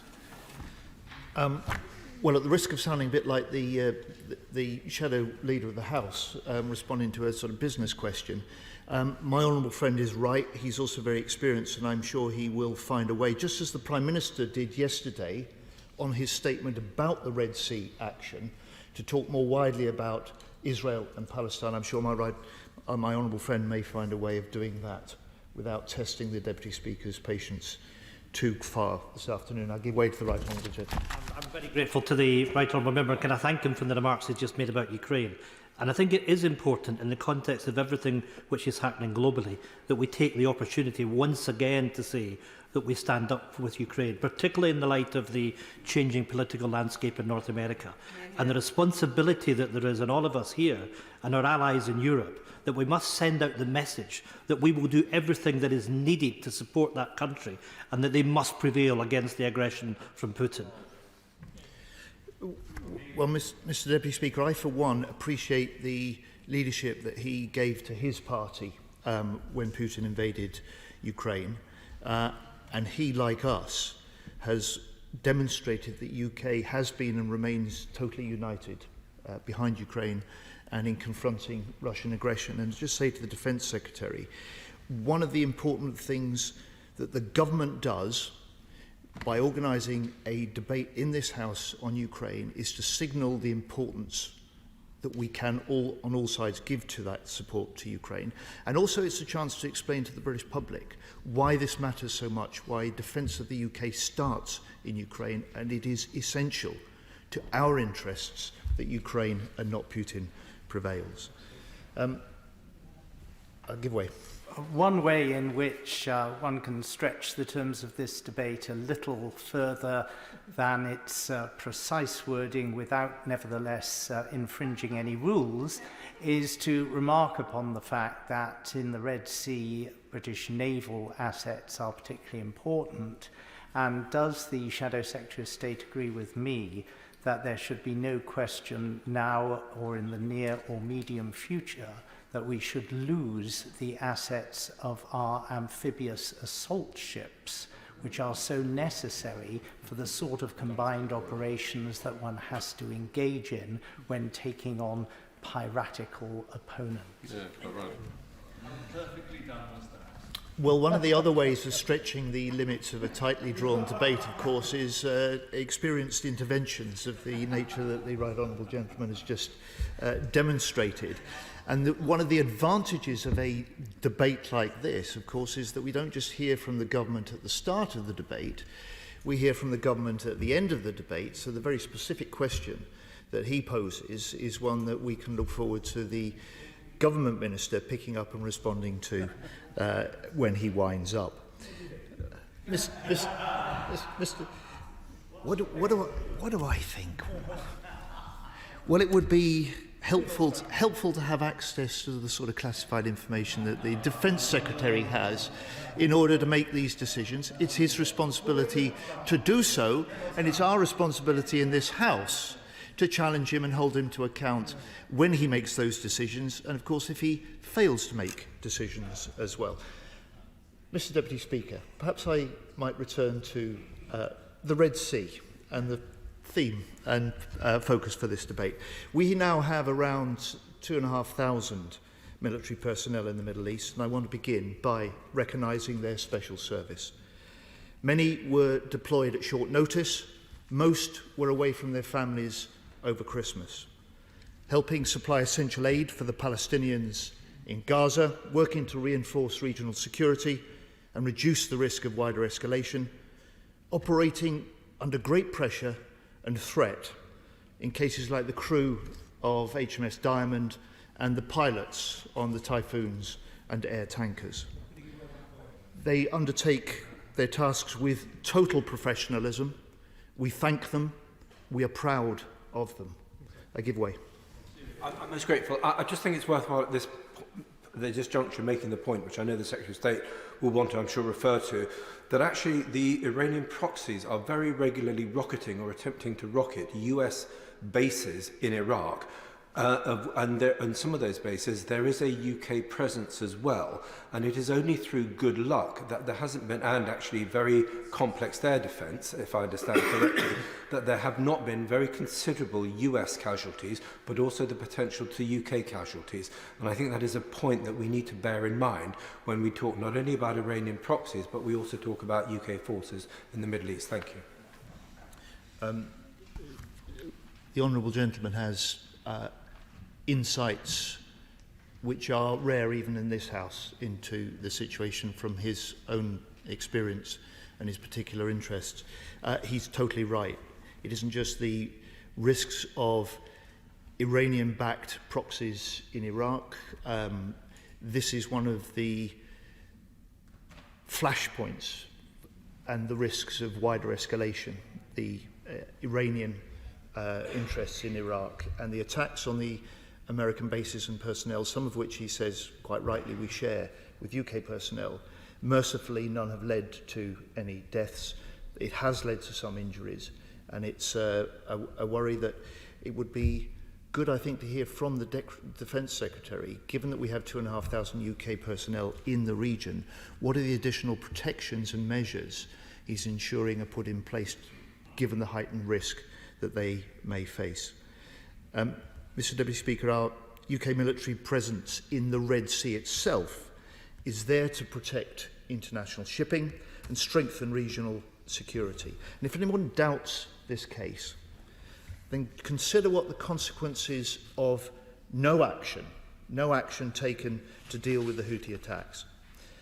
This extremist force, backed by Iran, with a long record of brutal piracy in the region, could attack commercial ships at will and attack our own Navy ships without consequence. They are targeting the ships of all nations, threatening the freedom of global trade, putting civilian and military lives in serious danger. That's why 20 countries joined the Red Sea Maritime Protection Force, Operation Prosperity Guardian, last month, why the UN Security Council this month itself passed the resolution condemning the Houthi actions and demanding their attacks stop. And it is why the UK and US, with operational support from 4 other nations, have conducted joint strikes on Houthi missile sites, command centres and weapons stores. We back the 2 UK-US joint airstrikes carried out this month. We accept these were targeted, necessary and devised to minimise the risk of civilian life, and we'll judge any future UK military action on its merits. The ministers have said the aim of these strikes is first to degrade Houthi capabilities and second to deter their attacks. We accept the attacks were justified, but we ask the Defence Secretary to confirm how they were also effective. We know deterrence is a sliding scale, so we ask the Defence Secretary how the government will guard against Britain being sucked deeper into the Yemeni conflict. We also back the leading role the Royal Navy has in the continuing military defence of shipping from all nations against further Houthi missiles, drones and attack boats. However, the lion's share of this responsibility for protecting international freedom of navigation in the Red Sea is being shouldered by the Americans, just as the US has been doing across the world for nearly 80 years. So what action is the government taking to persuade other countries to join the Maritime Protection Force? What is it doing to persuade those already involved to deploy more ships? And what efforts is the government making to encourage other nations with a big global trade interest to play a part in protecting freedom of navigation and using their influence to stop the Houthi attacks? And how long does he expect Operation Prosperity Guardian to be needed? Now, Mr. Deputy Speaker, the US aircraft carrier, USS Eisenhower, has been essential to the operations to date in the Red Sea. Is the UK carrier ready to deploy to the Red Sea, if required? Has the Defence Secretary made the decision not to deploy HMS Queen Elizabeth? And if not, why not? Now, our UK destroyer HMS Diamond, which the Defence Secretary has paid tribute to, has also played a hugely important and impressive part in the Maritime Task Force. She's been there for nearly 2 months. She will need to be rotated out. Do we have a second UK destroyer available to replace HMS Diamond in the Red Sea? And if not, what will replace her? If this is to be HMS Richmond, when will she arrive in the Red Sea? And how will this change the capabilities that we can contribute to Prosperity Guardian? Finally, we must cut the illegal flow of arms to the Houthi militia. The US intercepted a weapons shipment around 2 weeks ago, and the UK has successfully done similarly in the past. What is the UK's capability and plan for doing so again now? Mr. Deputy Speaker, rather as the Defence Secretary indicated, military action on its own can't solve the problems in this region. So what is the government's diplomatic action to pressure the Houthis to cease their attacks and settle the civil war in Yemen, and to pressure Iran to stop supplying weapons and intelligence to the Houthis? Mr. Deputy Speaker, like the Defence Secretary today and the leader of the opposition yesterday, I totally reject the Houthi claims that firing missiles and drones at ships from around the world is somehow linked to the conflict in Gaza. They've been attacking oil tankers and seizing ships for at least 5 years, not just the last 109 days since the 7th of October. These attacks do absolutely nothing for the Palestinian people. We want the Gaza fighting to stop, with a humanitarian truce now, then a sustainable ceasefire to stop the killing of innocent citizens, to get all remaining hostages out and get much more aid in to Gaza. This is what we've been calling for in public. It's been what we've been working for in private. Our leader, our Shadow Forest Secretary, our International Development Minister have all been out in the region in the last 3 months. Mr. Deputy Speaker, the humanitarian agonies of the Palestinians in Gaza are now extreme. Parents are starving, children drinking dirty water, even reports of amputations being carried out without anaesthetic. More aid has to get to Palestinians now. And surely Britain can do more. There have been just 4 RAF aid flights and 1 Navy shipment in nearly 4 months. We got 100 tons of aid to Turkey in the first 10 days after the earthquake last year. And in parliamentary questions, the Armed Forces Minister has told me recently the RAF and the Navy stand by ready to do more, but the FCDO haven't asked them. What is going on? There should be a steady stream of aid coming from Britain. Our aid efforts have to be accelerated. And for long-term peace, there has to be a political process, one that has the capacity, the conviction, the commitment to turn the rhetoric around 2 states living side by side in peace into reality. And many across this House, like all in my Labour Party here, will have found the Israeli Prime Minister's recent rejection of the 2-state settlement utterly unacceptable and wrong. Palestinian statehood is the inalienable right of the Palestinian people, the only long-term hope for peace and stability, for normalisation for both Israelis and Palestinians.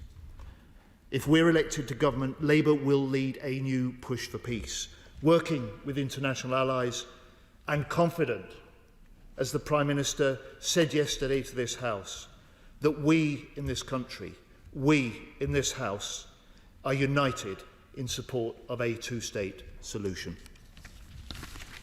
Thank you, Mr. Deputy Speaker.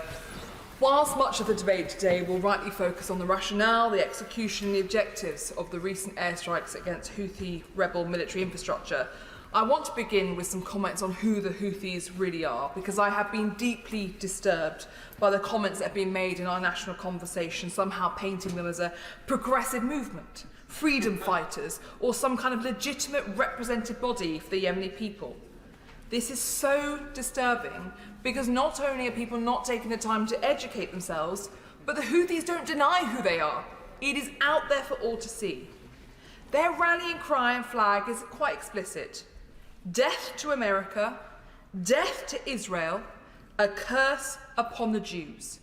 This is the words that this group puts on their flag. This is their rallying cry, and every action the Houthis take is with this in mind, with hatred in their hearts. And yet we see people, often well-meaning people, and I have to say sometimes concerning, I have even seen people within this House make suggestions otherwise, that Yemen has freedom fighters on its shores, and that somehow because Yemen, they claim, was a British colony, the Houthis should be seen as anti-colonial freedom fighters. But unlike southern Yemen, North Yemen was never a British colony. After the collapse of the Ottoman Empire, North Yemen was ruled by the Imamate, a theocratic polity led by the religious leader of the Zaidi Shia. The Houthis offer no vision for Yemen's future. They seek a return to the past, free from ideals such as equality, women's rights and democracy.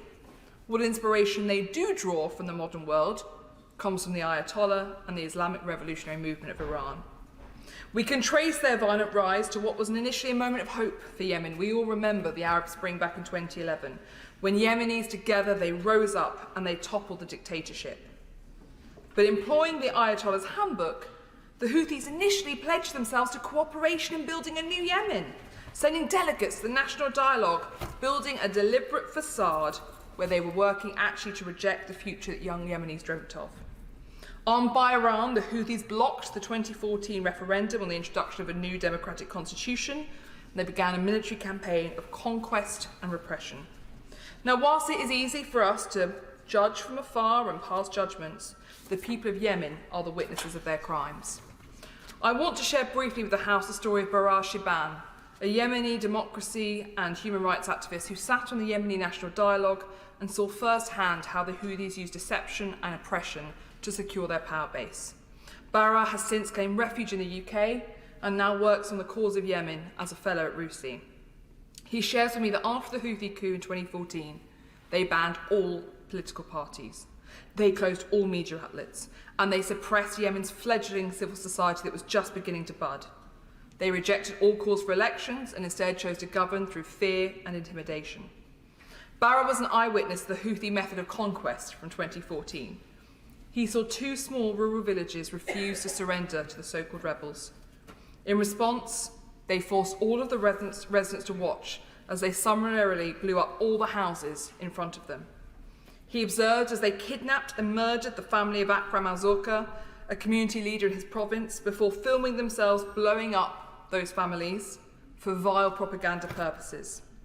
The brutality of the Houthi leadership has been recognised by our government, and UN security resolutions have been put in place against leader Sultan Zabin for the rape and torture of politically active women.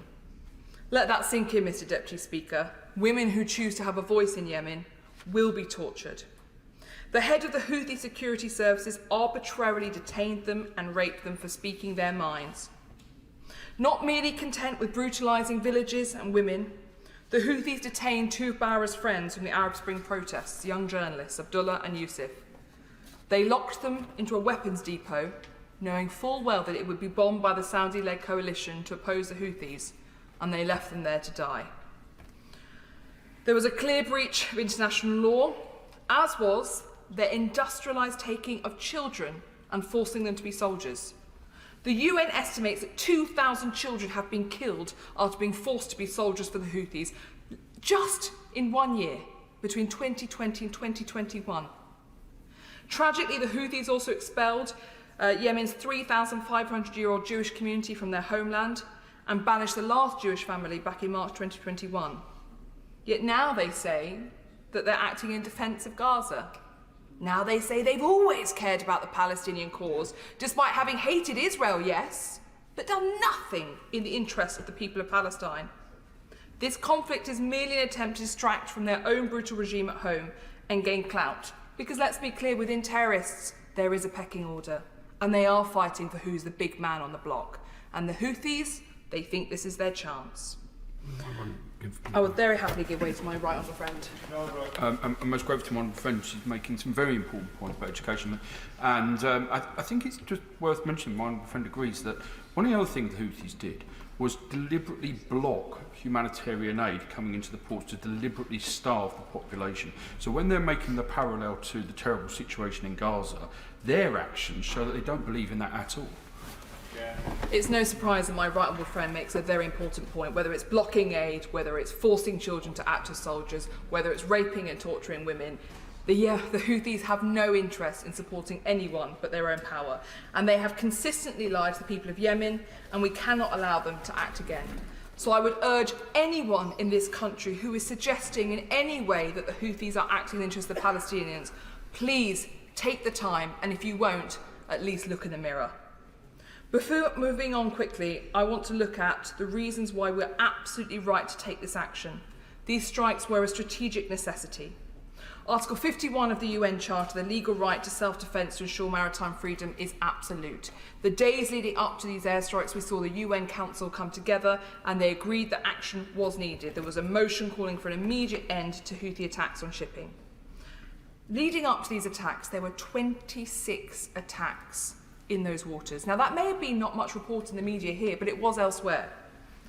Our Royal Navy have had to defend themselves against the worst attack against our ships for decades, and the US are having to deploy Tomahawk missiles to protect themselves. That's almost unheard of for a very long period of time. Now, we all heard the arguments from the Defence Secretary, who we all know full well that almost 30% of all shipping containers pass through that area of water, and 90% of all ships are having to avoid it. So I want to look at the Houthi military capabilities briefly, because I think, particularly with some young people, there seems to be a view, thanks to a very unhelpful TikTok account, and you all know my views on TikTok, and it's unsurprisingly that TikTok is helping spread unhelpful narratives.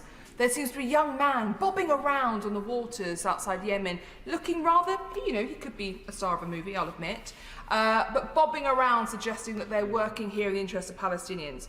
The Houthis are incredibly well armed, beyond that which many think. They have the Iranian support, yes, and the Iranians have provided rockets and drones, but they also have their own domestic capabilities.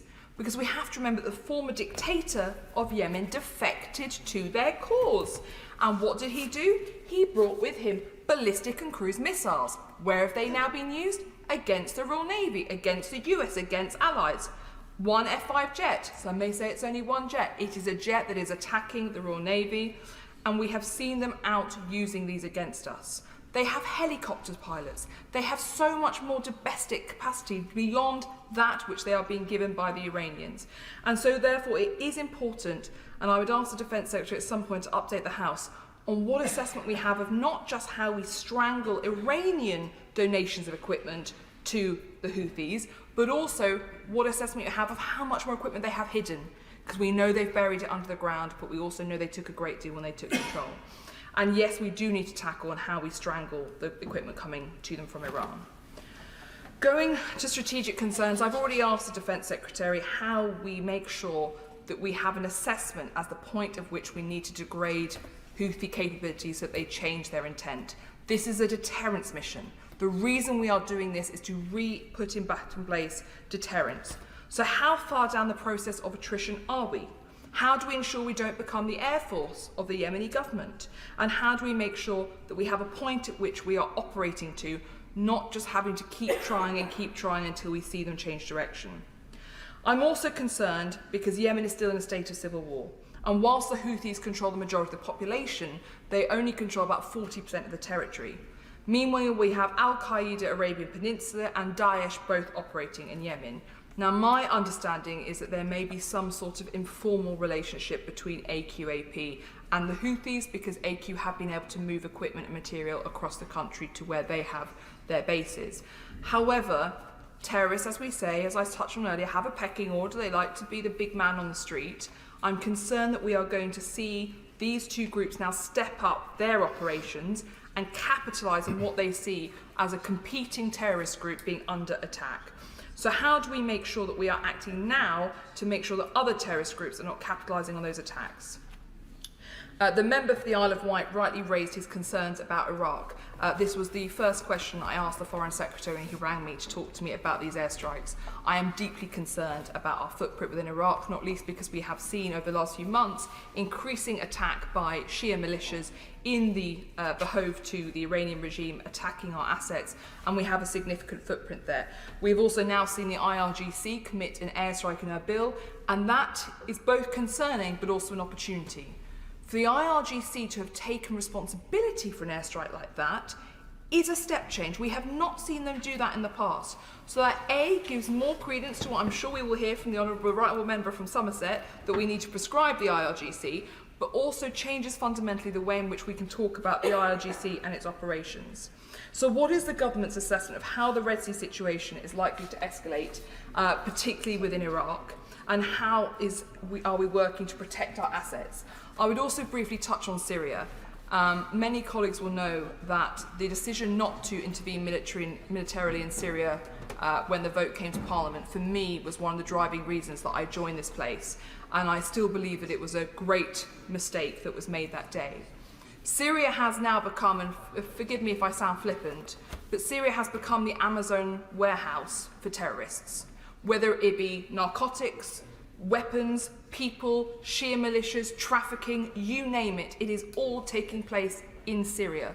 So what are we doing to reduce the risks emanating from Syria to our assets and our interests on the ground?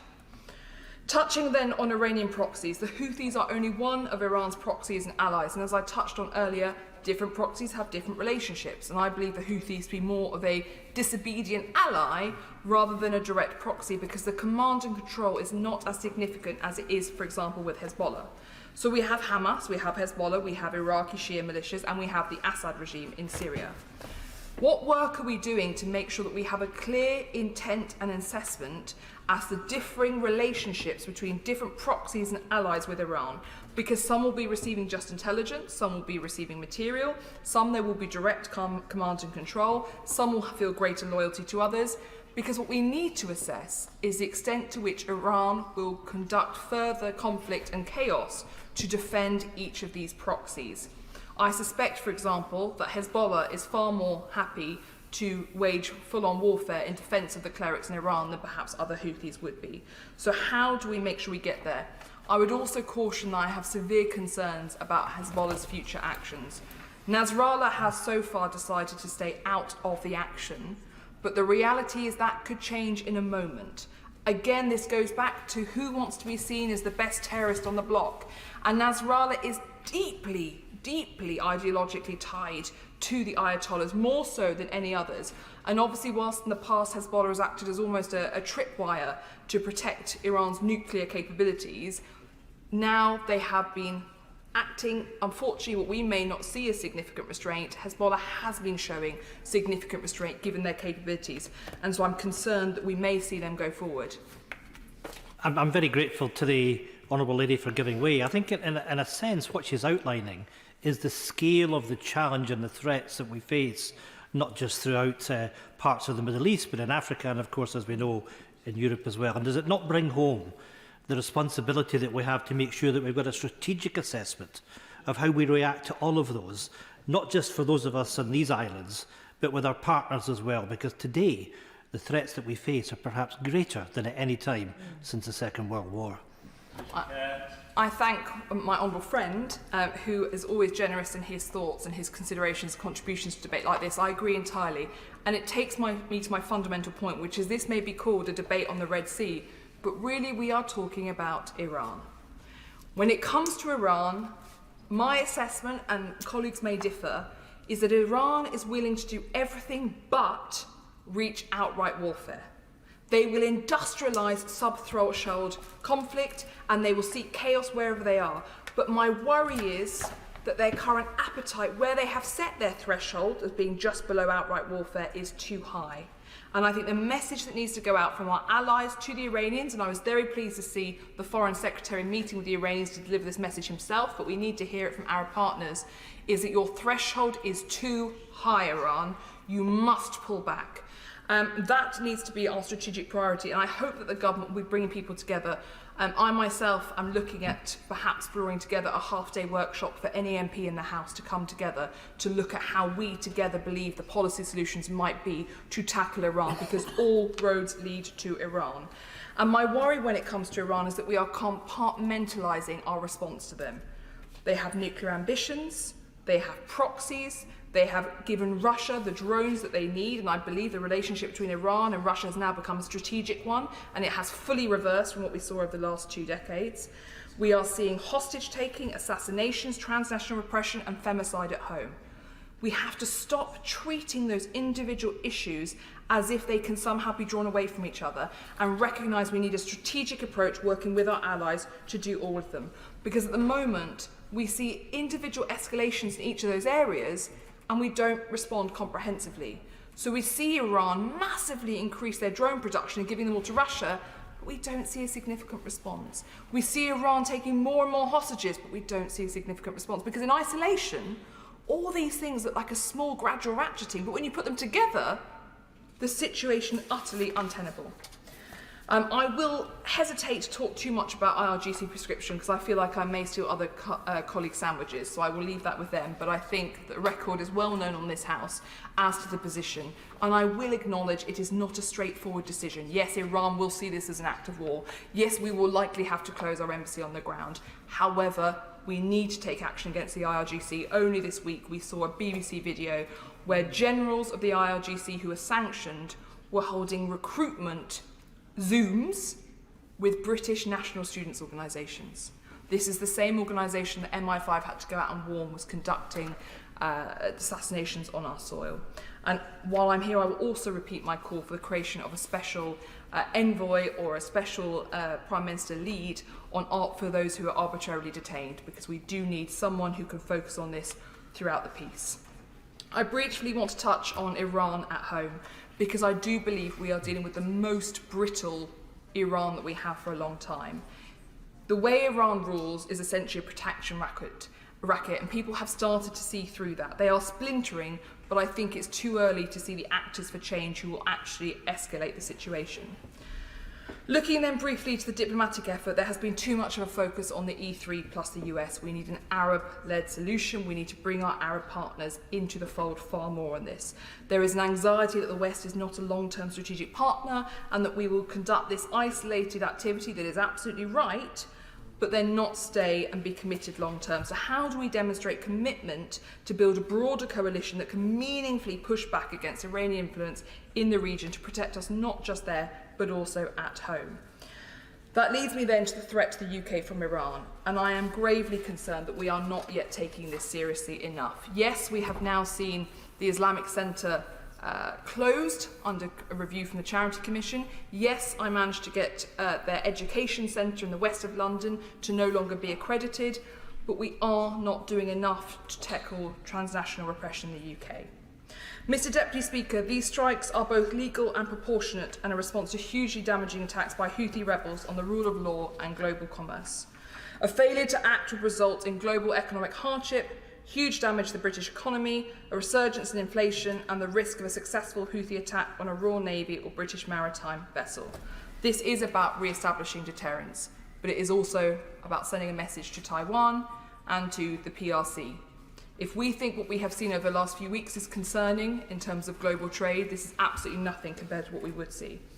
I would reiterate that these attacks have absolutely nothing to do with Gaza. We must reject this false narrative, which is designed solely to further the Houthis along their blood-soaked road to power in Yemen and the Ayatollah's dreams of regional domination.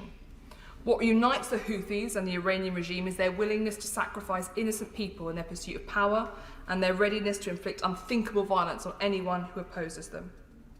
Now I would ask the government to avoid the mistakes of the past and to think long-term and strategically about how we go from here.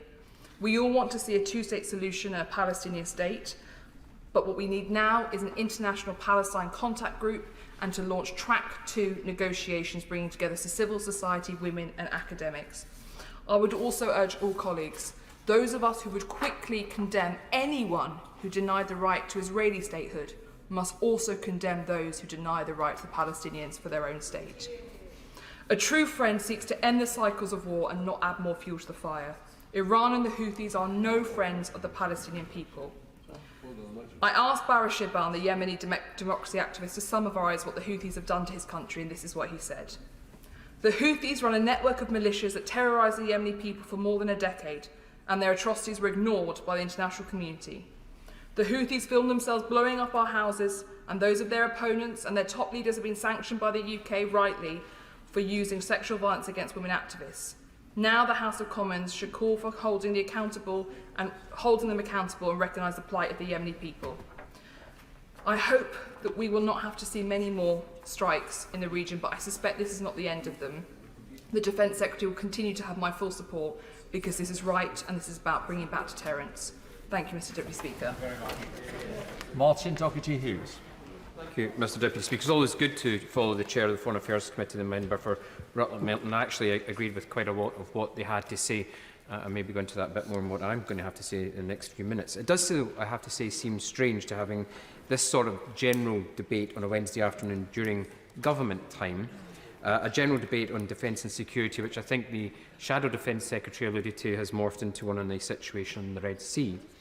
A more current and certainly more substantive topic, but I have to say one which will still allow me to make the same points I was actually going to make in a general debate, but within the frame of what is beginning to look like, and I hope I'm wrong, but it was what increasingly looking like some type of long-term commitment. Now, those of us who do speak, Mr Deputy Speaker, on defence on a regular basis, and I see some familiar faces here today, can probably finish each other's speeches by now. You've probably seen it on the odd occasion. Whether we be colleagues from the Defence Select Committee, and I see the member for South Dorset is in their place, or ordinary members interested in the subject, we tend to be a very dedicated bunch. And while I certainly don't agree with everything that everyone has to say, Mr Deputy Speaker, I certainly always learn a lot from the contributions from the people like I see my right honourable friend, the member for New Forest East, or indeed, I know that no longer in the place, the member for Raleigh and Wickford. It is to say that when it comes to debates such as this, the last thing on a Wednesday, you usually have to actually care to take time to participate. And that's why it is, I have to say, from my perspective, frustrating time and time again that the rhetoric, it seems, of the government around our defence and security, with the current situation as a case in point, so rarely matches, again from my perspective, the action taken, and why I sometimes wonder if His Majesty's government pays so little heed to the contributions of those on their side of the House. Because the question is, who are they exactly listening to? But before I explore that much further, maybe add to what the Chair of the Defence Select, the Foreign Affairs Committee said, let me also state the obvious, that the Houthis are a movement is an obstructionist, anti-Semitic, theocratic death cult that has violated human rights and international law at every step of the way. And its current strategy not only continues these violations of international law, they seek to use the suffering of the Palestinian people in a way which cannot be justified. However, and this is maybe the point where I will distinguish my remarks not only from maybe the government but also from the shadow, the Labour bench, is that just because current events in Palestine are not the cause of the Houthi attacks on shipping, Mr Speaker, from our perspective, it does not mean that they are not symptoms of the same phenomenon, namely Western indifference towards the region followed by periods of intense military involvement, and little effort, I have to say, has been made to address longer-term issues. Now, I and my SNP colleagues gave the first round of strikes against the Houthi targets qualified support, Mr Deputy Speaker, earlier this month, and we do so again with the latest strikes. But as we begin to slide, I will briefly, but I do want to move on quickly. I just wanted to probe him slightly on his comments about the West not being involved into the region until something strikes up, because it was the Royal Navy and it was other navies who were protecting shipping from piracy from Somalia. It's the Royal Navy that has bases in Bahrain to help support shipping through the Straits of Hormuz. The West is involved in the region. It may be highlighted more now, but I just wanted to clarify the Honourable Gentleman's comments that he's not suggesting that we have not been involved in the region until now. I think it's an interesting point to make, and maybe he turns to the points made by his honourable friend, the Chair of the Foreign Affairs Committee, about the diplomatic effort. And I thought her point about Arab-led initiatives was a point well made, and maybe the government should be listening to that as a future intention. I think that's more to the point, rather than engaging in military action, which has been ongoing for some time. But as we begin to slide towards, as I was saying, Mr Deputy Speaker, it also seems inevitable to a longer-term commitment. It cannot be said enough that the what, the how and the why of UK grand strategy are, at least from my perspective, dangerously out of sync. Now, let's start with the Defence Secretary, and I see they're no longer in their place. His keynote announcement last week that the era of peace dividend is over and 2024 will mark an inflection point. Now, on the surface, this is a pretty banal observation. Whether we call it the polycrisis or we talk about the age of grey zone conflict, those of us who come to these debates on a regular basis have been talking about the possibilities of this type of thing happening ever since I at least arrived in 2015, and others from even longer. Now, I'm not sure how 2024 is going to be anywhere near the inflection point that 2014 or indeed 22 were indeed themselves. Nonetheless, it is a bold statement from the Secretary of State, and it's important to say that he also backed it up with an announcement of a £405 million investment in so-called drone-killing Sea Viper missiles. Now, on the surface, it would seem that the Secretary of State has got his why and his what sorted. We just need a how, And that's where I think we begin to run into trouble. Because for all of the highfalutin rhetoric from main building, I'm not sure there's anyone here who really believes that we're going to meet the how in the form of an increase in defence spending to meet these new threats, given the disastrous state of the MOD's finances as seen in the latest NAO report. Now, we are in the middle of a cost of living crisis, Mr Deputy Speaker, as we all know well. Inflation seems to be coming under control, is only worse in the defence sector. And the proliferation of the US dollar-dominated contracts is not actually going to make things easier, especially with a soft pound and with the reality that we are actually now living in one of the poorest countries in Western Europe. Any increase in defence spending at this time means a cut elsewhere in that budget. That's simply a reality. And while there are those, particularly on the opposition benches, who are brave enough to say that they would like to make cuts elsewhere to do so, I have absolutely no indication from the government that they intend to do so. Indeed, whilst I'm no economist, Mr Deputy Speaker, hard to believe, would you think, but I believe practitioners of that special art call this a revealed preference.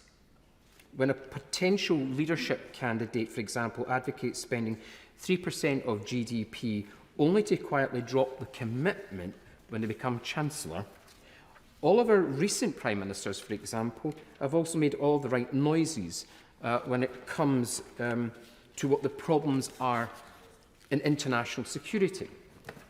But none of them, at least from my perspective, have met the challenge with a significant increase.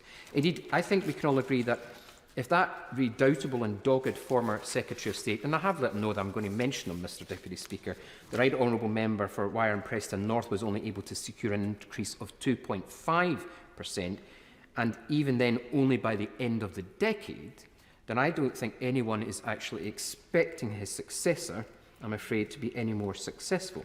And I should point out, I say this is something of a sceptic about increasing the defence budget, or even the value in such arbitrary targets.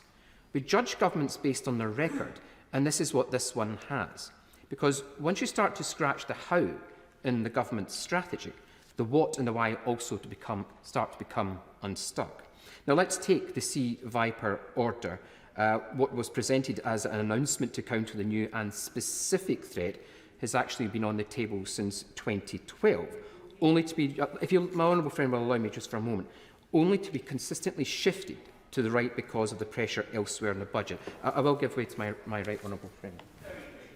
And I regard him as my honourable friend too. Before he leaves the issue of percentages spent on defence, would he not agree with me that, crude though they are, these are indicators of a national priority? And the trouble is, if we don't spend enough on defence in peacetime, and then a conflict breaks out, and now we're beginning to hear talk of having to be prepared for major conflict in the next decade or two, we will be spending vastly more than 3 or 4% on defence. So how much better is it to spend a bit more in peacetime to prevent the conflict? And how much better than that is it that America should realise that investing in Ukraine's effort is also helping to raise that deterrence threshold? Honourable friend, for that intervention, because whilst I agree and I disagree and I don't disagree, because I think if there had been a sustained investment in the ministry on capability, we probably might not find ourselves in a situation, and of course he is welcome to stay for my adjournment debate on the nuclear infrastructure, where we might go into that, the number crunching in far more detail. I think you might maybe try and pass that one off. Now, Mr Deputy Speaker, let me say, as far as being a simple drone killer in relation to Sea Viper, it is a sophisticated ballistic missile defence system that has been in development since the 1980s. And each Aster 30 missile cost £2 million a pop. Now, whoever in main building thought it was a good idea to call it a drone killer evidently hasn't done the cost-benefit analysis on taking out mass-produced Chinese drones costing £100 with a £2 million missile. Now, this is before we even get to the platforms delivering this capability. Now, the MOD is now officially refusing, and the ministers who are in their place might be able to correct me, refusing to disclose publicly the size of its escort fleet. Something which probably the Houthis probably already know. And maybe it's in one of the TikToks that the Honourable Member, the Chair of the Foreign Affairs Select Committee mentioned. They're refusing to disclose the size publicly, something which got a bit of a play last week as well, although which should bring us pretty quickly to consider the why of all of it. If you can all agree that we are living in a world, Mr Deputy Speaker, of increasingly complicated and interlinked threats, then why is the Red Sea important to the UK in all of this?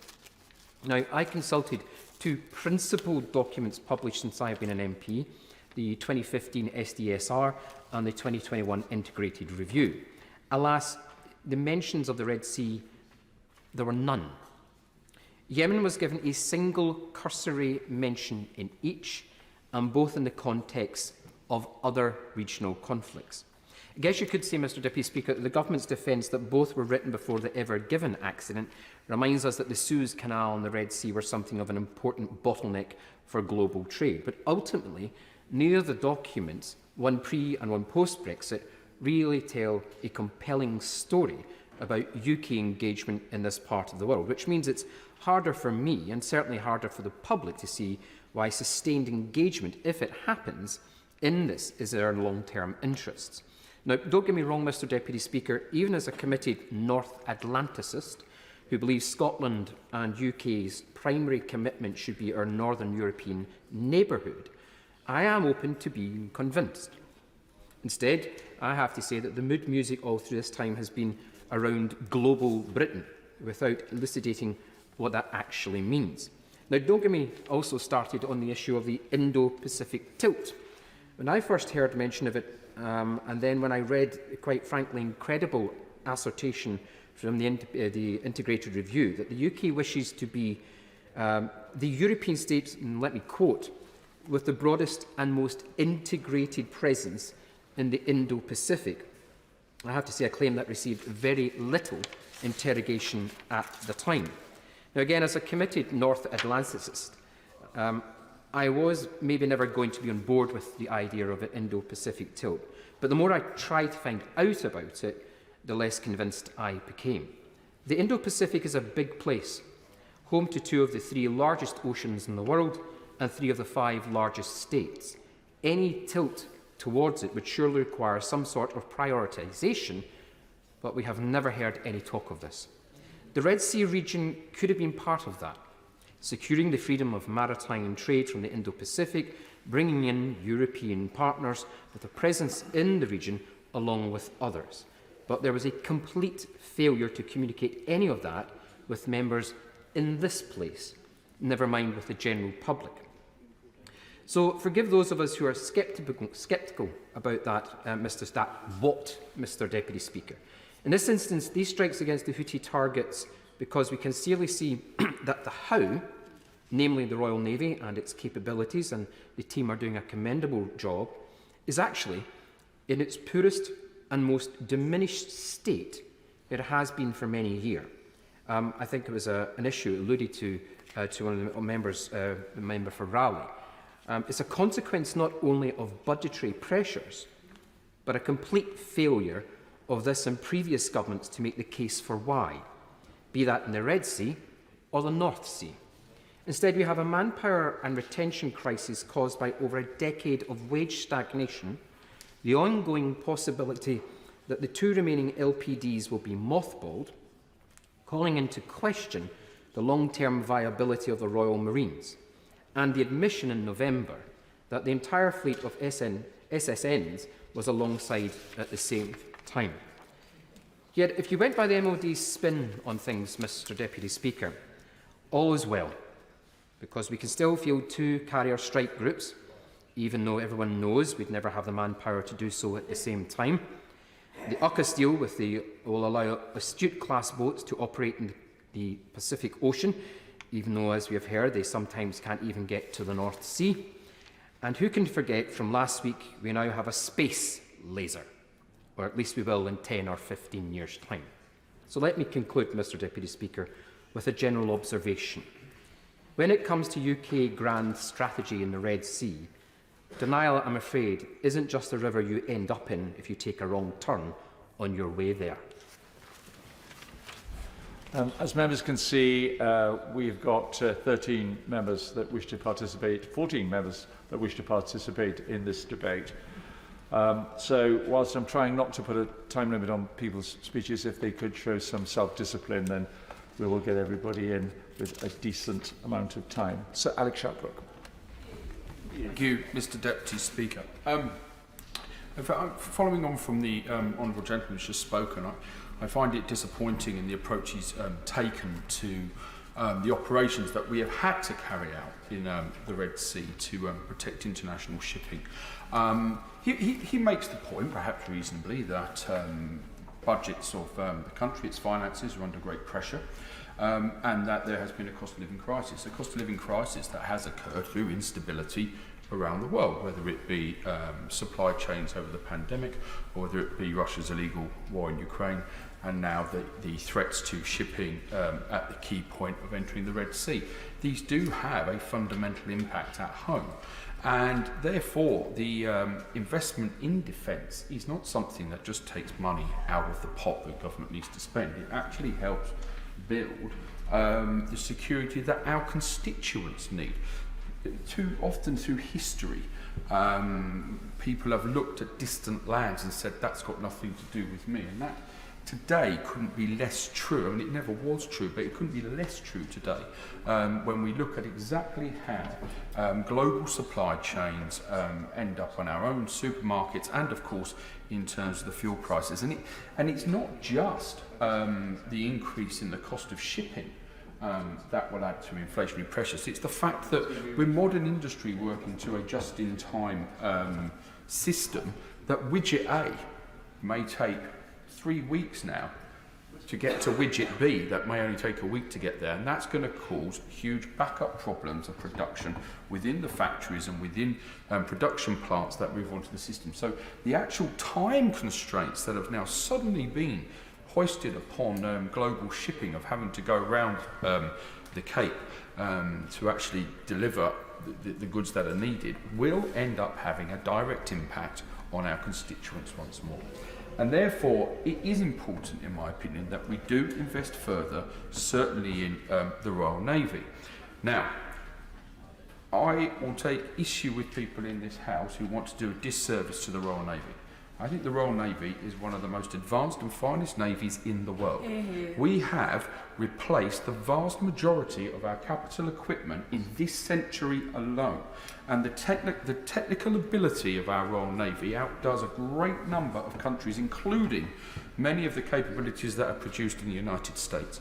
The Type 45 destroyer was a visionary destroyer and allows wars to be fought in a way that were not feasible before. And with the production of the Type 26s coming forward, the Type 31s, the fact we've renewed our hunter-killer submarines, we're renewing Dreadnought, we have a huge infrastructure along with aircraft carriers, which in my opinion have always had an important strategic point of view, especially when we are trying to operate alongside the Allies, and comments have been made that it's always the USA picking up the burden. I think that Britain punches above its weight by having that capability. Yeah. Where I do think we run into a problem through the MOD and its funding is that because of rules been set by previous chancellors and carried on about the difference between borrowing for capital and not spending on revenue and how that's worked out, that it's always been easy to produce a capital spreadsheet to produce more ships, but no one ever looks at, well, how much revenue are we going to need to keep those ships running, keep them serviced and crew them.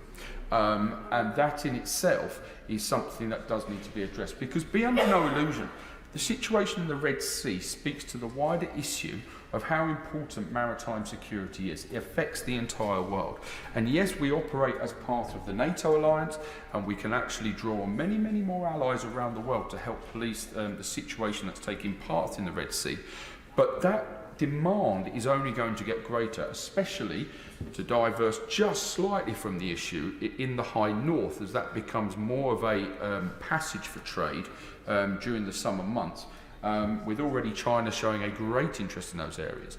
And I don't think it can be dismissed of how there is an arc forming around the ability to disrupt trade and disrupt maritime, which all seems to emanate, or at least is influenced from Iran. It's already been mentioned about the influence that Iran is having around Houthis, around Yemen, and its issues with Hezbollah. But we know that it is also now arming Russia. We know that the Russians are doing everything they can to stop the grain getting out of Ukraine. Now, with the blocking of the bottom of the Red Sea, which is going to once again increase the ability to get vital food stocks to areas of the world, as mentioned, that is going to lead to starvation, and not least in countries such as Lebanon, which is an unstable country as it stands. It has a huge economic crisis, not recovered from the explosions at the grain silos. It's heavily reliant on the grain that comes from Ukraine. But again, that would suit the narrative to cause instability in another country neighbouring Israel and in that region from Iran's overall objective. And as my honourable friend for Rutland and Melton made perfectly clear, that it's these tiny activities that Iran take part in that doesn't lead to suddenly having to say we're not willing to tolerate that. I think we also have to be aware, though, that we always look at these issues with Western eyes. And actually, when those countries look eastwards, they have allies. You know, Russia has been able to trade with many, many countries to the south and the east of it, and Western sanctions only go so far. So,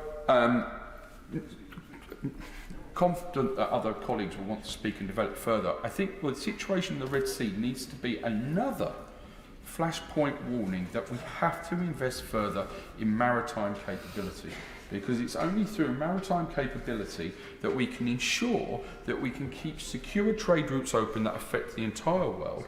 The investment that we make now has a direct impact on our constituents and their ability to deal with cost of living. This isn't a situation thousands of miles away. This is a situation on even the corner shops in our villages. Andy Slaughter. Thank you very much, Mr. Deputy Speaker. The freedom of navigation and maritime security upholding international law are fundamental principles, and this country, along with international partners, has a duty to uphold them. We've heard about the economic consequences. The disruption caused by what is happening in the Red Sea at the moment is not only a threat to peace there, but throughout the region. But these are also, as the Defence Secretary and the Chair of the Foreign Affairs Committee said, these are complex and historic issues, and they will need political solutions to be resolved in due course. These are very long-standing disputes with very complex origins, whether that be the influence of colonial powers in the past, whether it be communal, religious, ethnic rivalries, whether it be the struggle for oil and other natural resources. And I don't claim to be an expert on this, but certainly there are parallels with what happened in the 1960s with the North Yemen Civil War, the Aden emergency, which led to UK forces and occupation of Aden, which had begun in 1839, ending in 1967. Much of this does have very ancient origins. However, as a note of caution, and I hear exactly what is said by many speakers so far in relation to conflating the actions of the Houthis in Yemen with what is happening in Israel and Palestine. Nobody should be naive to think that the Houthis are doing this for humanitarian motives, that they are doing this for unselfish motives. They are entirely, I think the Defence Secretary said, opportunist in what they are doing in that way. That is not necessarily the way that it's seen in the Arab street. It's not necessarily the way that it's seen by our constituents, and so we have to address that issue head on. The priorities that are given to dealing with attacks on shipping in the Red Sea should also, many of my constituents say to me, be the priorities for dealing with attacks on human life in Gaza and where else they occur, including, of course, in the Yemen. And by that, I mean that, well, let's look at what the Prime Minister said, if I understood him correctly, at Prime Minister's questions today.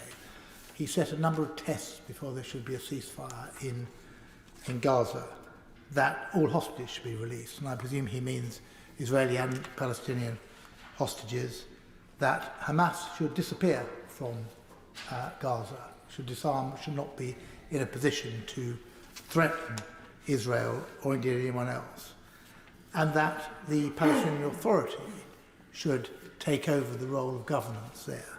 Now, nobody was more pleased than I if those three criteria could be met. And indeed, I'm sure that hostage release and swaps will be part of any ceasefire, even a temporary one. But how realistic is it to expect that Hamas is going to disappear overnight, or that, to use their own phraseology, that the Palestinian Authority are going to ride into Gaza on the back of Israeli tanks? I do not believe that is a realistic assessment of where we need to go before a ceasefire occurs. In a similar way, that when the government is asked, it often is, and indeed the Prime Minister was asked again by the leader of the Scottish National Party earlier on Prime Minister's questions, does he believe that war crimes have been committed in Gaza?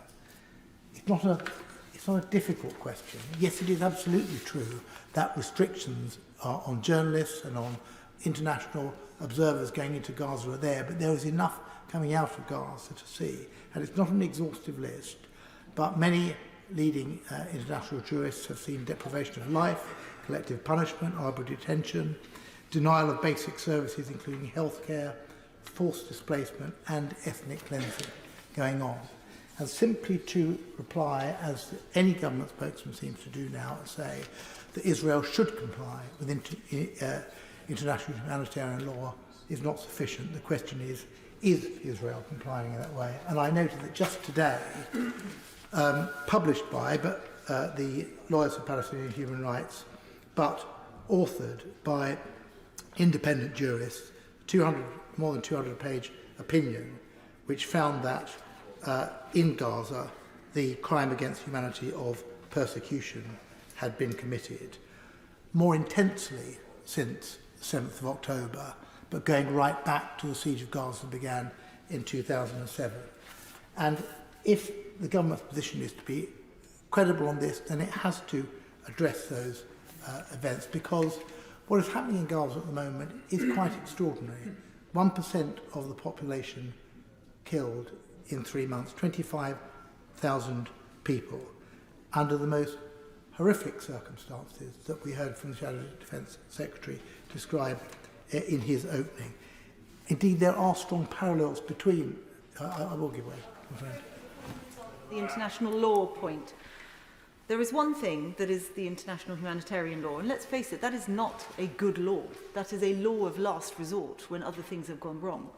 The other side to it, perhaps the side that we can take as politicians, is the side of morality. What is the right thing to do? What is the humanitarian thing to do? What is the human misery thing to do? And that is why the immediate bilateral ceasefire is so important. There is a choice. They can... the ICJ, the ICC will be looking at the war crimes, and I think it's right to let the courts do their job. But the government could have also taken a moral judgment. Is this right? Would he agree with me? Yeah. I think I always agree with my friend on this issue, not on other issues, but on this issue. And she's absolutely right, and she has some very personal, clear knowledge of this, and she is herself, because of where her extended family are in Gaza, under particular strain, and I pay tribute to the fact that she is able to continue to maintain the objectivity that she's just shown in the comments that she's made. Will my honourable friend give way? I will briefly. Thank you. I'm very grateful to my honourable friend. We've just had a debate in Westminster Hall, which was specifically on human rights, and Gaza obviously came up, and it was revealed during that debate that the Foreign Office had sought evidence from their legal advisors as to legality of actions that have been taken by by Israel. Going back to the 10th of November, we didn't have a satisfactory answer actually from the Minister at the debate. But if that is the case, should the government not be publishing that advice? And I understand since the new Foreign Secretary arrived, he's also asked for a review of that legal advice. I can only say that I agree also with my honourable friend. The number of deaths that are occurring on a daily basis and continuing to occur, mostly so far through military action in Gaza. But now we've reached the point where the number of deaths through privation and disease are overtaking that. And there is a strong parallel here with what happened in Yemen. About 150,000 people, mainly civilians, have been killed in Yemen over the course of the civil war that began in 2014. About another 200,000 at least have died through disease and privation as a consequence of that civil war. And we are at that tipping point in Gaza now. And yes, those are higher numbers, but over a much longer period of time. But many of the same arguments apply, and I don't think there is any member in the chamber tonight who would not wish to see the end to the suffering, both in Yemen and in Gaza. What needs to happen is a ceasefire, an end to hostilities, and pressure from the UK alongside partners could play a much bigger role in achieving that. What secondly needs to happen is aid and reconstruction, but that does need much more of a permanent peace, because many of the donors who have contributed, including EU and UK donors, to that reconstruction in the past, have seen that money then wasted by further military action in that way. And what's also needed is better governance and the support for civil society. And one of the most cynical things that's happened since the terrible and tragic events of the 7th of October, and we all feel for the people of Israel and what they suffered then. But the response in terms of not just going after Hamas, but destroying not just civilian neighbourhoods, but civil society, destroying law courts, destroying parliament, destroying records office there, appears designed to make Gaza ungovernable. And so that has to be addressed as well. One could say make exactly the same points in relation to Yemen. These are two of the great catastrophes going on in the world at the moment.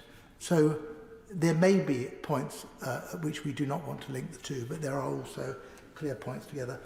The exception to perhaps that, the point that goes further in the case of Gaza and the case of Yemen, is that what we are dealing with in Gaza is occupation. And that puts it into a different category.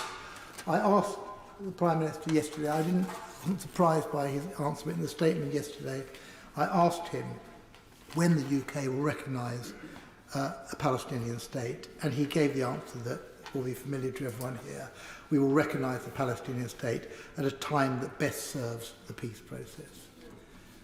Mr. Deputy Speaker, that time is now, or it is nearly now, because it is impossible to have serious negotiations towards peace unless it is between two sovereign states, and notwithstanding the condition in Gaza and increasingly the condition in the West Bank as well. That has at least, let's not pretend that this is going to put those two countries, Israel and Palestine, on an even keel. But without, as a precondition of negotiations, the recognition of a state of Palestine, negotiations are simply not going to get off the ground. So I hope we see that change of position.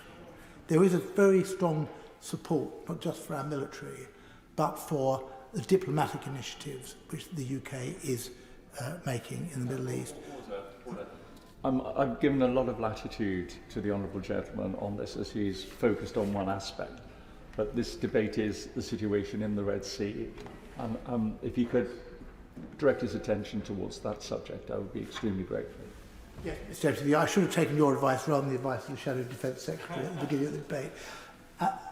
But you interrupt me at an appropriate point, because I'm concluding my remarks there, and simply to say that yes, There is strong support on all sides here, but it needs to go further. And in particular, Britain's historic responsibility in the region requires us to make that additional diplomatic effort.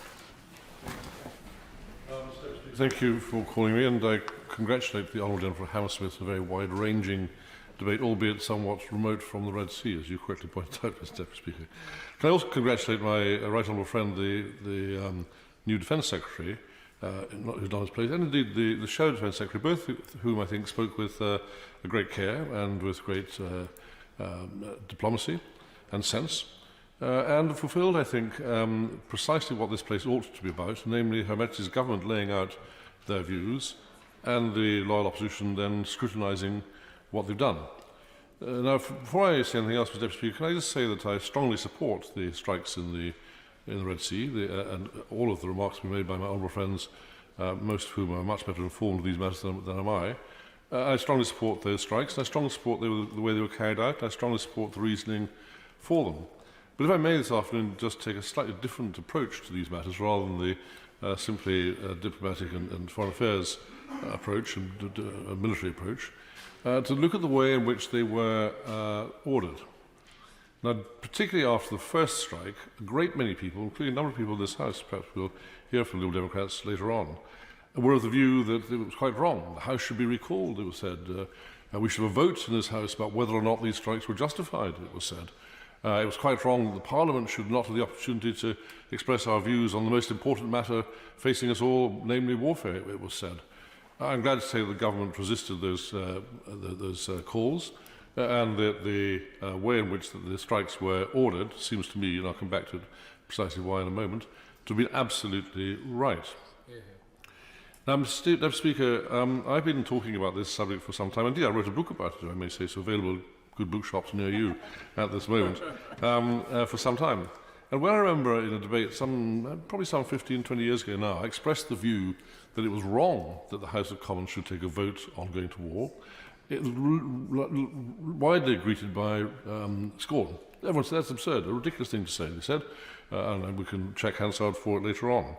And indeed, when the Right Honourable Gentleman, the Lord Hague, then wrote a long, extensive article in this matter, and he said, very straightforward, very simply, when we go to war, the House of Commons, the House of Lords must decide on it. It must be done by a vote. I'm glad to say that the noble Lord Hague, last week went through a Damascene conversion and has changed his mind on the matter, and now I think entirely supports my view on it. But equally, I think that the PACAC, who wrote a report on these matters, again got it wrong in my view. They said that they thought the House of Commons should have a vote before going to war, before deployment. Now, if I may, Mr Deputy Speaker, I take a very stringently different view. I think there are a very large number of very important reasons why that should not be the case. First, it seems to me that all pretense at secrecy would, of course, by that means be destroyed. We'd have a debate in this place and the enemy would know precisely what it was that we were planning to do. Secondly, we couldn't take that kind of decision without consulting our neighbours. It might well be that that decision was part of a NATO strike, or in this case a joint UK-US strike. Are we really to ask NATO or the United Nations or the US to wait while we discuss the matter here? And then what happens if we vote against it here, but they vote in favour in wherever else it might be? And third, it does seem to me that we are galloping down a very dangerous road, that if we ask the Prime Minister to come to this House and to share with us the secret intelligence which he has in order to make these very difficult decisions, and to share with us the legal advice that he has, and indeed the strategic knowledge that he has, he would then be exposing many of our professional supporters to criticism or indeed to attack one way or another. It would be quite wrong if he did. I don't want to know the secret intelligence, Madam Deputy Speaker. I don't want to know the legal advice. I want the right to scrutinise what the government have done after they've done it. Fifth, I think it's extremely important that warfare should not be politicised.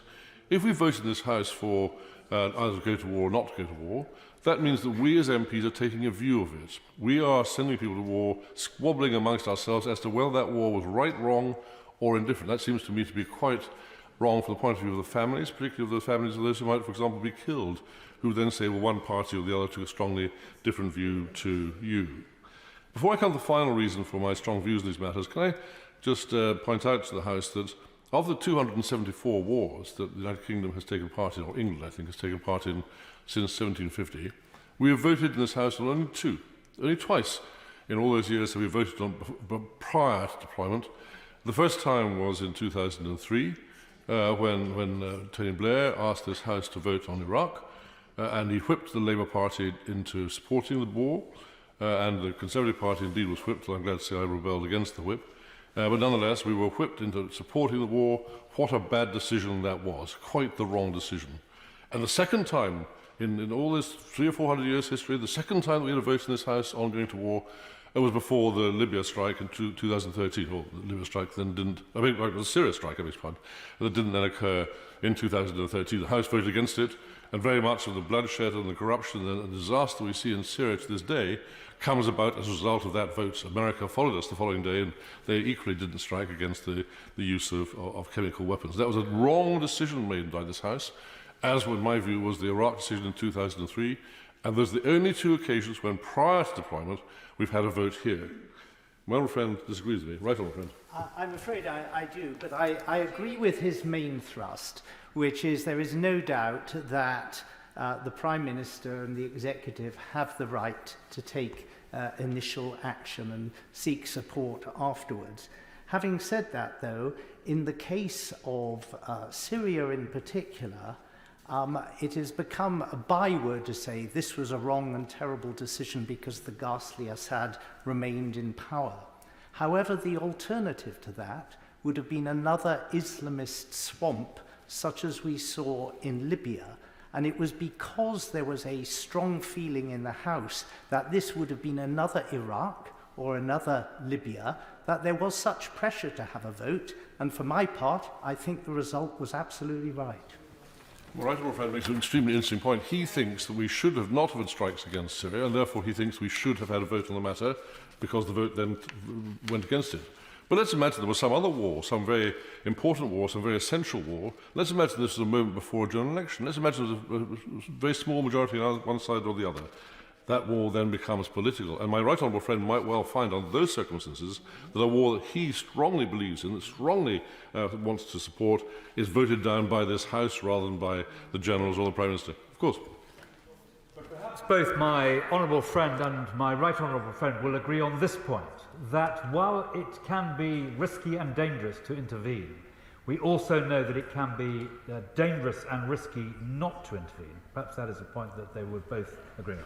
My right honourable friend makes an extremely good point. And incidentally, I forgot to mention, I'm very much welcome him to the front bench. He's doing a very good job standing in for the Foreign Secretary. But I hope you will take note of the Procedure Committee's report this afternoon on this question of how a Secretary of State who is in the House of Lords should or should not be questioned by this House. And I very much hope that the government will accept what the Procedure Committee had proposed, namely that the Foreign Secretary should be called to the bar of the House to take questions on that matter. We mustn't probably get too far off the subject, but of course. Actually, I think I'm very. So I thank my friend from giving way, and I think actually I support what he says. I think if you look at the two times that we voted for a vote on military action, both times, either one we were misled, and secondly we were stung by being misled, so we went the wrong way. And actually, as someone who was quite close to the Libyan conflict, because I saw it play out with ISIS in northern Iraq. Actually, we should have taken military action on principle over the use of chemical weapons, and by not doing so, regardless of the outcome of the Syrian war, I think we just weaken this idea of Western resolve. And I know it's can be a bit of a cliche, but if you've got a red line and dictators then ignore it, you end up in a world of pain. Both of my honourable friends are seeking to involve me in a debate about a matter that happened some 10 or 15 years ago, and which is well beyond the scope of the debate this afternoon. The point I was not whether or not striking against Syria was right, wrong or indifferent. The point I was making was it was we in this House who chose not to. And as my right honourable friend Fran Bench says, often not doing something is as bad as doing something. He's absolutely right in saying that. But it was we in this House, with our shortage of information, my honourable friend knows a lot about these things, I readily admit that I don't. It was we in this House that didn't have that information, didn't have that briefing, didn't have the secret intelligence nor the legal advice. We chose to take that decision. Now, it seems to me, Madam Deputy Speaker, that in months and years to come, as it's an extremely dangerous world we live in months and years to come, we're going to see an awful lot of these decisions taken. And it seems to me that the way that this was handled this time shows that the pendulum which swung from the divine right of kings, where the king decides on his own in the Middle Ages, through to the time in 2003 and indeed 2013 when we allowed this House to vote, albeit not necessarily sensibly, that pendulum has now swung back to precisely where it ought to be. Namely, that if we in this House take a vote on something, this House is by that means diminished.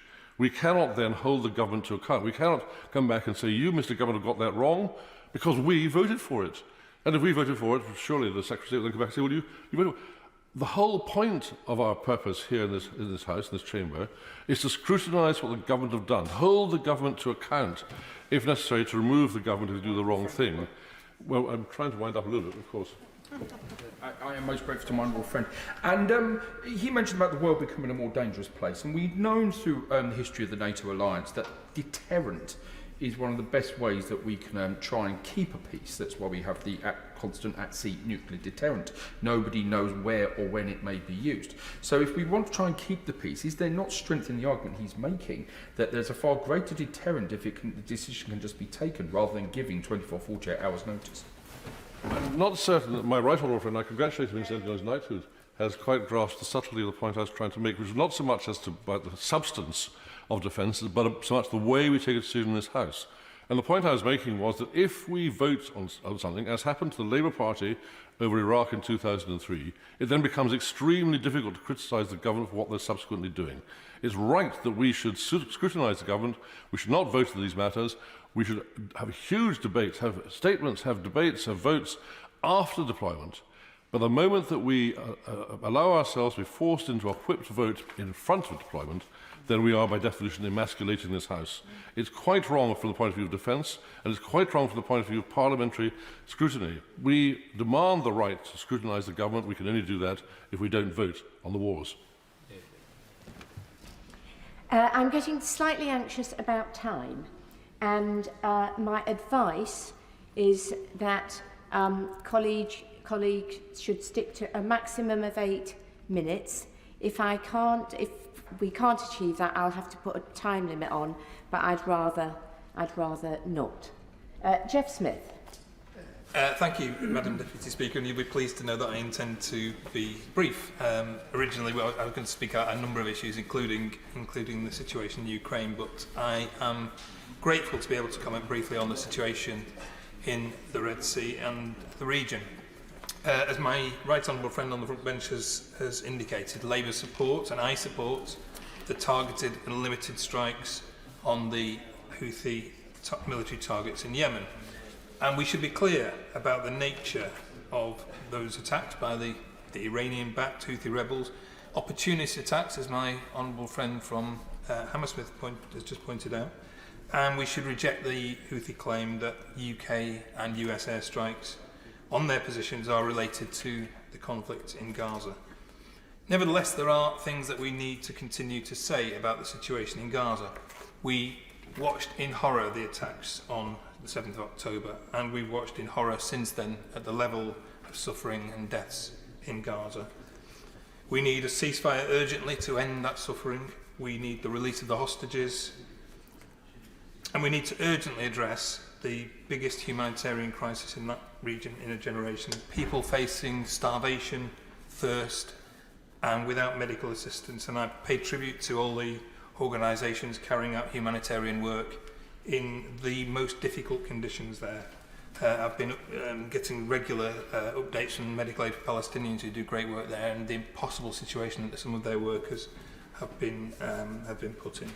The situation made worse, of course, because Gaza is not somewhere that people can get out of, and I'd encourage the government to keep pressing the Israeli and Egyptian authorities to open the crossings for aid, but also to allow the people who need to leave to get out. And I've raised with the Minister a particular case of a constituent of mine whose wife and baby daughter are on the border at Rafah, and we need to keep pressing for them to be able to get out of the crossing and out of danger.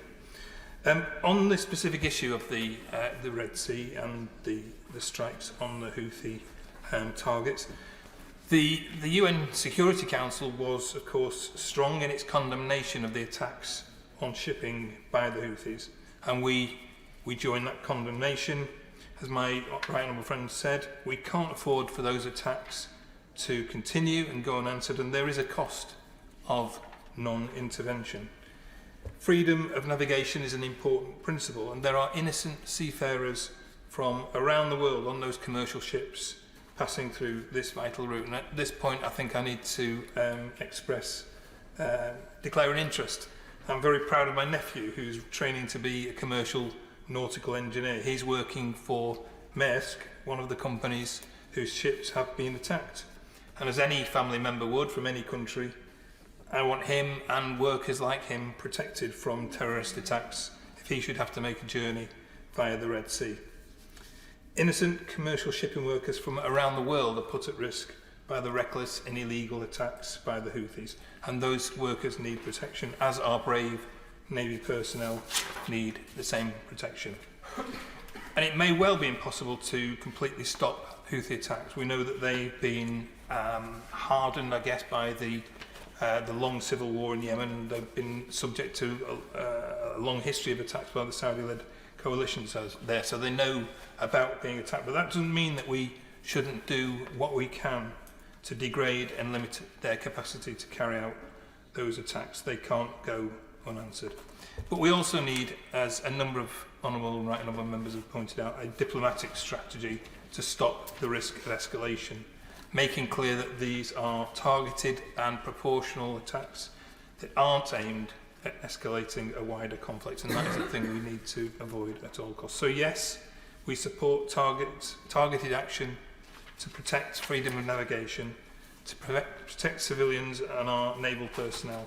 But we need a political process towards a sustainable peace and regional security in Yemen, in Gaza and in the region. And I encourage the government to continue to work for that political solution. Sir Liam Fox. Thank you, Madam Deputy Speaker. And can I begin by paying tribute to all of our armed forces who've been involved in action in the Red Sea. They always rise to any challenge asked of them with professionalism and courage, and they're a great example that our armed forces are so much more than the hardware that we invest in. Now, I accept the point that the Secretary of State made at the outset, that there is no direct link between the conflict in Gaza and what is happening in terms of the Houthi attacks and shipping in the Red Sea. But we, I think, would be wrong not to accept that there's interconnectivity between the tensions in different parts of the Middle East today. And I think that we need to understand the context of that. Back in 2020, when the Trump administration brokered the Abraham Accords between Israel, the UAE, Bahrain, and then Morocco, it was a great exercise in leadership to bring reconciliation to a part of the world that had seen too much conflict for too long. It has resulted in a big improvement economically in business and trade between the countries involved, and in people-to-people relationships, with around 500,000 Israelis, for example, visiting Dubai in the last few years, something that would have been unthinkable just a decade ago. But there was always one country that did not want the Abraham Accords to succeed, and that was Iran. They did not want the Abraham Accords to succeed because they didn't believe in a two-state solution, because they didn't believe that Israel should exist. Ayatollah Khamenei has got tremendous consistency in his views about the purity of the Islamic Revolution, his detestation of the West, and his contempt for the existence of the State of Israel. Anyone who's interested should read the book Reading Khamenei by Karim Sanjapur for the Carnegie Endowment for Peace. Iran was never going to want to see peace between the Arab states and Israel because it threatened Iran's hegemony, as it saw it, over the Islamic parts of the Middle East. And the big question was always, what would Saudi Arabia do? A major player in security of both the Red Sea and the Gulf. And when I saw the Crown Prince of Saudi Arabia on Fox News saying that every day he believed that Saudi Arabia was closer to peace and reconciliation with Israel, my first reaction was Iran will react against it. And whether it would react against it through its proxies in Gaza, funded and armed by Iran, Hamas, or Hezbollah, funded and armed by Iran in Lebanon, or whether it be funded and armed by Iran in Yemen through the Houthis. It turns out, in fact, we now see all three actually being active. And we need to understand that that axis of resistance, as Iran calls it, against the West, is something that they will keep going as long as they possibly can. They will not seek peace. They will resist peace at all times. Now, in the Red Sea, we are absolutely right, as many members have said, and I don't want to go over that territory again, to say that the Houthi threat is a specific one that we need to deal with. For the UK, 95% of our exports and imports go by sea. For the whole of the global trading environment, 15% of all global trade passes through the Bab el-Mandeb Strait. Not to act, as many members have said, would leave international maritime law in tatters, and with no deterrence there whatsoever, it would risk a bout of global inflation. We saw what disruption could do from the conflict in Ukraine. The same would be true were there to be permanent disruption in the Red Sea. And we would have disruption of vital supply chains, including food and medicines, that so many people will depend upon.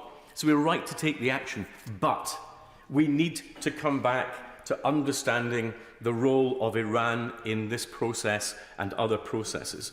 We have seen Iran develop drones sent to Russia by Iran Air to oppress the people of Ukraine. And yet Iran Air still fly out of Heathrow Airport in the United Kingdom. Why? Why is it tolerated? We've seen the money moved around the global financial system by Iran to fund its proxies, but we've still got 2 Iranian banks trading in the City of London with us within a stone's throw of the Bank of England. Why? Why is that happening? We've seen, as my honourable friend, the chair of the Select Committee, said earlier, we've seen videos of anti-Semitic speeches by IRGC generals now being investigated by the Charity Commission. The regulator is looking at footage of Death to Israel chants on an Islamic charity UK premises. And we've seen 2 of the videos showing talks by IRGC leaders talking about an apocalyptic war on the Jews. And again, as my honourable friend earlier, the IRGC actually took responsibility this week for a military attack on a foreign territory, something they haven't had the audacity to do before. So again, I ask, why are the IRGC not a prescribed organisation in this country? They are clearly involved in a wide range of activity that is dangerous in relation to Britain's national interests and our security. I have never once, when I've raised this issue in the House, been given a clear answer from the front bench as to why we will not ban Iran Air, why we will not stop Iranian banks in the city, and why we will not prescribe the IRGC. I live in a little bit of extra hope that we might get some answer tonight. Very briefly, I give way to my honourable friend. Thank you. The answer that the government so far has given on the IRGC is that because it's an arm of the state, it is very difficult to prescribe an arm of the state. I'm not saying I agree with that answer. That's the answer given. Is there a way around it? It's an answer. It's not a very convincing answer, Madam Deputy Speaker, and I hope we get better from my right honourable friend, who I know is well capable of giving us greater detailed answers than that tonight. We actually face a choice in the Red Sea and beyond. We are either going to deal with the political problems that we face, or rather than the rosy future that the Abraham Accords offered us, we can go back to 1971 with a radicalised generation in the Middle East and return to all the problems we saw, hijacks and Munich and all the things we thought we had left behind us. We need to drive a solution. There must be, as the Prime Minister said earlier this week, a commitment to a 2-state solution, and it's not acceptable for anyone to put a political block on that. We need to see security guarantees given for both Israel and the Israeli people who have a right to live in peace and any future Palestinian state. That will require an international peace agreement. It will require the United States and Saudi Arabia and others all to be willing to commit to that peace. It will require a new way of looking at the politics in the region, and it is right that Hamas cannot be part of that if there is to be any way forward. And there will need to be massive economic reconstruction in the area as we go forward. And to end, Madam Deputy Speaker, if I can just say what I said before in the House, and that is, when we look at the whole region, that peace is not just the absence of war or conflict, but the freedom from the fear of conflict or oppression or terror. It comes with concepts of rights that have to apply to all people, and not just rights and dignity, but enforceable rights and dignity. And only when all the people of the Middle East, the wider region, can actually have access to all of these, do we have any chance of achieving the peace that is not just part of their security, but part of our security? Leila Moran. Thank you, Madam Deputy Speaker, and it's an honour to follow the right honourable member from Somerset, because I agree so much with what he just said, and in particular, the way that he's set out how Iran, decides to back many different groups that will cause chaos, and actually the root cause here needs itself addressing. And it feels that when you talk about the Middle East, whilst I am half Palestinian, we lived in Jordan for 5 years just after King Abdullah passed away. We were in Egypt just after the Arab Spring. And so my link to the region is not just by blood, we were there. It feels like you're playing 3D chess while spinning round most of the time, trying to understand who's in, who's out, what's happening.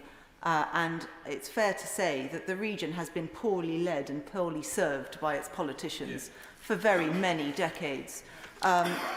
Arabs are proud, intelligent, capable people who have every right to live in dignity and security as anyone else.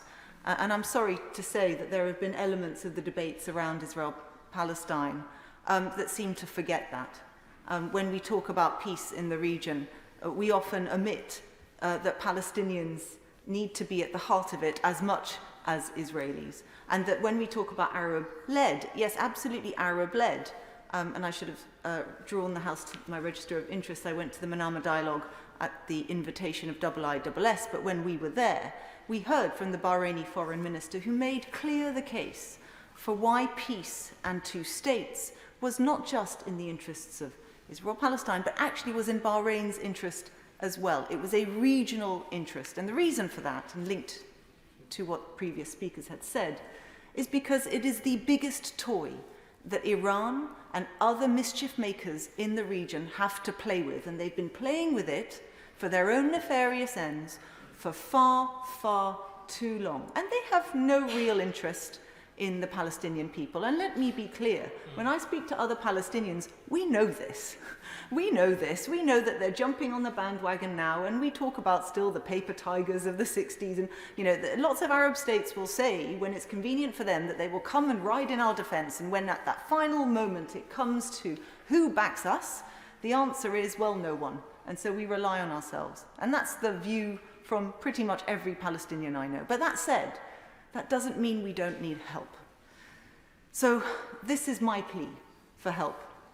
Two states is not just in the interests of Israelis and Palestinians. And can I just emphasize Israelis as well, because the peace camp in Israel has taken an enormous blow as well in this. It was, let us remind ourselves, very many peace activists who have been taken hostage, who were disgracefully raped. Hamas is no friend to the Palestinian cause either. But this war has driven ordinary, peace-loving people into the arms of the extremes of the debate.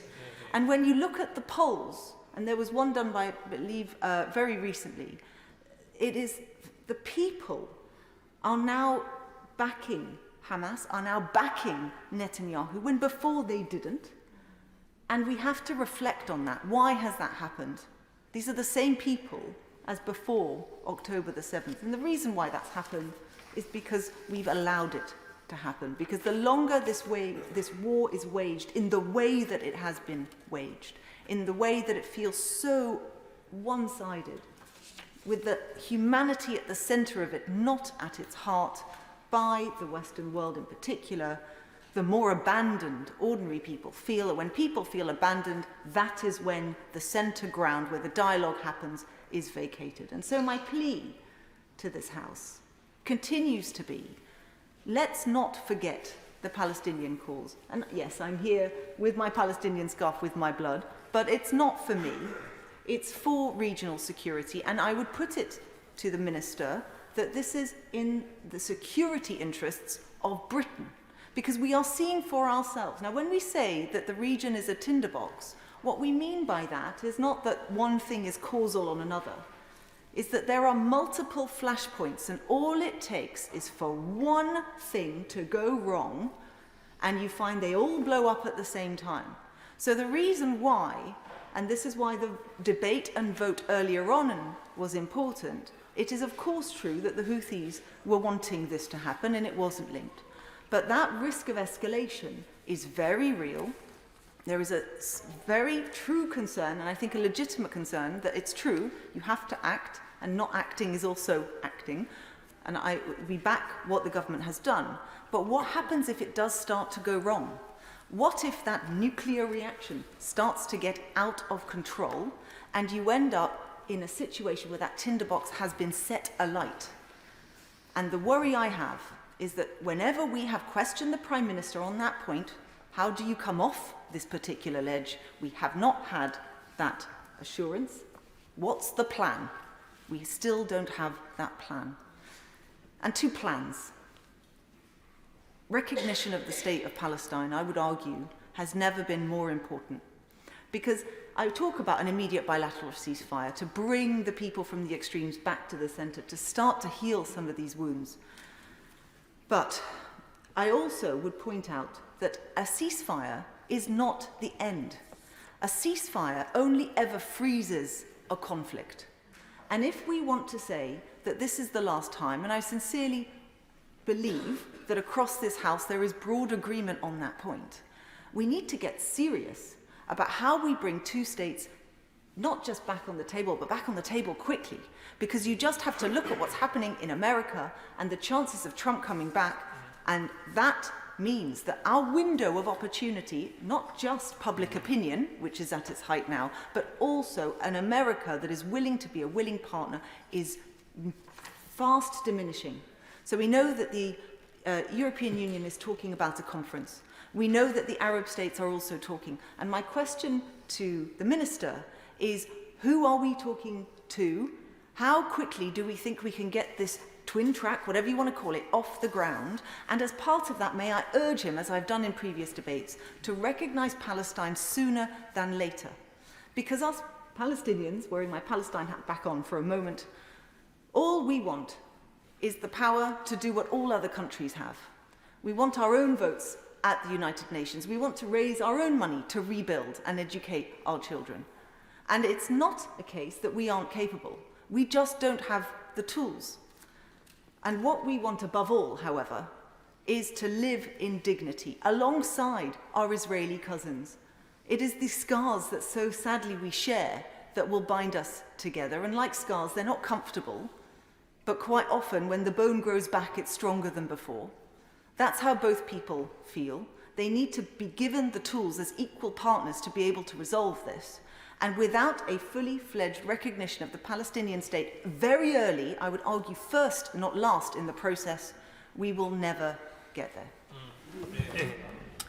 Flick Drummond. Thank you very much, Madam Deputy Speaker, and it's an honour to follow the Honourable Lady from Oxford Western Abingdon, and I think she spoke very wisely on many of the issues, and I suspect the Minister will have listened to that carefully.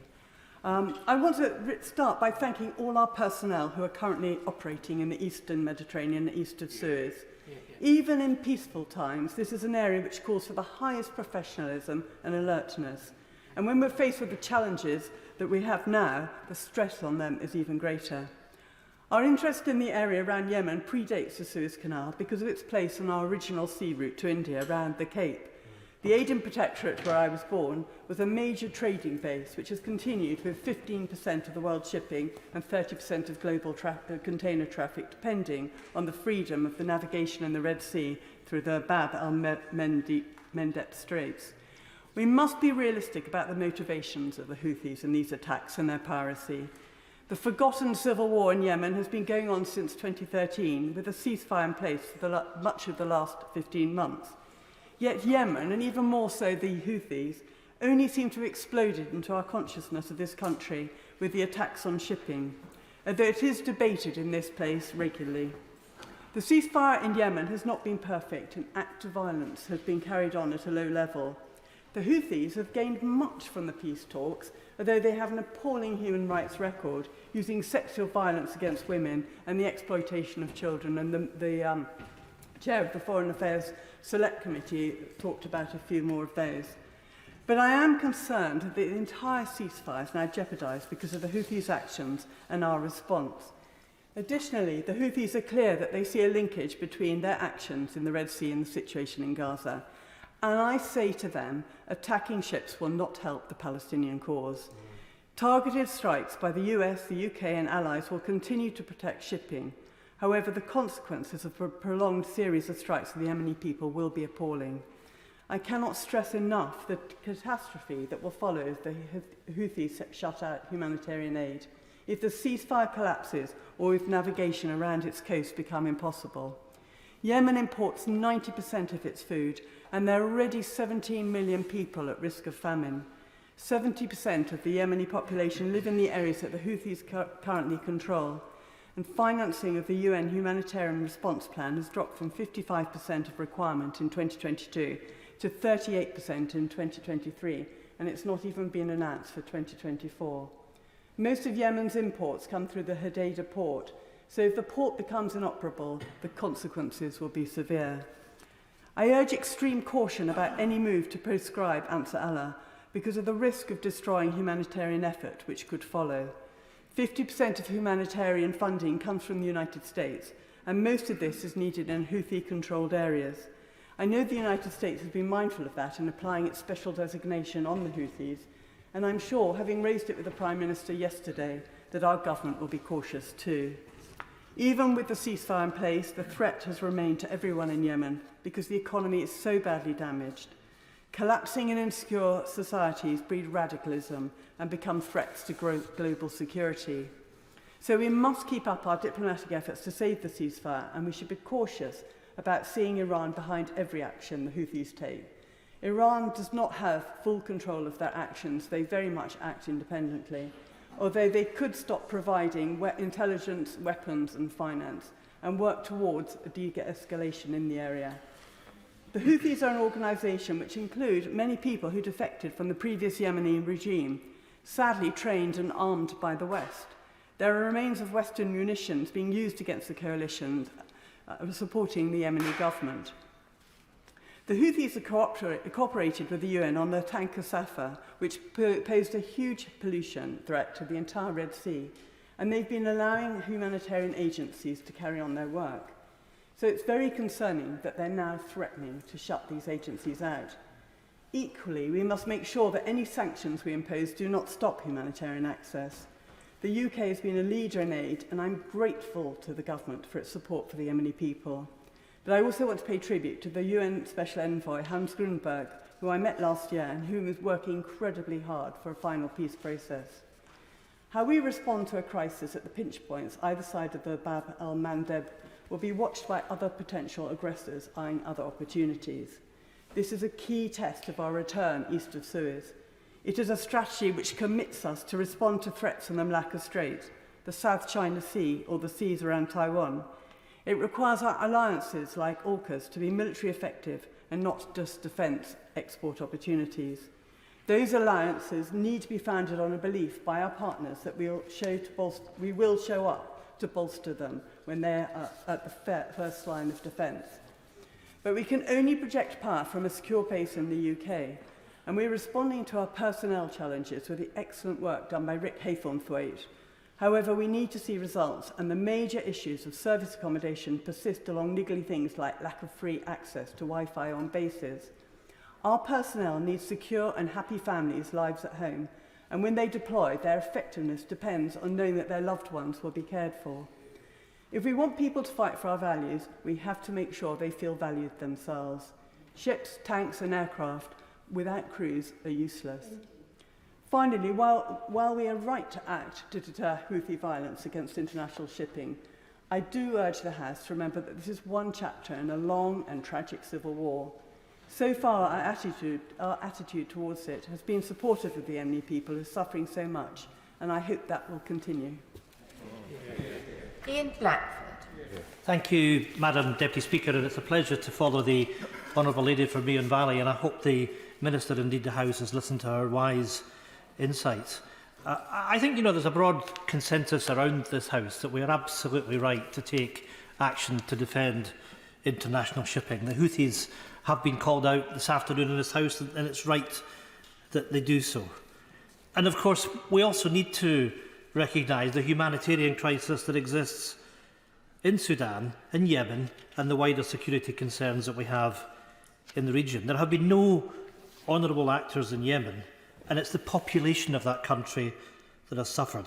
Famine has gone hand in hand with war in that country.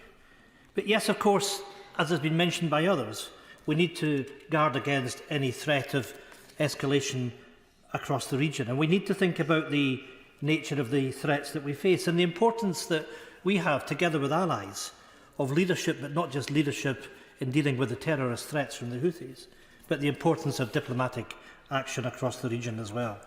Acting together with our friends and allies in Europe, and of course through the agency of the United Nations, as has just been mentioned. We must recognise, though, the dangers of sleepwalking into wider conflict, not just here, and the bad actors that we face, the intentions of Iran, the challenges that we face with Putin and Russia, the challenges that we face with China, and indeed with North Korea as well, and the importance that we must have in this House of making sure that we deliver peace and stability throughout the world. And when we add to that the threats of disinformation and misinformation, and of course the polarisation that has been seen through much of our politics, these are issues that go beyond the Red Sea, but it's important in all of this, whether we're talking about in Yemen, whether we're talking about in the Middle East, that we win the hearts and minds, because we have to challenge that spiralling regional instability. So today, when we consider the Red Sea, it has to be seen as part of a broader landscape around the world of instability and the geopolitical threats that we face. Whilst there is no link, as has been said by many others, to what's going on in Gaza, we need to reflect on what is going on there. And I guess that the awful events of the 7th of October last year will forever remain with all of us. And of course, there must be peace and security for Israel. It is the time, though, to recognise that Palestinians have rights and the Palestinian state must be recognised as well. And dealing with that threat and removing Hamas does not mean to do so that you have to flatten Gaza. And of course, we're now living with the humanitarian crisis that we see as a result of that.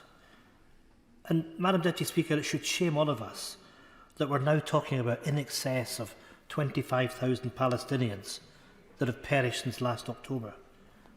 Innocent civilians, but being targeted for what? And we must not lose sight of the legitimate rights of the Israelis and Palestinians to find peace and harmony together. To deliver that two-state solution is the only way of resolving conflict in that war-torn region. And we must now redouble our efforts to make sure that out of this crisis that we do deliver that peace, that we do deliver hope for the Palestinians, for the Israelis, and for all of us.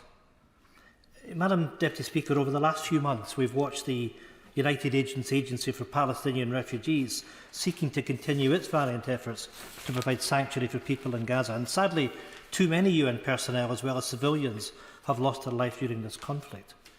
Whilst the UN humanitarian agencies have done their best on the front line, the UN Security Council has been paralysed, as it has been for decades, through the power of veto.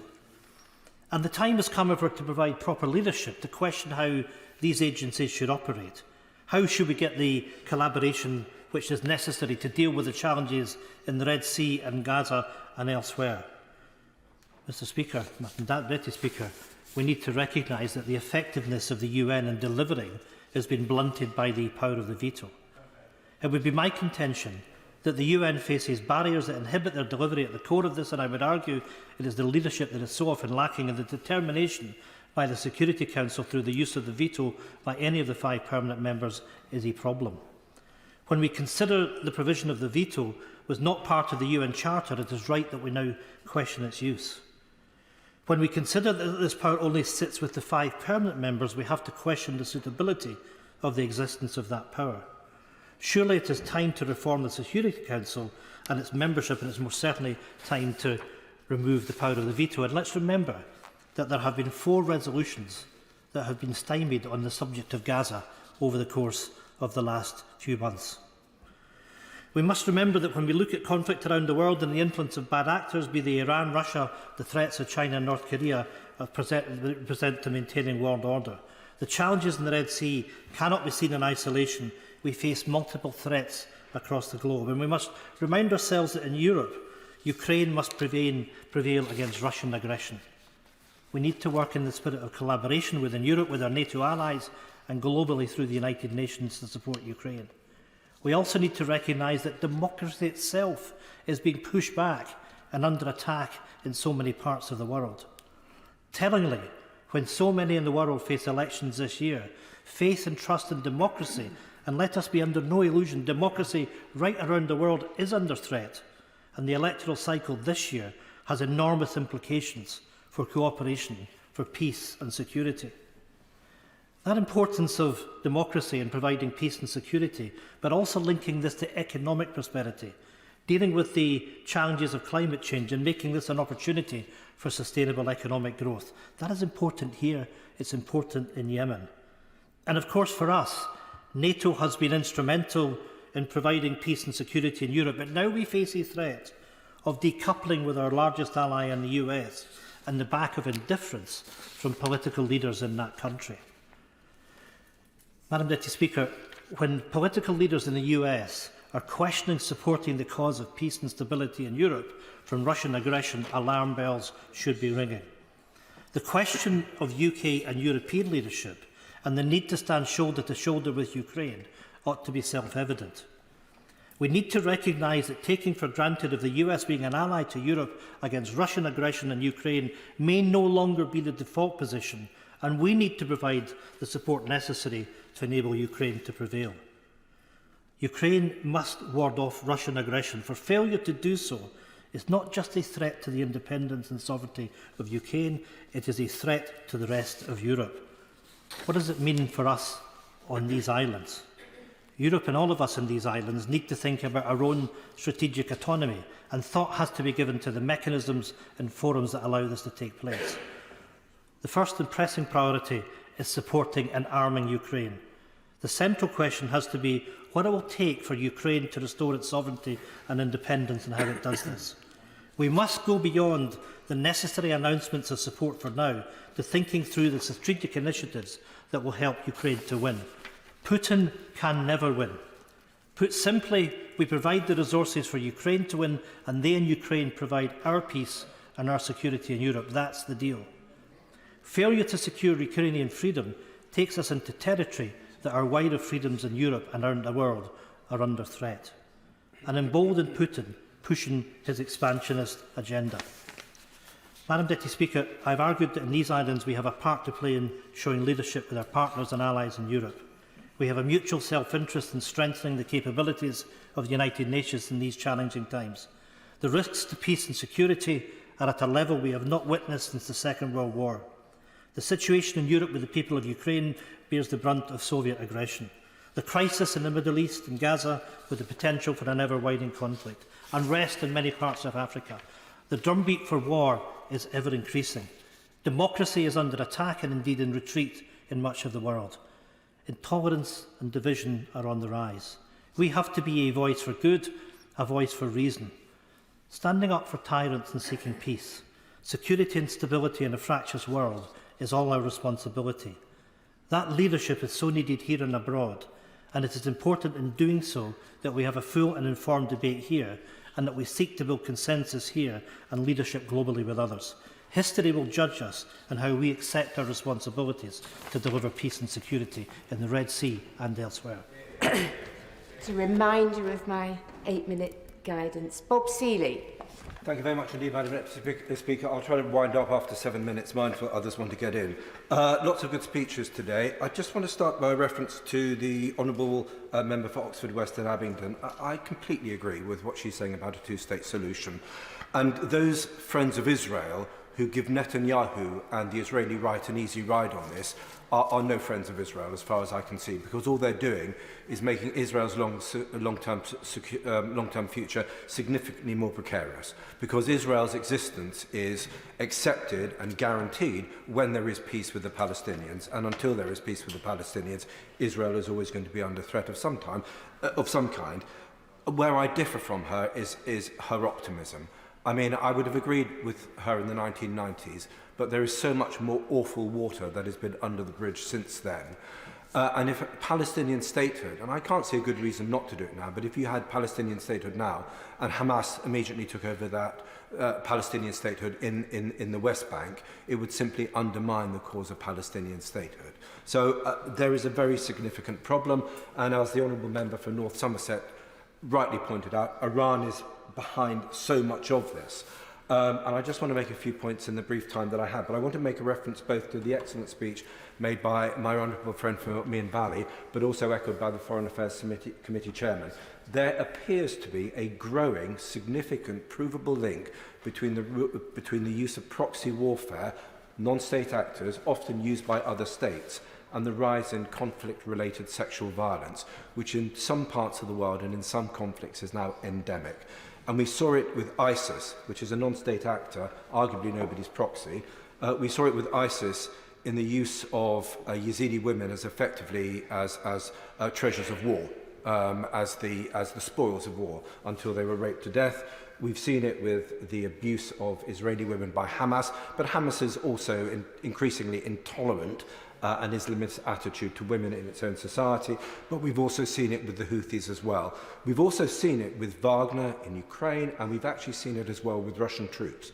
So either you've got occasionally some state troops, some non-state actors, but also proxies, and there is an increasing link, an increasing casualness with which sexual violence is used in conflict, which I think should disturb us all.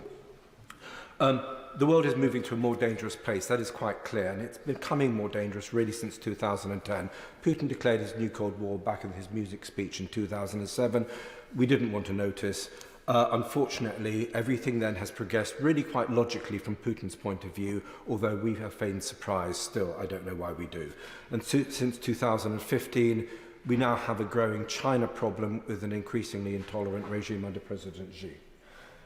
There is a battle for humanity underway in the 21st century between open societies and closed societies, between societies where AI and big data is hopefully going to be used to improve the quality of human life, and in places like Iran and China and Russia, where AI and big data will be increasingly used to control people, control societies, and effectively, in an Orwellian state, to prevent people from even rebelling, because you'll be able to identify, according to algorithms, when they are about to rebel, when they are about to fight back and do something about it.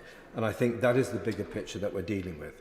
And I think what is particularly concerning at the moment is that we have, in several areas of the world, conflicts between united Axis powers, if I can call them that. So out of 3 potential conflicts underway at the moment, or about to be, Ukraine-Russia is a hot war, where the Russians believe that we are directly involved, although we believe that we are indirectly involved.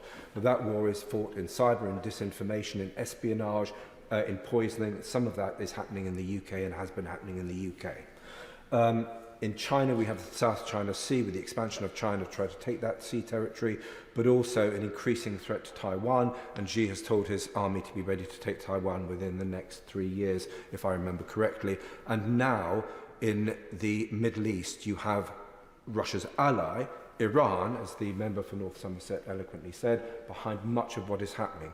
Iran now has 22 proxies. In Bahrain, it has 2 or 3. In Iraq, it has at least 6, some of whom are rocketing UK and US forces. Where else? In Lebanon, it has Hezbollah, potentially its most powerful. In Syria, it's strongly aligned to the regime. So it's not a proxy, but the Syrian regime is heavily dependent, has been heavily dependent on Iran to fight its wars.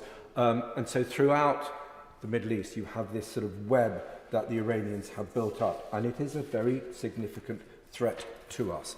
And it says something about the changing nature of war, that although we've had conventional war that we prepared for, that we fought for, and that, or that we've prepared our armed forces to fight and to be able to win, hopefully, we have a very sort of black and white notion about you're either at war or you're not. You're either at peace or you're at war. And we are living in a world where effectively we are in a perpetual state of conflict with some nations. Russia sees itself in perpetual conflict with us. There will be periods of hot war, but there will also be periods of cold war, and we have to be preparing for that in a way that we haven't done. In Iran, likewise, Iran's proxies. We are effectively waging an indirect war against a series of Iranian proxies, Hamas, Hezbollah, the Houthis, who was over rocketing us this week in Iraq. And so we have, and again in China, China's power is more economic, but even there they're using little blue men in order to seize territory in the South China Sea, as opposed to little green men that the Russians had in Crimea. So everywhere across the world, or in these key areas of this sort of almost pre-global war phase in the north of the Black Sea, so in Ukraine, in the Middle East and in the South China Sea, you are beginning to see a sort of forms of total war being waged by adversaries in those areas. Coming specifically to Iran, we had some very interesting evidence on the Foreign Affairs Committee, and I shall wind up in a minute, I promise you. Recently, Iran is in many ways both more unstable and more powerful than at any time. It's got its 22 proxies. It is at any given time a week away from having the material to build a nuclear device, or it has the material to build a nuclear device. But at any given point, it would probably then take a week for it to be able to prepare a nuclear weapon.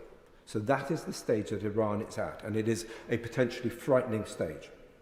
But at the same time, we know that Iran is very unstable. We know that their young people, especially their young women, are hostile as never before to the regime, and many people in Iran actually wish ill of their regime.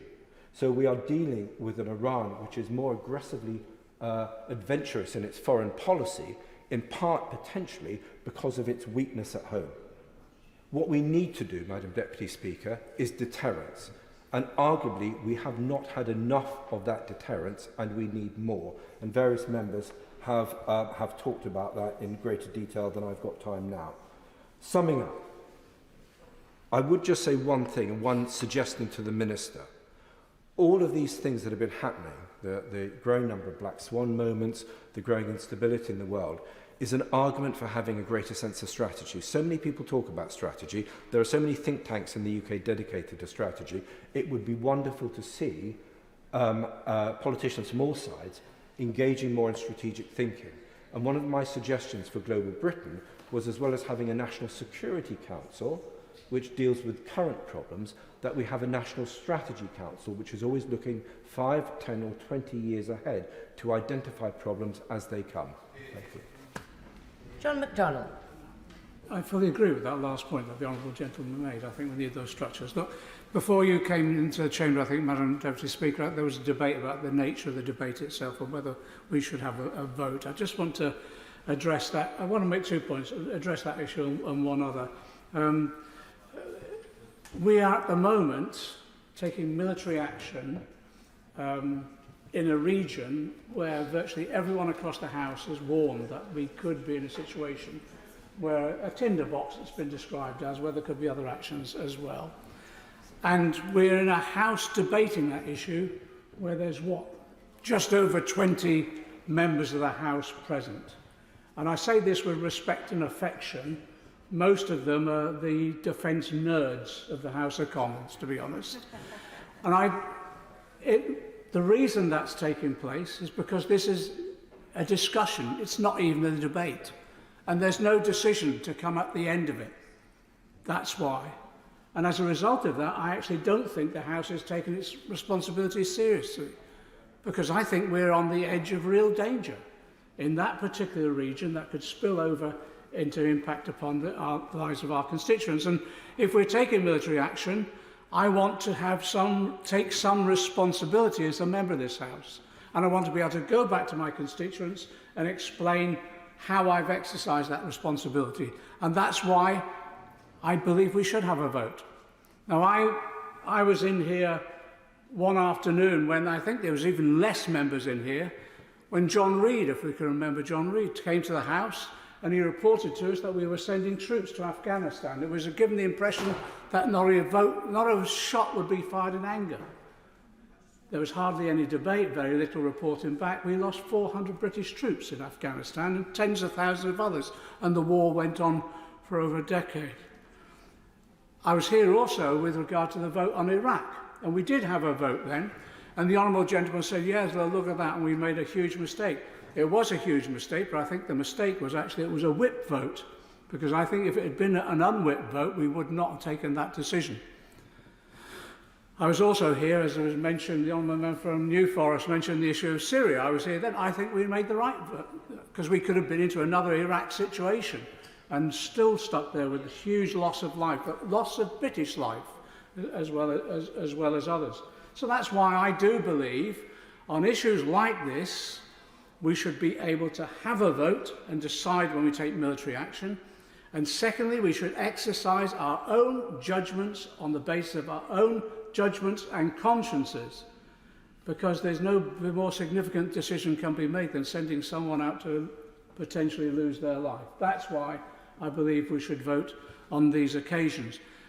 Can I say there will be, I think, in the coming period, I think we will have to come back and have a vote at some stage, because my fear is this will go on and on and on.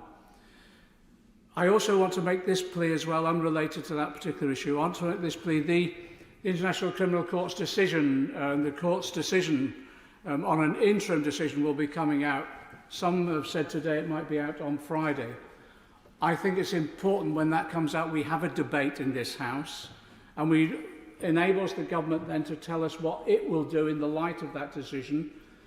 And in the interim decision, there will almost certainly be some conditions that will be attached to the activities of Israel in particular. And it's important that we debate that in this House, but I also think it's important we have a decision-making process, i.e. a vote, on how we as a country can ensure that those decisions and the conditions are abided by and implemented. The second brief point I want to make is, time and time again, the Prime Minister and others have said there's no link between the Houthi actions and Gaza. I just think that argument is unsustainable. I agree with everything that's been said across the House about the Houthis. I condemn them outright. Their prognosis, the basis upon of their beliefs, as far as I can see, has to be condemned. Their actions in both Yemen and what they're doing at the moment has to be condemned as well. It's horrific. It's putting lives at risk, and they're undermining their own people themselves. But to say it's completely unrelated to Gaza, I just think isn't sustainable. It's been said, well, maybe it's connected to Gaza. What's happening across the Middle East is, my friend from Hammersmith and Fulham, Hammersmith said earlier, is what Gaza is doing, it's mobilising the Arab street, understandably. People are coming away, watching this reportage of the human suffering. They're reacting with aghast about what they're seeing on the ground in Gaza.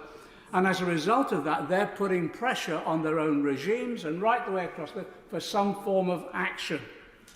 And because both the US and UK have not taken effective action, that means that desire for action gets distorted in other forms. And that's what the Houthi excuse is for the actions now. Which leads us on really to, I think we have to accept our responsibility here. The Honourable Gentleman mentioned about the House being shamed by the number of deaths, the 25,000 deaths that have taken place. We're shamed by witnessing the operations and amputations of children's limbs without anaesthetics on our television screens. So we should be shamed, but we should be more shamed as well as our refusal to act soon enough. Because I think we were complicit with Biden in basically saying to the Israelis, you have more time to sort this out with military action than actually looking at a real strategic plan for the future. I think we have a responsibility because of our history over the last century and a half in this region, and therefore we should come forward with our own proposals now fairly soon. Some have been mentioned already. I actually do think the recognition of Palestine is important because that sends a message to Israel and elsewhere. If the Honourable Gentleman doesn't mind, I'm going to try to keep within time if I can. It will send a message to Israel in the future that they've got to come to terms with that reality at some stage. I secondly think, I know that people have said, well, we've got to get rid of Hamas, etc. I actually think the Palestinians, as soon as we can secure peace, should be given the opportunity to vote for who that leadership should be. And as a result of that, let them exercise democracy in that way. And I think people will be surprised about how the Palestinians will vote. So I think they will vote for peace. I think they will vote for those who are advocating peace, and it might give us the opportunity of consolidating the Palestinian people themselves, because they've been so divided by Israel between the West Bank and Gaza itself. We need to be thinking creatively like that now before we, I think, blunder even further. And I just hope the government will now come forward with a more constructive plan. And yes, let us vote on it. Richard Drax. Thank you, Madam Deputy Speaker. I will keep to time. I've got two honourable colleagues and friends here who are going to give me the 7-minute bell, so hopefully I will keep with that time. Can I start by saying that I do strongly support the government's move and the strikes that they are taking in the Red Sea. There was a rather amusing headline and picture of one Lord Nelson in the Sunday Times at the weekend. With the looking glass placed to his bad eye, the words emblazoned across the top of the page were, "I see no ships." I think honourable colleagues can guess what the article was about: the lamentable size of our Royal Navy. Over a week ago, the Defence Secretary, to his great credit, kindly asked me to attend a major speech he made at Lancaster House. He warned then that we were in a pre-war period, I quote, with the West facing very real and growing threats from around the world, as we've heard in the House tonight. The head of our army is warning of calling up the public in the event of the war. That's probably the likes of me, because there ain't anybody else. NATO Admiral Rob Bauer went even further: prepare for all-out war with Russia. And Germany is predicting Putin could attack NATO in as little as 5 years. With all this very much in our mind, why does the Royal Navy only have 18 frigates and destroyers, with only a small number able to deploy at any one time? Having had the pleasure and honour to sit on our Defence Committee for 4 years, I could provide a number of answers to that question. But I fear many in the House are aware of them already and who do not want to labour the point. To be fair to the government, 13 new warships are planned and £31 billion have been spent on upgrading our nuclear submarine fleet. But we won't be seeing these for some years to come, and the threat is now. And as I've said, very real. HMS Diamond, the latest Type 45 destroyer, and her crew are doing a courageous and professional job in the Red Sea. They are an example of our armed forces at their very best, defending a vital international trading route where so much of our trade goes through, and our thoughts and prayers are with them all. I'm going to keep going if I may, because we're getting to the end now, others want to speak. The enemy are a rag-bag bunch of rebels using cheap drones, which the ship counters with £1 million Sea Viper missiles and, we understood, 30mm cannons on occasions. This operation is exactly why we have a Royal Navy. Meanwhile, the RAF is flying operations from Cyprus, a round trip of 3,200 miles. Why, I ask the front bench? We have 2 state-of-the-art aircraft carriers lying in Portsmouth, equipped with the latest F-35 stealth fighter. It's true we have a few of those aeroplanes at the moment, but perhaps the Minister can explain why neither they or the aircraft carriers are being used. This very effective threat to a vital international trade route is sobering. These are Houthi rebels, and not some sophisticated peer adversary. What if it was? I accept in that scenario we be part of a NATO force with the US doing much of the heavy lifting. But this relatively minor excursion in the Red Sea is yet another wake-up call. For 13 years in this place, I and many others have called for more money for defence. For 13 years, various Prime Ministers have reassured us our armed forces are in good order and ready to fight. I have no doubt at all, that our brave men and women are ready for just that.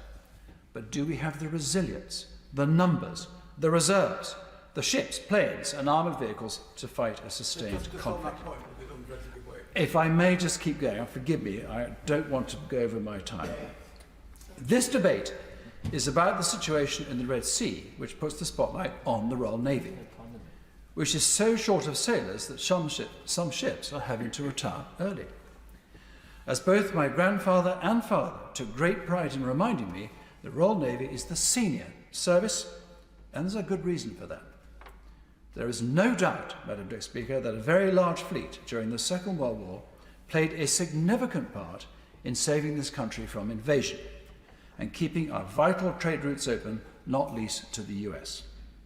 The much-reduced Royal Navy again played a vital role in retaking the Falklands in 1982.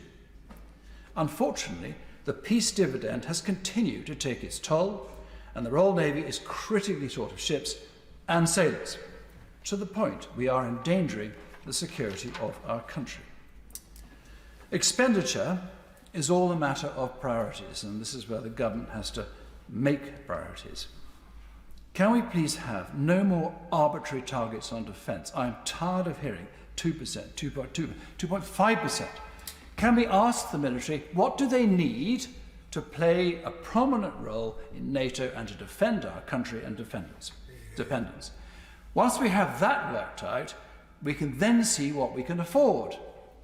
If we can't afford it, I suggest we reignite the economy, get growth going, raise the tax revenue by lowering taxes and putting more money into our armed forces. So, let me conclude. I am within time. So let's adhere to the warnings, of a growing number of eminent people and prevent, Madam Deputy Speaker, the situation we found ourselves in 1939. House. Thank you, Madam Deputy Speaker. It is undoubtedly our duty to protect freedom of navigation, not only for our own self-interest, but also in defending a core tenet of international law. The question is, how do we go about it? First, we must recognize the limitations of our short-term interventions and remain focused on the long-term peaceful solution to the civil war in Yemen. It remains the best route to stability in the region. Second, we must build durable and lasting coalitions to maintain freedom of navigation in the Red Sea and beyond.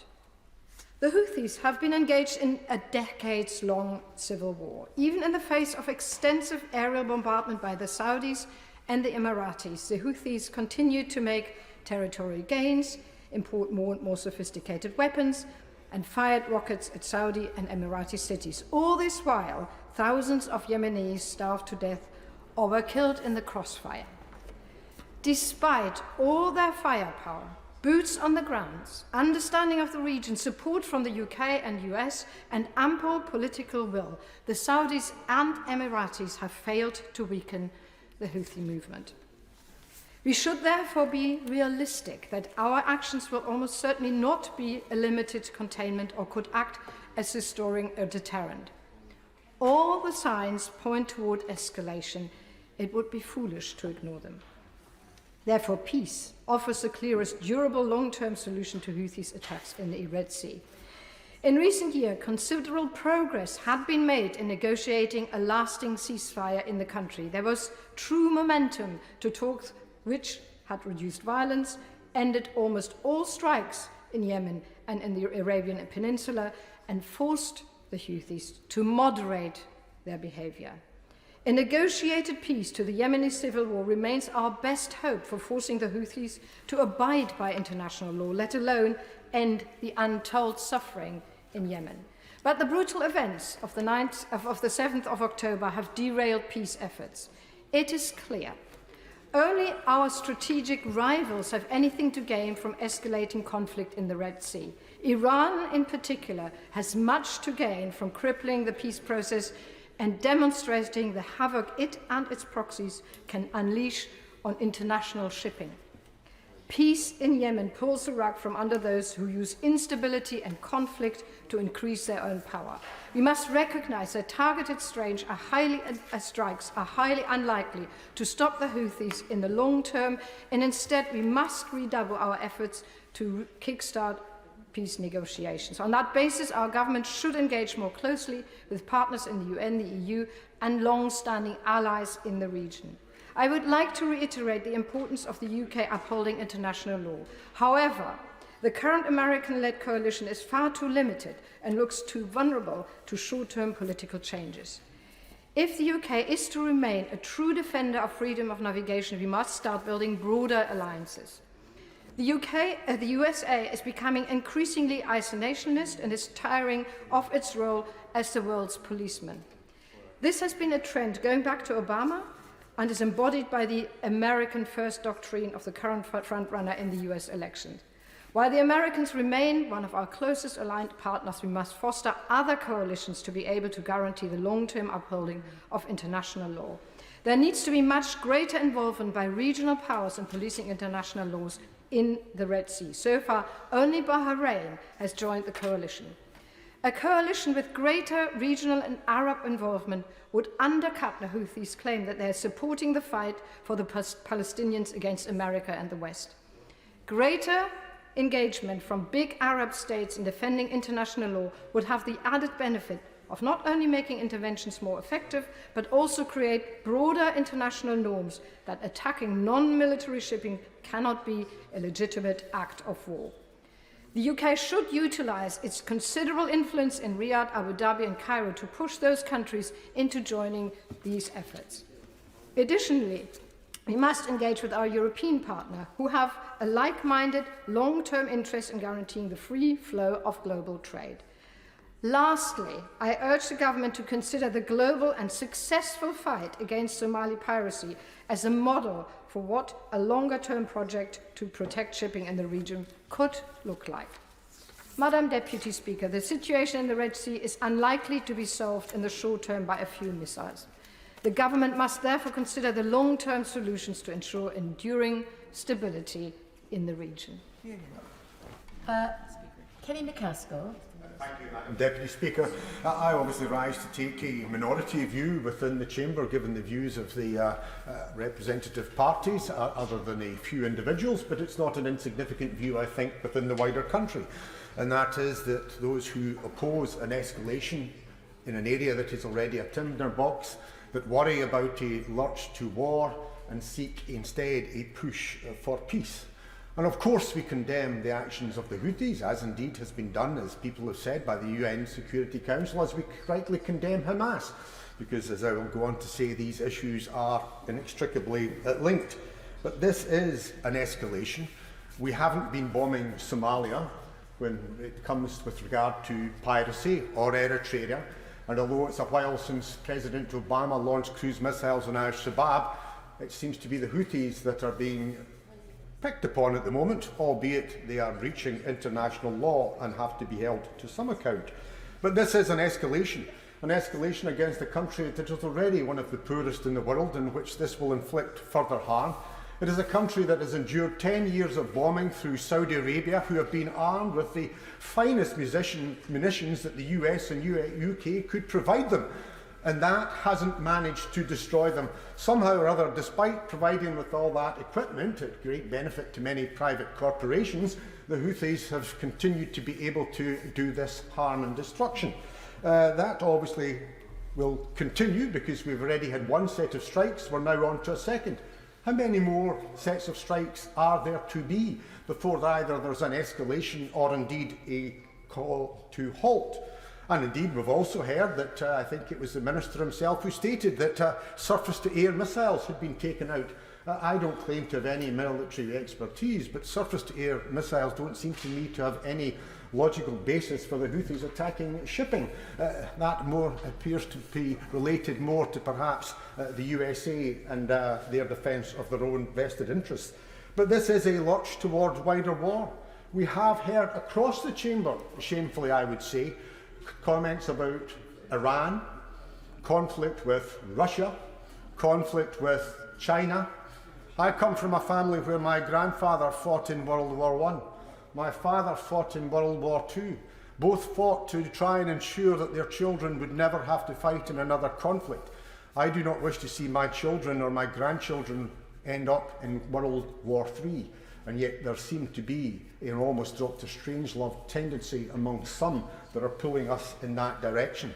And even if we don't go down that precipitous route with all the disaster that envelops it, then we also face the legacy of hatred that we've seen from Afghanistan and especially from Iraq. Because don't think that people will view this as neutral. People, not simply the Houthis, but people in the Arab world, people in the Muslim world, people in our own country, will see this as one-sided, as judgmental, as picking upon one side, and yet failing to do anything about the issue that is fundamental to it, which is what is happening in Gaza. So we run the risk of worsening terrorism, both abroad and indeed homegrown. And indeed that then takes us on to why are the Houthis doing it? I think it's risible to say that it's not connected to Gaza. Of course it is. The timeline speaks to that. Trade was going, not without difficulties, but trade was going prior to the 7th of October. The timeline dictates that that was the cause of it. And indeed the Houthis have told us in their almost webcam invasion or landing on the tanker, they even flew the Palestinian flag. It was reminiscent of when Britain put a helicopter and landed somebody so we could have a flag on Rockall. They made it clear that what they were doing related to what was happening in Gaza. And that is why, to get peace, as I said in the statement by the Prime Minister earlier in the week, you're required to look in conflict resolution not simply at the manifestations but at the fundamental root, and at the root is what is happening in Gaza. We have heard today that the purpose of the airstrikes is to preserve international law. Well, international law also covers stopping a genocide. We have heard from other speakers very eloquently pointing out that 25,000 Palestinians have died in Gaza. 1.1% of the population, 70% of them women and children. What would that be in UK terms? That in UK terms would be almost 750,000 people. 750,000 UK citizens wiped out since 7th of October. Do you think that that would be unnoticed? And yet, what has happened? We have said that Netanyahu is maybe going a bit far, that maybe Israel has to call it all back.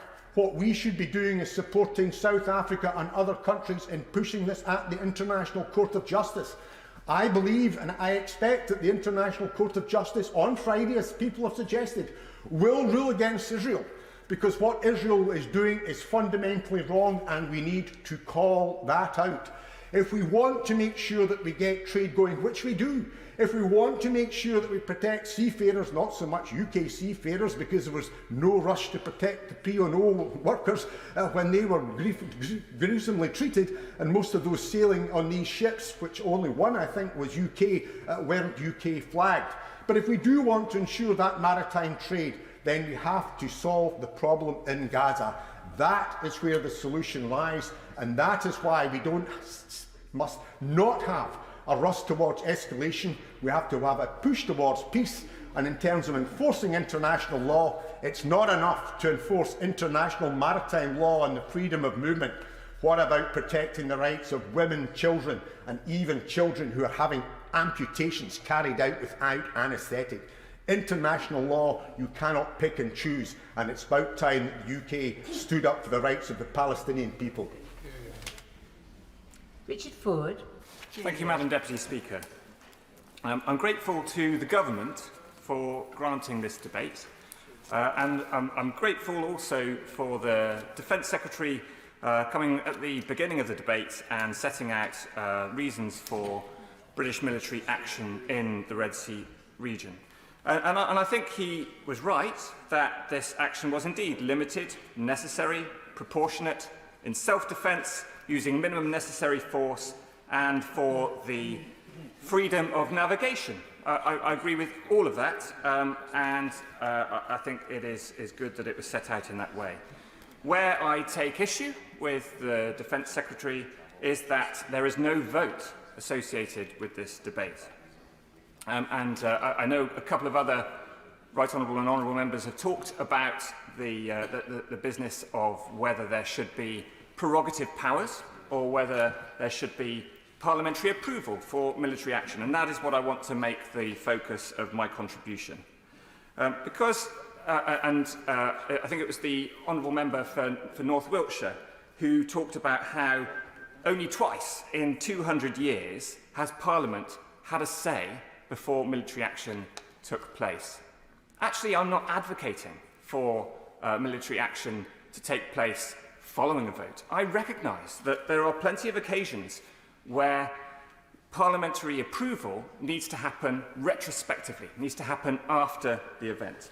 And just to give a few of those scenarios now, for reasons of operational security, for the deployment of special forces, definitely within the domain of the executive, not necessarily the business of the legislature. Our international treaty commitments, as the honourable member said, you can think of many scenarios, many emergencies, where there needs to be that executive decision and government needs to say what's going to happen without consultation in advance. But in those scenarios, there is no reason why we cannot then come back to the House and have a retrospective vote on that action. If that were happening today, I would very happily vote in support of the military action that is now taking place twice in the Red Sea. I will give way. There are two problems with the retrospective vote. The first is that the action would already have happened, and therefore if the House voted against it, what would you do about it? And the second is that anyhow you're emasculating this House by asking us to vote for it, because we couldn't then, if we voted for the military action, how could we then criticise it? Only if we didn't vote, if we don't vote for it, can we do what we're doing today, which is scrutinise what the government are doing. Well, I'm grateful to the honourable member for North Wiltshire for asking those questions, and I intend in my contribution to set out the answers to both of them. Listen out for them. I hope he listens out for them, and he's very welcome to come in at the end if he doesn't feel that I've answered them sufficiently. Because if government is confident in our case, what's to fear? Yeah. Why cannot we have a vote on military action if the government is confident in its case and makes that case in front of Parliament? I think, in particular, my concern is that this sets a precedent for the future. We've gone over many times today why this is the bread and butter of the Royal Navy. Freedom of navigation is something that we can be very proud the Royal Navy has done for us for hundreds of years. But this could set a precedent for a future military action where there is no prior vote and indeed no retrospective vote.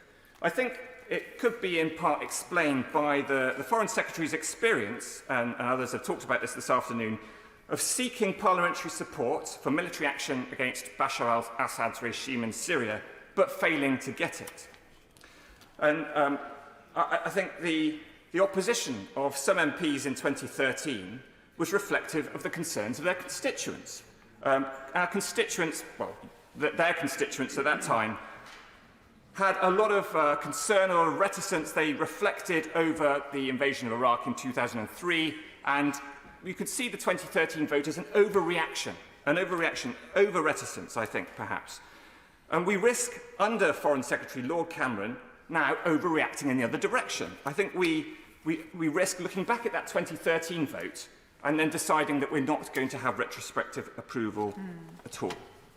Surely the lesson from the 2013 vote is that governments must do better at explaining the necessity of military action, not only to MPs, many of whom are not experts in this area and would rather defer to people with more expertise, but also, crucially, to MPs' constituents. We need to convince the British public that military action is necessary, and that is particularly the case after the debacle of 2003 and Britain's involvement in the invasion of Iraq.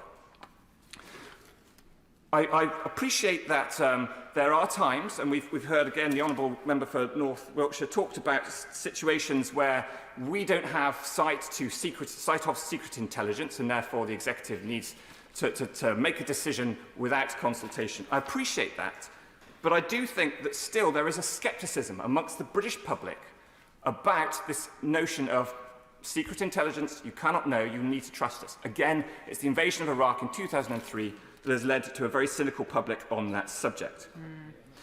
So the counterinsurgencies of the early part of this century have damaged trust, and to restore that trust, we need this Parliament, this House, to be able to vote retrospectively on military action.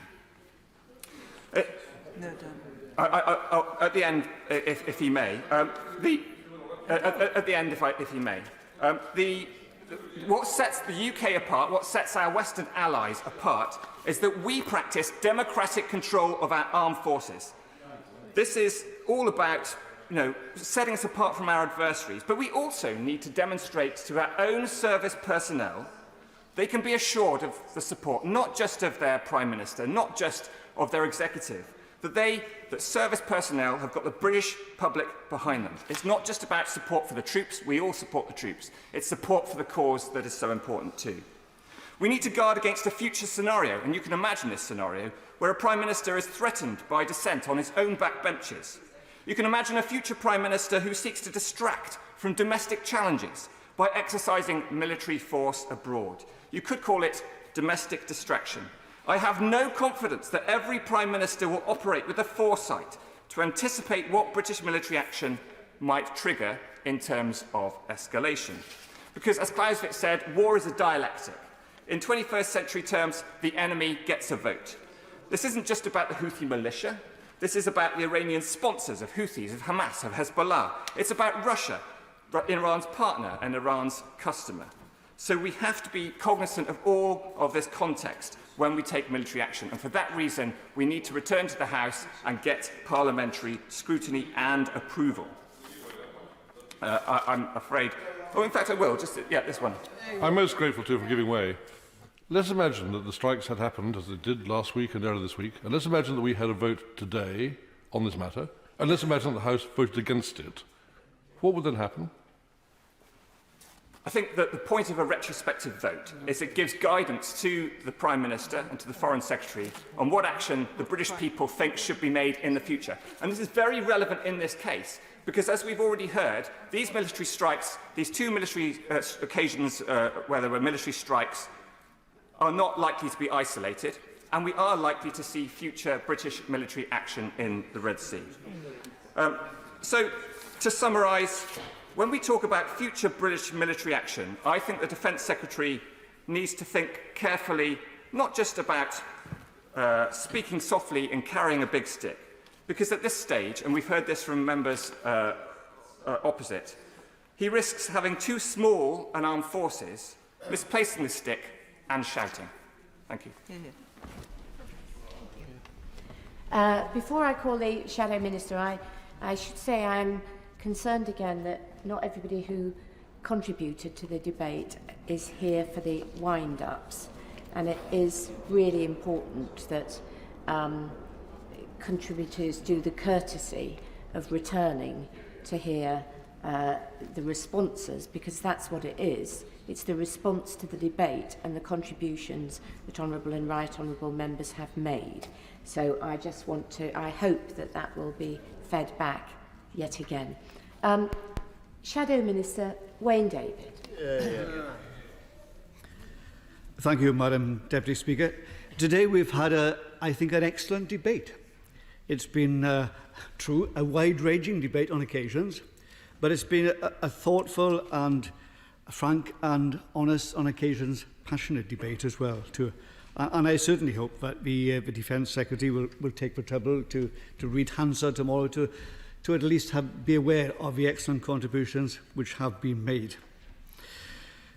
Could I say too that it's been very interesting listening to the contributions about whether or not Parliament should have a retrospective say, have a say on military action beforehand, and I'm sure this is a debate that we will return to in earnest in the future, and I give a commitment to read what I'm sure is an excellent book by the member for North Wiltshire. Thank you. I will make no comment about that. But could I say, I think this debate is seriously important, because I think we'd all agree there has to be accountability of the government for the action which it has taken. And therefore, I'm genuinely pleased that this debate has taken place, but I hope too that there will be debates in the near future as well. Indeed. On the point of voting, which I think is ridiculous, in the Second World War, if during the bad period of the Second World War, when Churchill was very unpopular, if the vote had been taken in the House, I suspect in some occasions he might have lost. What on earth would we have done then? Well, I'm sure members have noted your comment, and I'm sure when we have a detailed debate on this issue, that comment will be, I'm sure, weighing heavily on people's minds. But could I say, but I think that This debate is important because accountability is vital. And as we've made clear on a number of occasions, the Labour Party supports this limited targeted action. And we do so because it is important to protect international commerce and to ensure that there is security for maritime shipping in the Red Sea. We uphold international law and believe that it would be quite wrong if we ignored the disruption to the flow of goods, foods, medicines and much else, as well as the threat to human life that is being caused by the Houthis' actions. And I certainly agree with the comments for the member for Rutland and Melton, the chair of the Foreign Affairs Committee, agreed to by many members, including the member of Hammersmith, that the Houthis are truly an appalling terrorist organisation, and they're most definitely no freedom fighters. It is also worth noting that the Houthis' actions are harming Yemen itself, the country which has experienced the worst starvation in modern times. And as has been mentioned by the member for Meon Valley, 90% of Yemen's food is imported, and that is obviously clearly at risk. And let us not forget, too, that the Houthis' actions have terrible consequences on other countries along the Red Sea.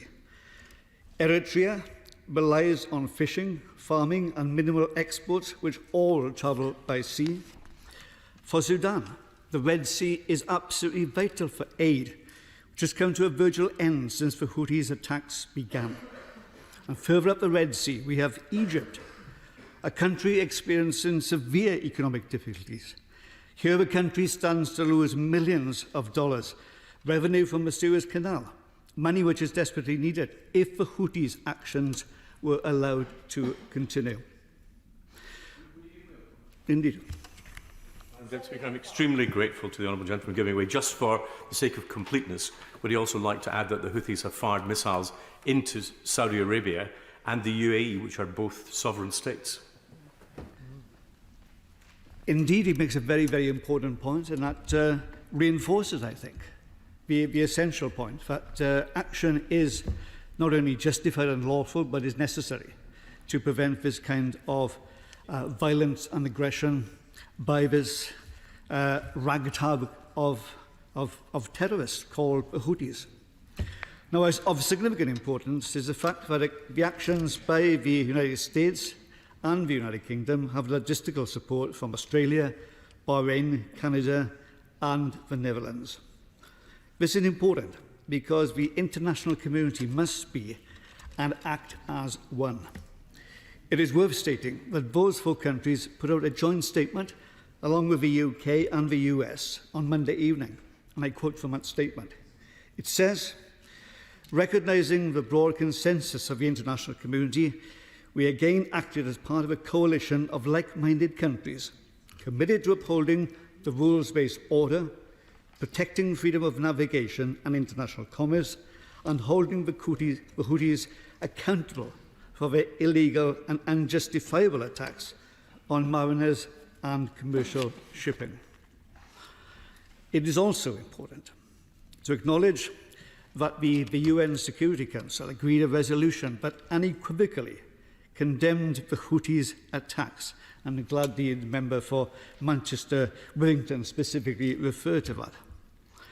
With Britain taking this targeted military action, it is important that this House recognises the professionalism and bravery of our armed forces. I'm sure we'll all be united on that. And I'm referring, of course, to those who are serving on HMS Diamond and those flying RAF Typhoons. Now, of course, we recognise that military strikes can reduce and perhaps eliminate the immediate threat to free navigation. But as a number of members have indicated today, there needs to be a wider political strategy. At the start of this debate, the Defence Secretary touched upon this, but I will ask the Minister if he would indicate more precisely and in greater detail what this strategy is. We all know only too well the horrific suffering the people of Yemen have experienced over the past few years. The terrible civil war and the appalling humanitarian crisis that unfolded as a result. The UK has a historic responsibility in the area. We are also a UN penholder for Yemen. So I would be appreciative if the Minister could elaborate upon the Prime Minister's comments to this House yesterday about what further assistance can be given to the people of Yemen to help alleviate their suffering. A number of members have referred to the terrible situation in Gaza. The situation is truly terrible. I do not accept, however, the Houthi claims that attacking ships from around the world is somehow linked to the conflict in Gaza. There's a desperate need for an humanitarian truce leading to a sustainable ceasefire in Gaza. And indeed, we must move as quickly as we possibly can to a two-state solution. That is in everyone's interest, as the member for Oxford West and Abingdon very clearly said. But it has to be said today that the actions of the Houthis in the Red Sea are an attack upon the international community and the rule of law. They should be seen for what they are. And let me be clear again. Labour supports proportionate airstrikes, but I would welcome clarification from the Minister on the points they have raised. Thank you. Minister Andrew Mitchell. Madam Deputy Speaker, this has been a thoughtful debate and I think a united one, and I will endeavour to respond to as many of the points as I can in the time that I have. As my right honourable friend, the Defence Secretary, made clear at the start of this debate, the Houthis' illegal attacks on commercial shipping and British and American warships in the Red Sea are completely unacceptable. Despite repeated warnings from the international community, they have carried out more than 30 attacks since the 19th of November. And as I think all members and right honourable members across the House have said, this is unacceptable, illegal and dangerous, and it cannot stand. And that is why, amid this ongoing and imminent threat to British commercial and military vessels, and those of our partners in the Red Sea, the Prime Minister ordered the Royal Air Force to carry out targeted strikes against military facilities used by the Houthis, first on the 11th of January and then again on Monday. And, Madam Deputy Speaker, we acted alongside our US allies and with support from the Netherlands, Canada, Australia and Bahrain. These strikes, Madam Deputy Speaker, were limited, necessary, proportionate and legal. We acted in self-defence consistent with the UN Charter and in line with international law to uphold the freedom of navigation. Now, turning to specific issues raised in the debate, I'd like to try to respond to the speeches that we have heard, starting with the speech by the Shadow Secretary of State. He mentioned in his speech his agreement and support for what the government is seeking to do, and we are most grateful for that. He also called for a wider defence debate.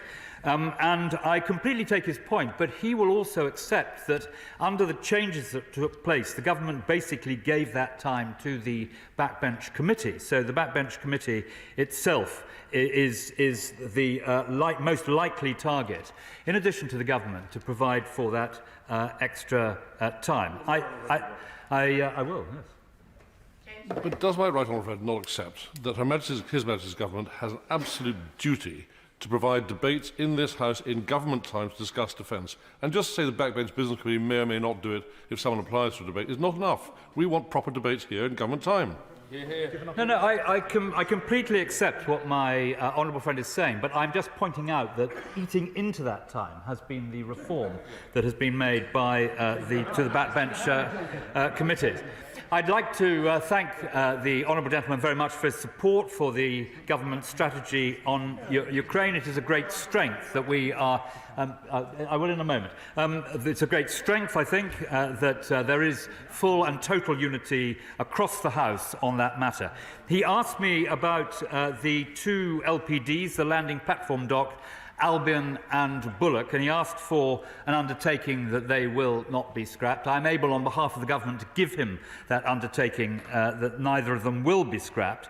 And I know that this will come as a relief to the great friend of many of us, particularly on this side of the House, Lord Llewellyn, who is His Majesty's ambassador to Italy and who is the honorary ship's captain on HMS Albion. I'll give way first of all to my honourable friend. I'm most grateful to my right honourable friend in giving way. He was covering the point about the United Kingdom government's strategy to degrade the Houthis. With that specific point, looking at all the levers that we have, militarily, economically, diplomatically, our key ally, the United States, has taken a specific decision where the United Kingdom has not taken yet. The United States has prescribed the Houthis as a terrorist organisation, with that coming into effect in 30 days' time. Why has the United Kingdom government not done that?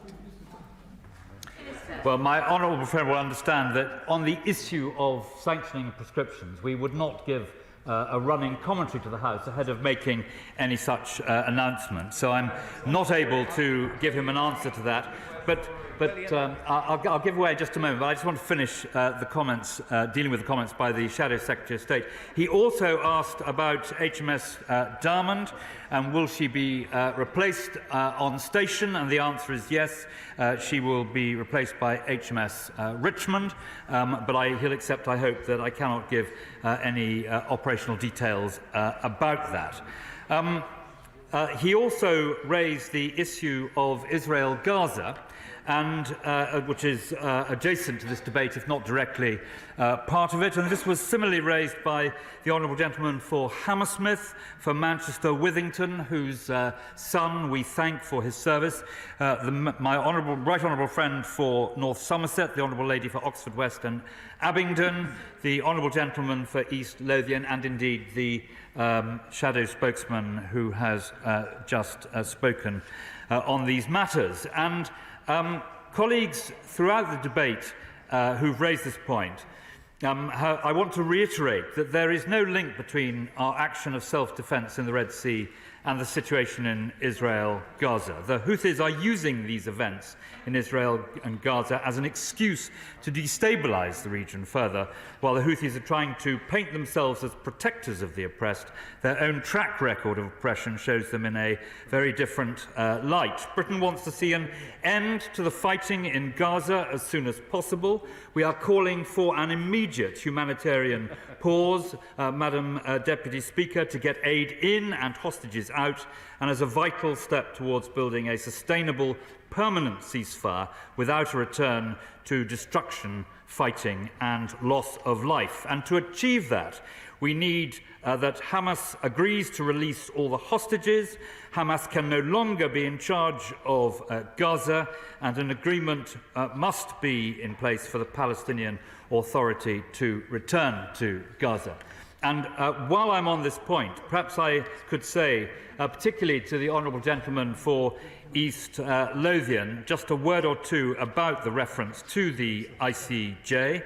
The government believes that the referral by South Africa to the International Court of Justice is unhelpful, but of course we respect the role and independence of the ICJ.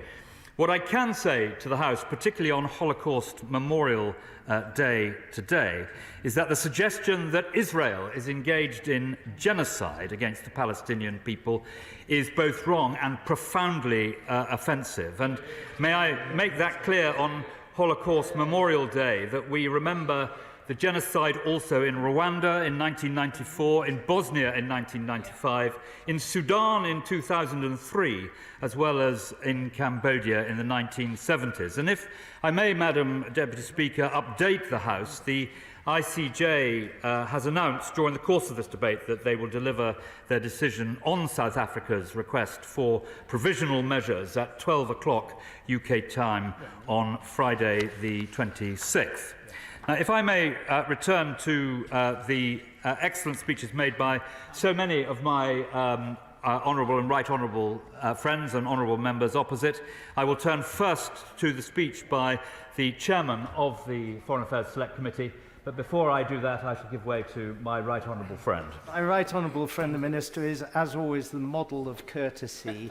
For the avoidance of any lingering doubt, and I'm sure this can be avoided because I'm getting very positive signals from the Defence Secretary sitting to his left, Would he like to confirm that HMS Albion and HMS Bulwark, whose planned out-of-service dates are 2033 and 2034 respectively, not only will not be scrapped ahead of time, but will not be mothballed either? He is absolutely right to detect the supportive view of the Secretary of State for Defence while he was speaking. Now, if I may now return to... I give way to my honourable friend. As a former serviceman, I have a simple view that quantity has a quality all of its own.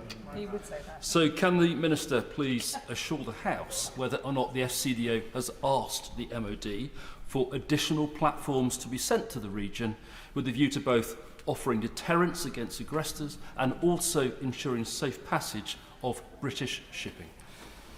Well, my honourable friend will have heard the words of the Prime Minister explaining both what the strategy is and how we are implementing it. And I can tell him that the Foreign Office and the Ministry of Defence are perfectly joined in every sense in pursuing that strategy.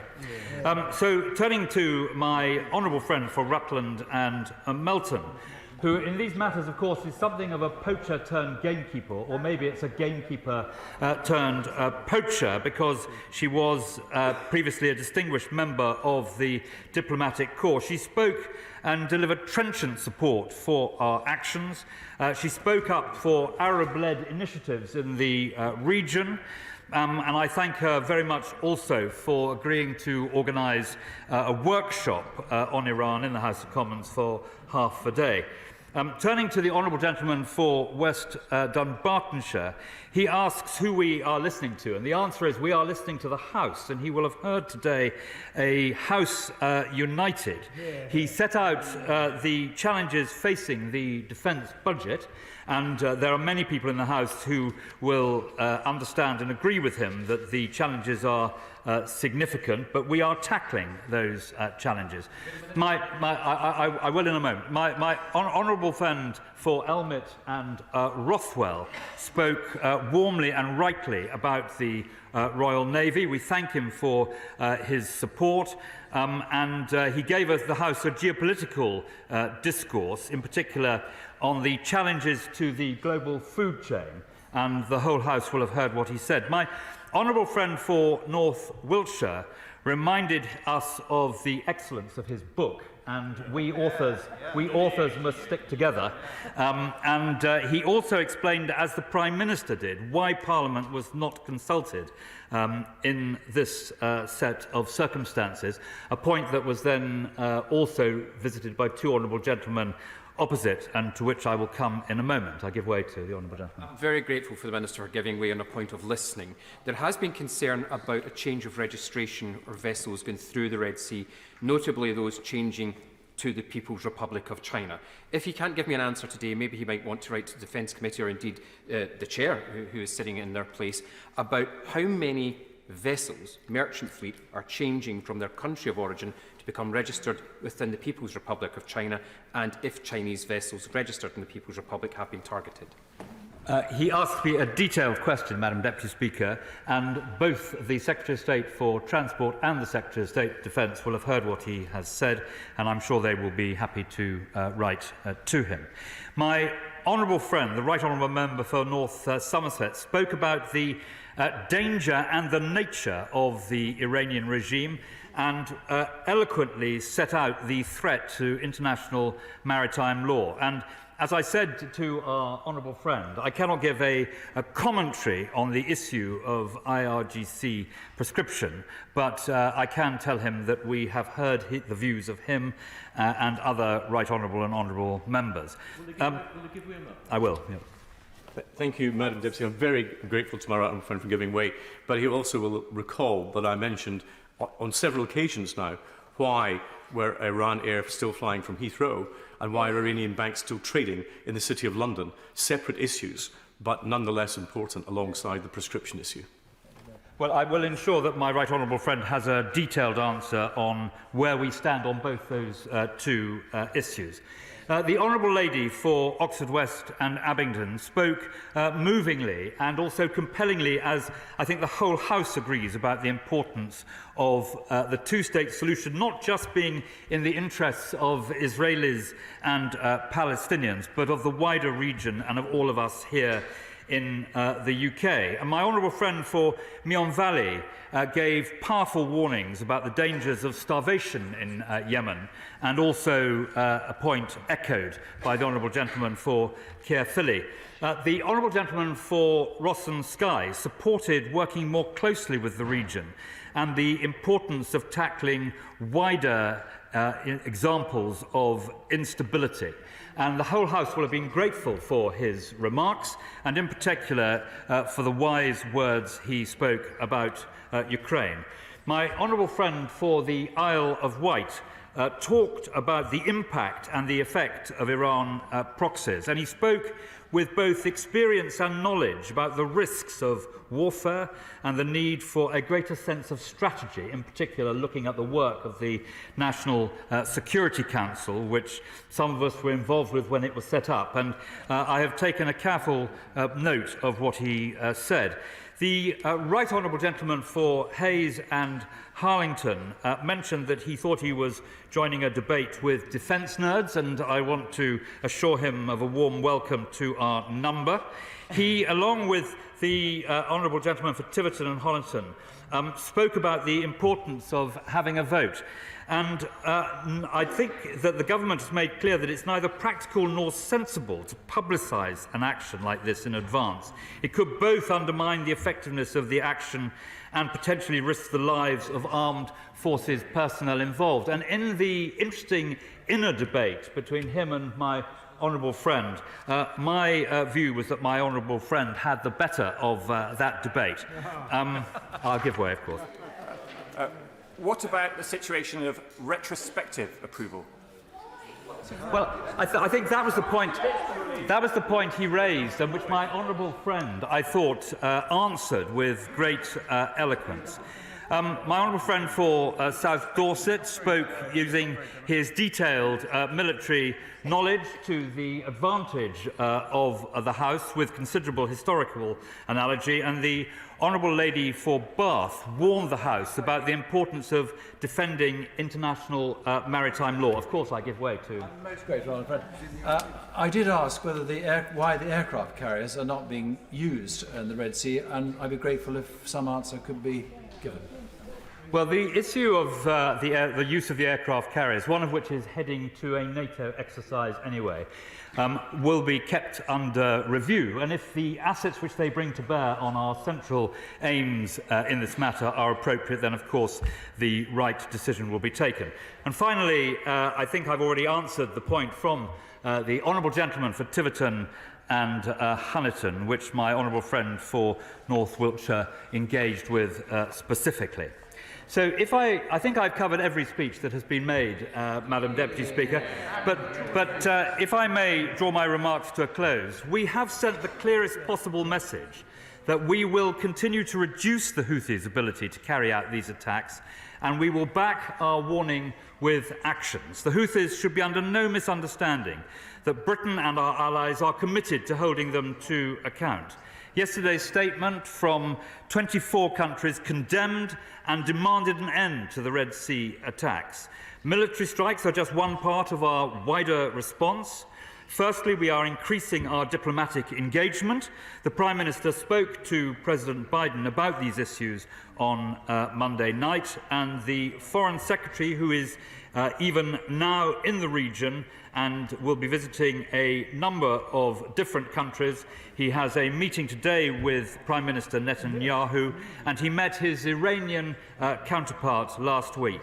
And he made it clear that they must cease supplying the Houthis and use their influence to stop Houthi attacks. Secondly, we must end the illegal flow of arms to the Houthis. We've intercepted weapon shipments in the regions before, including components of the very missiles used by the Houthis today. And those who supply such weapons to the Houthis to conduct these attacks are violating UN Security Council Resolution 2216 and international law.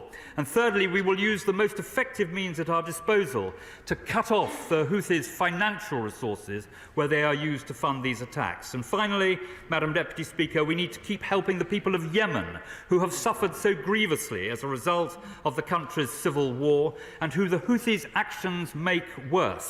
And we will continue to deliver humanitarian aid and support, a negotiated peace in that conflict. That is the position, Madam Deputy Speaker, and ministers are absolutely committed to keeping the House fully informed as the House sees fit.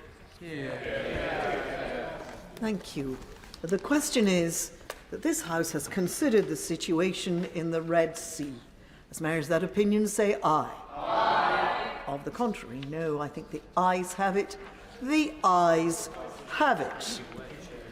And so we come to motion number 6 on Church of England General Synod measures and motion number 7 on Church of England General Synod measures. Andrew Selous to move. I beg to move. The question is, as on the order papers, mayors that opinion say aye. Aye. Of the contrary, no. I think the ayes have it. The ayes have it. Petition, Afzal Khan.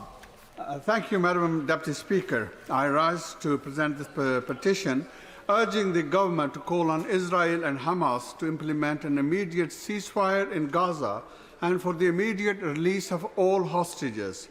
Over the last 4 months, Gaza has been subject to unrelenting bombardment, which, following almost 2 decades of siege, has created a humanitarian crisis. Almost 100,000 Palestinians killed and injured by the Israeli military, and millions more have been displaced and are subject to severe shortages of food, medicine, water, and aid, with no end in sight. The petitioners therefore request that the House of Commons urges the government to call on Israel and Hamas to implement an immediate and sustained ceasefire to prevent further bloodshed and damage, so that a peaceful two-state solution may be achieved in Palestine and Israel, and the petitioners remain, etc.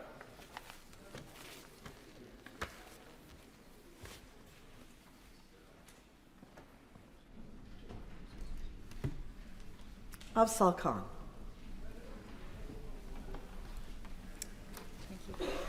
Petition, ceasefire in Gaza. Thank you. I beg to move that this House do now adjourn. The question is that this House do now adjourn. Mr. Martin Doherty-Hughes. Thank you, Madam Deputy Speaker. I didn't know it was that popular with members of the government backbenches. I think there may be... Thank you. Point of order. No, we're not having any of that. That is not fair. The honourable gentleman is popular, and it's very good that there are so many people here to listen to him. We'll tell him later why.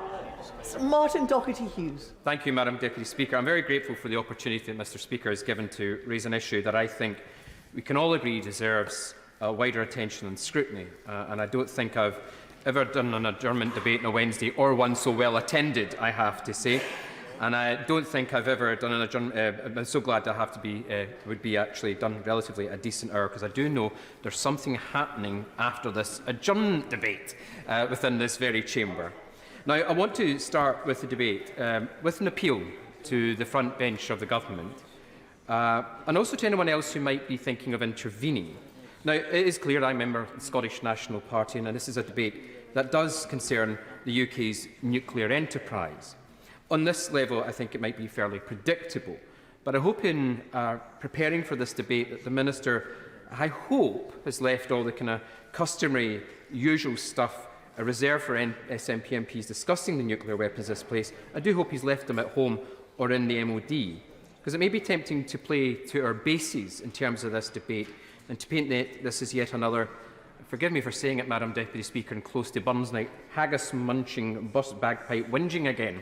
But I hope we can all agree the trigger for this debate was some very serious allegations from a senior official, and I think people across these islands who live beside or in the vicinity of nuclear-regulated sites deserve to hear a response to these allegations. And also glad to see the Shadow Secretary of State is in his position as well.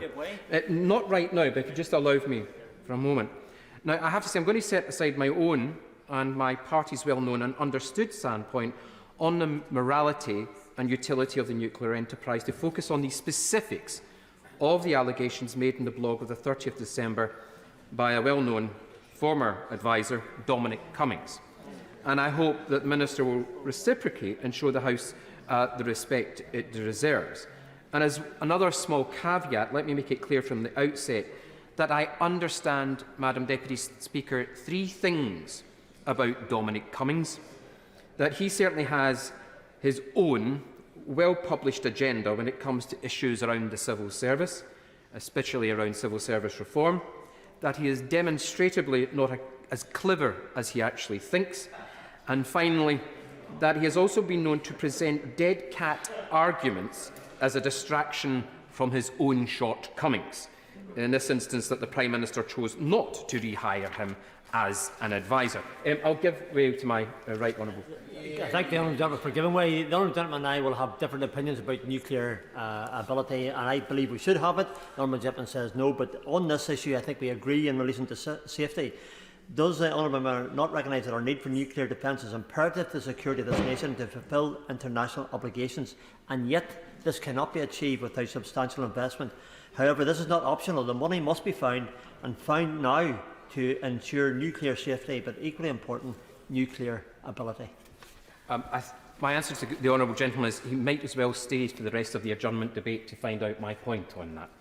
I have to say about Mr Cummings, Mr Cummings' former role and the nature of the allegations, Madam Deputy Speaker, are such that it is frankly bizarre, at least from my perspective, that the only attempt to scrutinise them is not in front of a parliamentary committee, but in what, frankly, is usually the graveyard spot of parliamentary business. Parliament, I would say, Madam Deputy Speaker, I guess, is sovereign in everything apart from the nuclear enterprise. Now, I am afraid going to quote Mr Cummings' blog quite extensively here today, and I would hope that the Minister would have already read it, but it is important to have it read into the record of the House. There are two principal aspects I would like the Government to respond to. Firstly, the state of the defence nuclear infrastructure across these islands, and then a decision-making process in the civil service and how this relates to democratic oversight. Now, I should also say, before the Minister uses up time from his response to say it, I am not expecting in any shape or form for the Minister to comment on operational matters. And I understand that much to do with the nuclear enterprise cannot be discussed publicly. So let us begin. Unfortunately, Madam Deputy Speaker, I cannot leave out all of the internal party machinations of the Conservative Party's psychodrama, as some of it, I'm afraid, is quite pertinent. Now, Cummings begins, I did have two conversations with the Prime Minister, the first in 2022, just after he became PM. The PM wanted an actual plan, including how to get a grip of power and get things done, a political strategy and a political machine to change the political landscape and beat Labour. In 2022, I said I might do it, but my conditions were the ability to ensure that the urgent action is proceeding on a range of fundamental, critical issues, including the scandal of nuclear weapons infrastructure, which is a dangerous disaster and a budget nightmare of hard-to-believe and highly classified proportions, and which has forced large-scale and large-secret cannibalisation of other national security budgets. Now, building defences for natural and engineered pandemics, the scandal of MOD procurement ignored despite, even because of, the biggest war in Europe since 1945, AI and other technological capabilities, the broken core government institutions, including the dumpster fire of the Cabinet Office. He ends this section by saying, in all of these areas I started crucial work in 2019-20. Most of this has stopped, slowed or reversed. Now, not all of this is pertinent, Madam Deputy Speaker, and particularly with the last line there we see Cummings' own agenda coming through. Nonetheless, I would say bullet points 1, 3 and 5 are the most interest to us here. Now let's start with 1 and 3 and we'll come back to 5 later on. Cummings continues.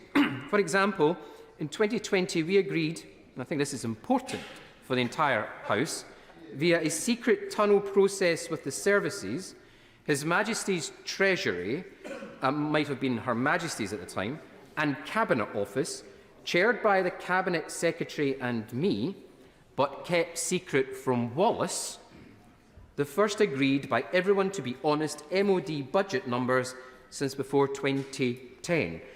Agreed how to plug the massive black hole partly created by the nuclear enterprise disaster. Agreed a range of disasters that should be stopped immediately, for example, Ajax, Challenger, and agreed a plan for procurement reform and new capabilities to build. Also, note well, the Army did not lobby for a bigger army. In the world that seemed possible in 2020, of a serious plan and honest numbers and procurement reform, etc. They preferred a smaller army with real capabilities to a bigger but increasingly Potemkin army. He goes on. Instead, the MOD has been allowed to pocket the money for the black hole, avoid stopping the disasters, continue pumping more money down the drain of legacy disasters, creating a new black hole, continue to allow critical parts of the nuclear weapons infrastructure to rot, creating further massive secret budget nightmares, as well as extremely serious physical dangers. CF the recent near disaster with a submarine. Continue, as normal, with disastrous procurement policy and practice instead of taking industrial capacity seriously. Continue sacrificing critical new capabilities to fund legacy failures. Shred the honest budget numbers and return to the fraudulent numbers. And I think most critical, Madam Deputy Speaker, and continue lying even more to MPs and media about it all. So let me repeat myself, Madam Deputy Speaker. I do not expect the Minister to comment on operational matters or give away classified information.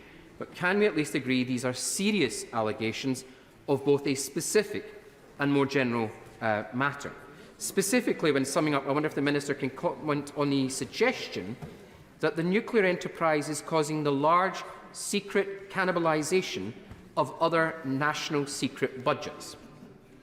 To add a little bit of context, and while it should be tempting to pass this off as a ranting of a former jilted senior adviser, this tallies actually with a lot of what we've heard from recent National Audit Office reports. Now, the last Audit Office report received just in December not only revealed the plan was unaffordable, that the MOD acknowledged this fact, that this funding gauge could range between, or gap should I say, could range between 7.6 and 29.8 billion, but that the nuclear and Royal Navy costs show the greatest increase compared with 2022. The Navy, of course, being the service which is responsible for the continuous at-sea deterrent. Furthermore, in paragraph 16 of the report, key findings it stated quite clearly that the creation of a ring fence around nuclear funding helps protect the MOD's highest defence priority, but puts greater pressure on programmes not included in it. So I wonder, in summing up, will the Minister acknowledge that the ring fencing is putting pressure on the rest of the conventional budget, and if so, do they think it's sustainable? And will they be able to tell the House what plans the Government has to mitigate the dead hand or the dead hand of ring fencing? There is, of course, Madam Deputy Speaker, I think, an unfortunate logic to this nuclear ring fence within the Government's, I think, well-intentioned ring fence around defence spending, be it at 2 or 2.5%. At this moment, every penny spent on the nuclear enterprise is a penny less spent on conventional assets, at a time when conventional threats are proliferating, a point I made in this very place not a few hours ago. Now, Cummings adds a dash of colour to the NAO's necessarily black and white findings about MOD mismanagement and dysfunction. Taken together, they are a damning indictment of where defence finds itself. And it's something of a shame there is something of a taboo of actually discussing the contribution of the nuclear enterprise to this predicament, because there are undoubtedly massive consequences and contingencies that need to be developed surrounding a large transition, as one of the nuclear enterprises is undertaking just now. We know this because HMG already went through a similar translation through the resolution to Vanguard. We also know because of the excellent and the definitive official history of the Royal Navy Submarine Service, written by Peter Hennessy and, of course, James Jinks, a book I would recommend to members, The Silent Deep, released in 2015, that there were extensive plans made for worst-case scenarios during that transition, including, and I quote, Madam Deputy Speaker, moving a Polaris submarine into Loch Long, where it would dive and remain in a static location on quick action alert. Now, again, I am not asking the Minister to comment on operational issues, but there is a pattern emerging of events and scenarios which are consistent with reports and papers written by nuclear analysts dealing with the consequences of an ageing platform with the backdrop of a defence budget put under pressure by an increasingly dire economic situation. Now, whether it's by the accident involving a Vanguard-class submarine, which we spoke about in this place in November, an accident Cummings attributes to poor infrastructure, or a rather pitiful sight in September of another Vanguard-class boat returning to Naval Base Clyde in September, looking rather worse for wear for only the MOD to release a statement praising the crew for the longest SSBN patrol, something I'm afraid doesn't quite add up. Now, I know we can sometimes stray too close to specifics, and I want to get back to another aspect of the Cummings blog, and one which was, if anything, more worrying for me, and which brings us into the parliamentary aspect of the title of this evening's debate. This paragraph states, since we left, Number 10 has allowed even more and even encouraged all of this. The cycle of disaster, cheat, lie and classify even more has continued through successive defence reviews. For example, the infamous Headwood wedge, overseen by Haywood, Osborne and Macpherson in 2015. We drew a line under this systematic lying and delusion in 2020, and after I left, the line was immediately deleted and business as usual has continued. The system is preparing to give Starmer the same horrific choices on above strap 3 yellow paper and continue to cycle of classify, punt and lie, with everything becoming even more hollow Potemkin as a result. There is a lot, Madam Deputy Speaker, for us to focus on the idea that systems, as he says, is preparing to give Starmer, as I said, that same situation. And it's nothing more than an insinuation that there are, it seems, senior members of the civil service, according to Cummings, and according to Cummings, the armed forces, who are planning to manipulate an incoming Prime Minister, and one whose recent polls are to believe will have a significant mandate. Not only that, but they have used the protocols and security around the nuclear enterprise to manipulate the current Prime Minister and his predecessors, along with seeking to remove any aspect of cabinet decision-making by excluding the then Defence Secretary from these discussions. Now, as I have said, and my party do not agree with this or with previous government's policies around nuclear weapons, regardless, this is not the debate we are on the topic of debate tonight, but about the way His Majesty's government implements its own declared policy. But it's unfortunate but inescapable reality about the nuclear enterprise that many of the discussions around it cannot be held. And I will come to a conclusion. The Minister can get his 10 minutes, don't worry, and then his photograph, don't worry. The whole number of discussions must therefore be taken in an increasingly tight series of concentric circles. The one fig leaf for our parliamentary democracy has always been that, at the end of it all, there is an element of democratic oversight in the Prime Minister, Defence Secretary and, on occasion, Foreign Secretary having input into the nuclear strategy. So, yes, I will. Thank you. I'm not I am momentarily interrupting the honourable gentleman. Look, it's simply rude to talk. If whispering has to be done, then whisper. But it's really just rude to talk. Martin Doherty-Hughes. To my honourable friend, Madam. I congratulate my honourable friend on securing this debate on what is a really crucial issue. He talks about the secrecy around this whole issue, and I wonder if he'd know of the response the MOD gave to my most recent questions on safety at its nuclear bases. It confirmed an alarming trend, with the number of incidents at Fastlane and Coalport jumping by a third in 2022, and figures for the start of 2023 suggesting further rises. Would he agree that we surely have a right as MPs in this place to know why safety records aren't improving, as well as the nature of these incidents and their effects on local residents and the environment? I couldn't disagree with my honourable friend at all. Of course, if any of the allegations made by Dominic Cummins, critically ones around senior government ministers, are being manipulated, are without merit, I'd be glad to hear it, Madam Deputy Speaker, especially, or those civil servants themselves should address it directly. So let me bring my remarks to a close. The final plea for the Minister. I know people are here for their picture to be taken. It might be useful, it might be their last parliamentary one they'll ever have. But anyway, so let me bring my remarks to a close, Madam Deputy Speaker. And the final plea for the Minister to stick to the substance of some basic questions I'm asking him. And we know the opinion on the nuclear enterprise, I know that. I may make it a bit easier. Just two questions.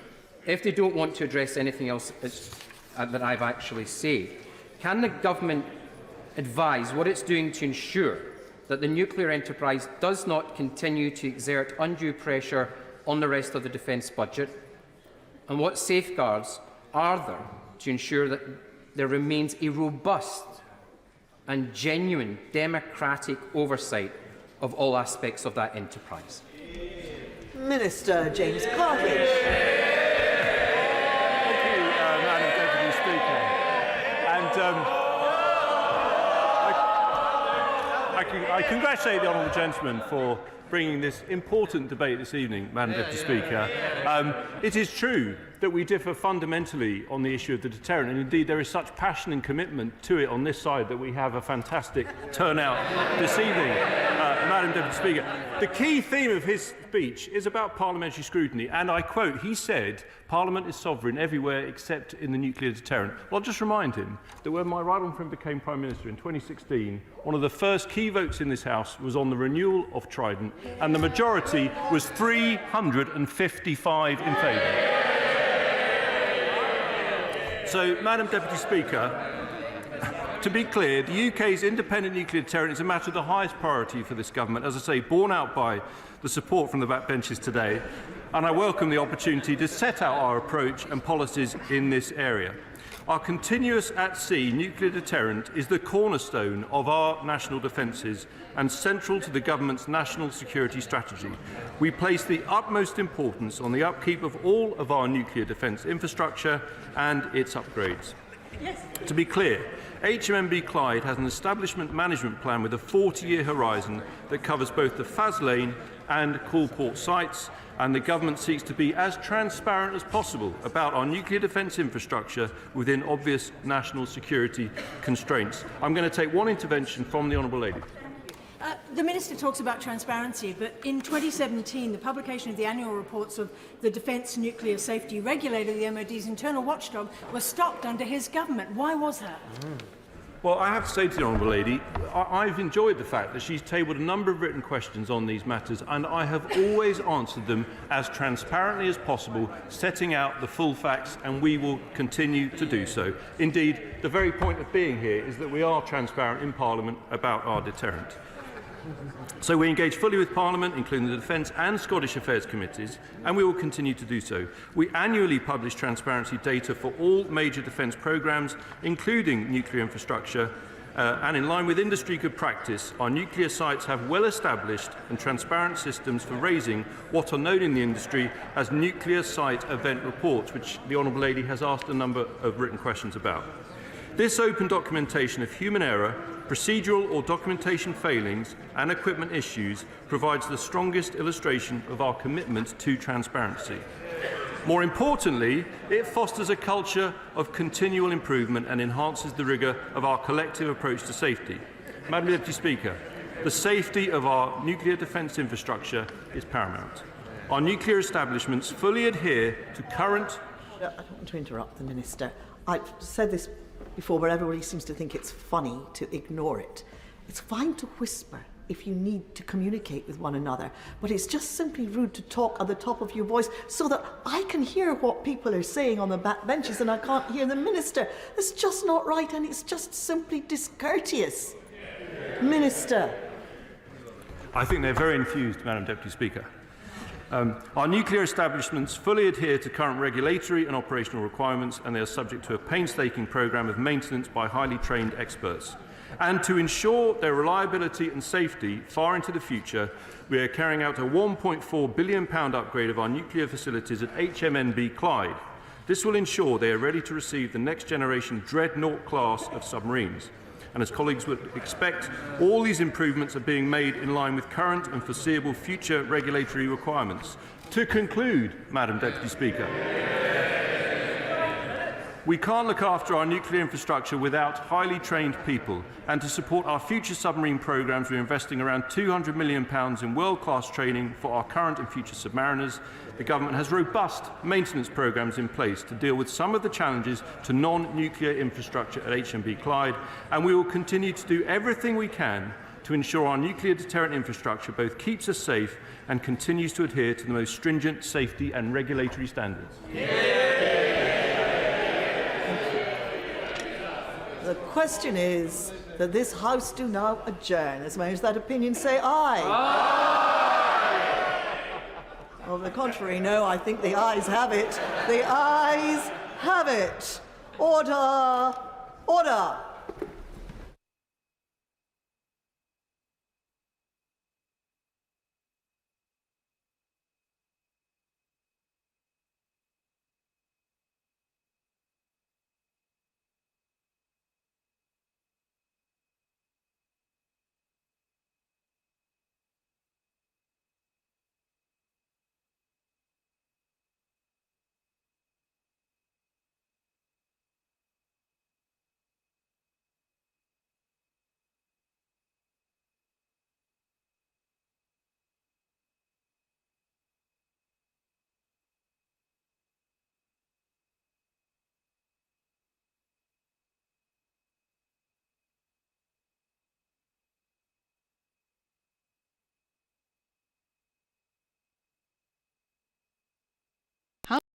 Sound.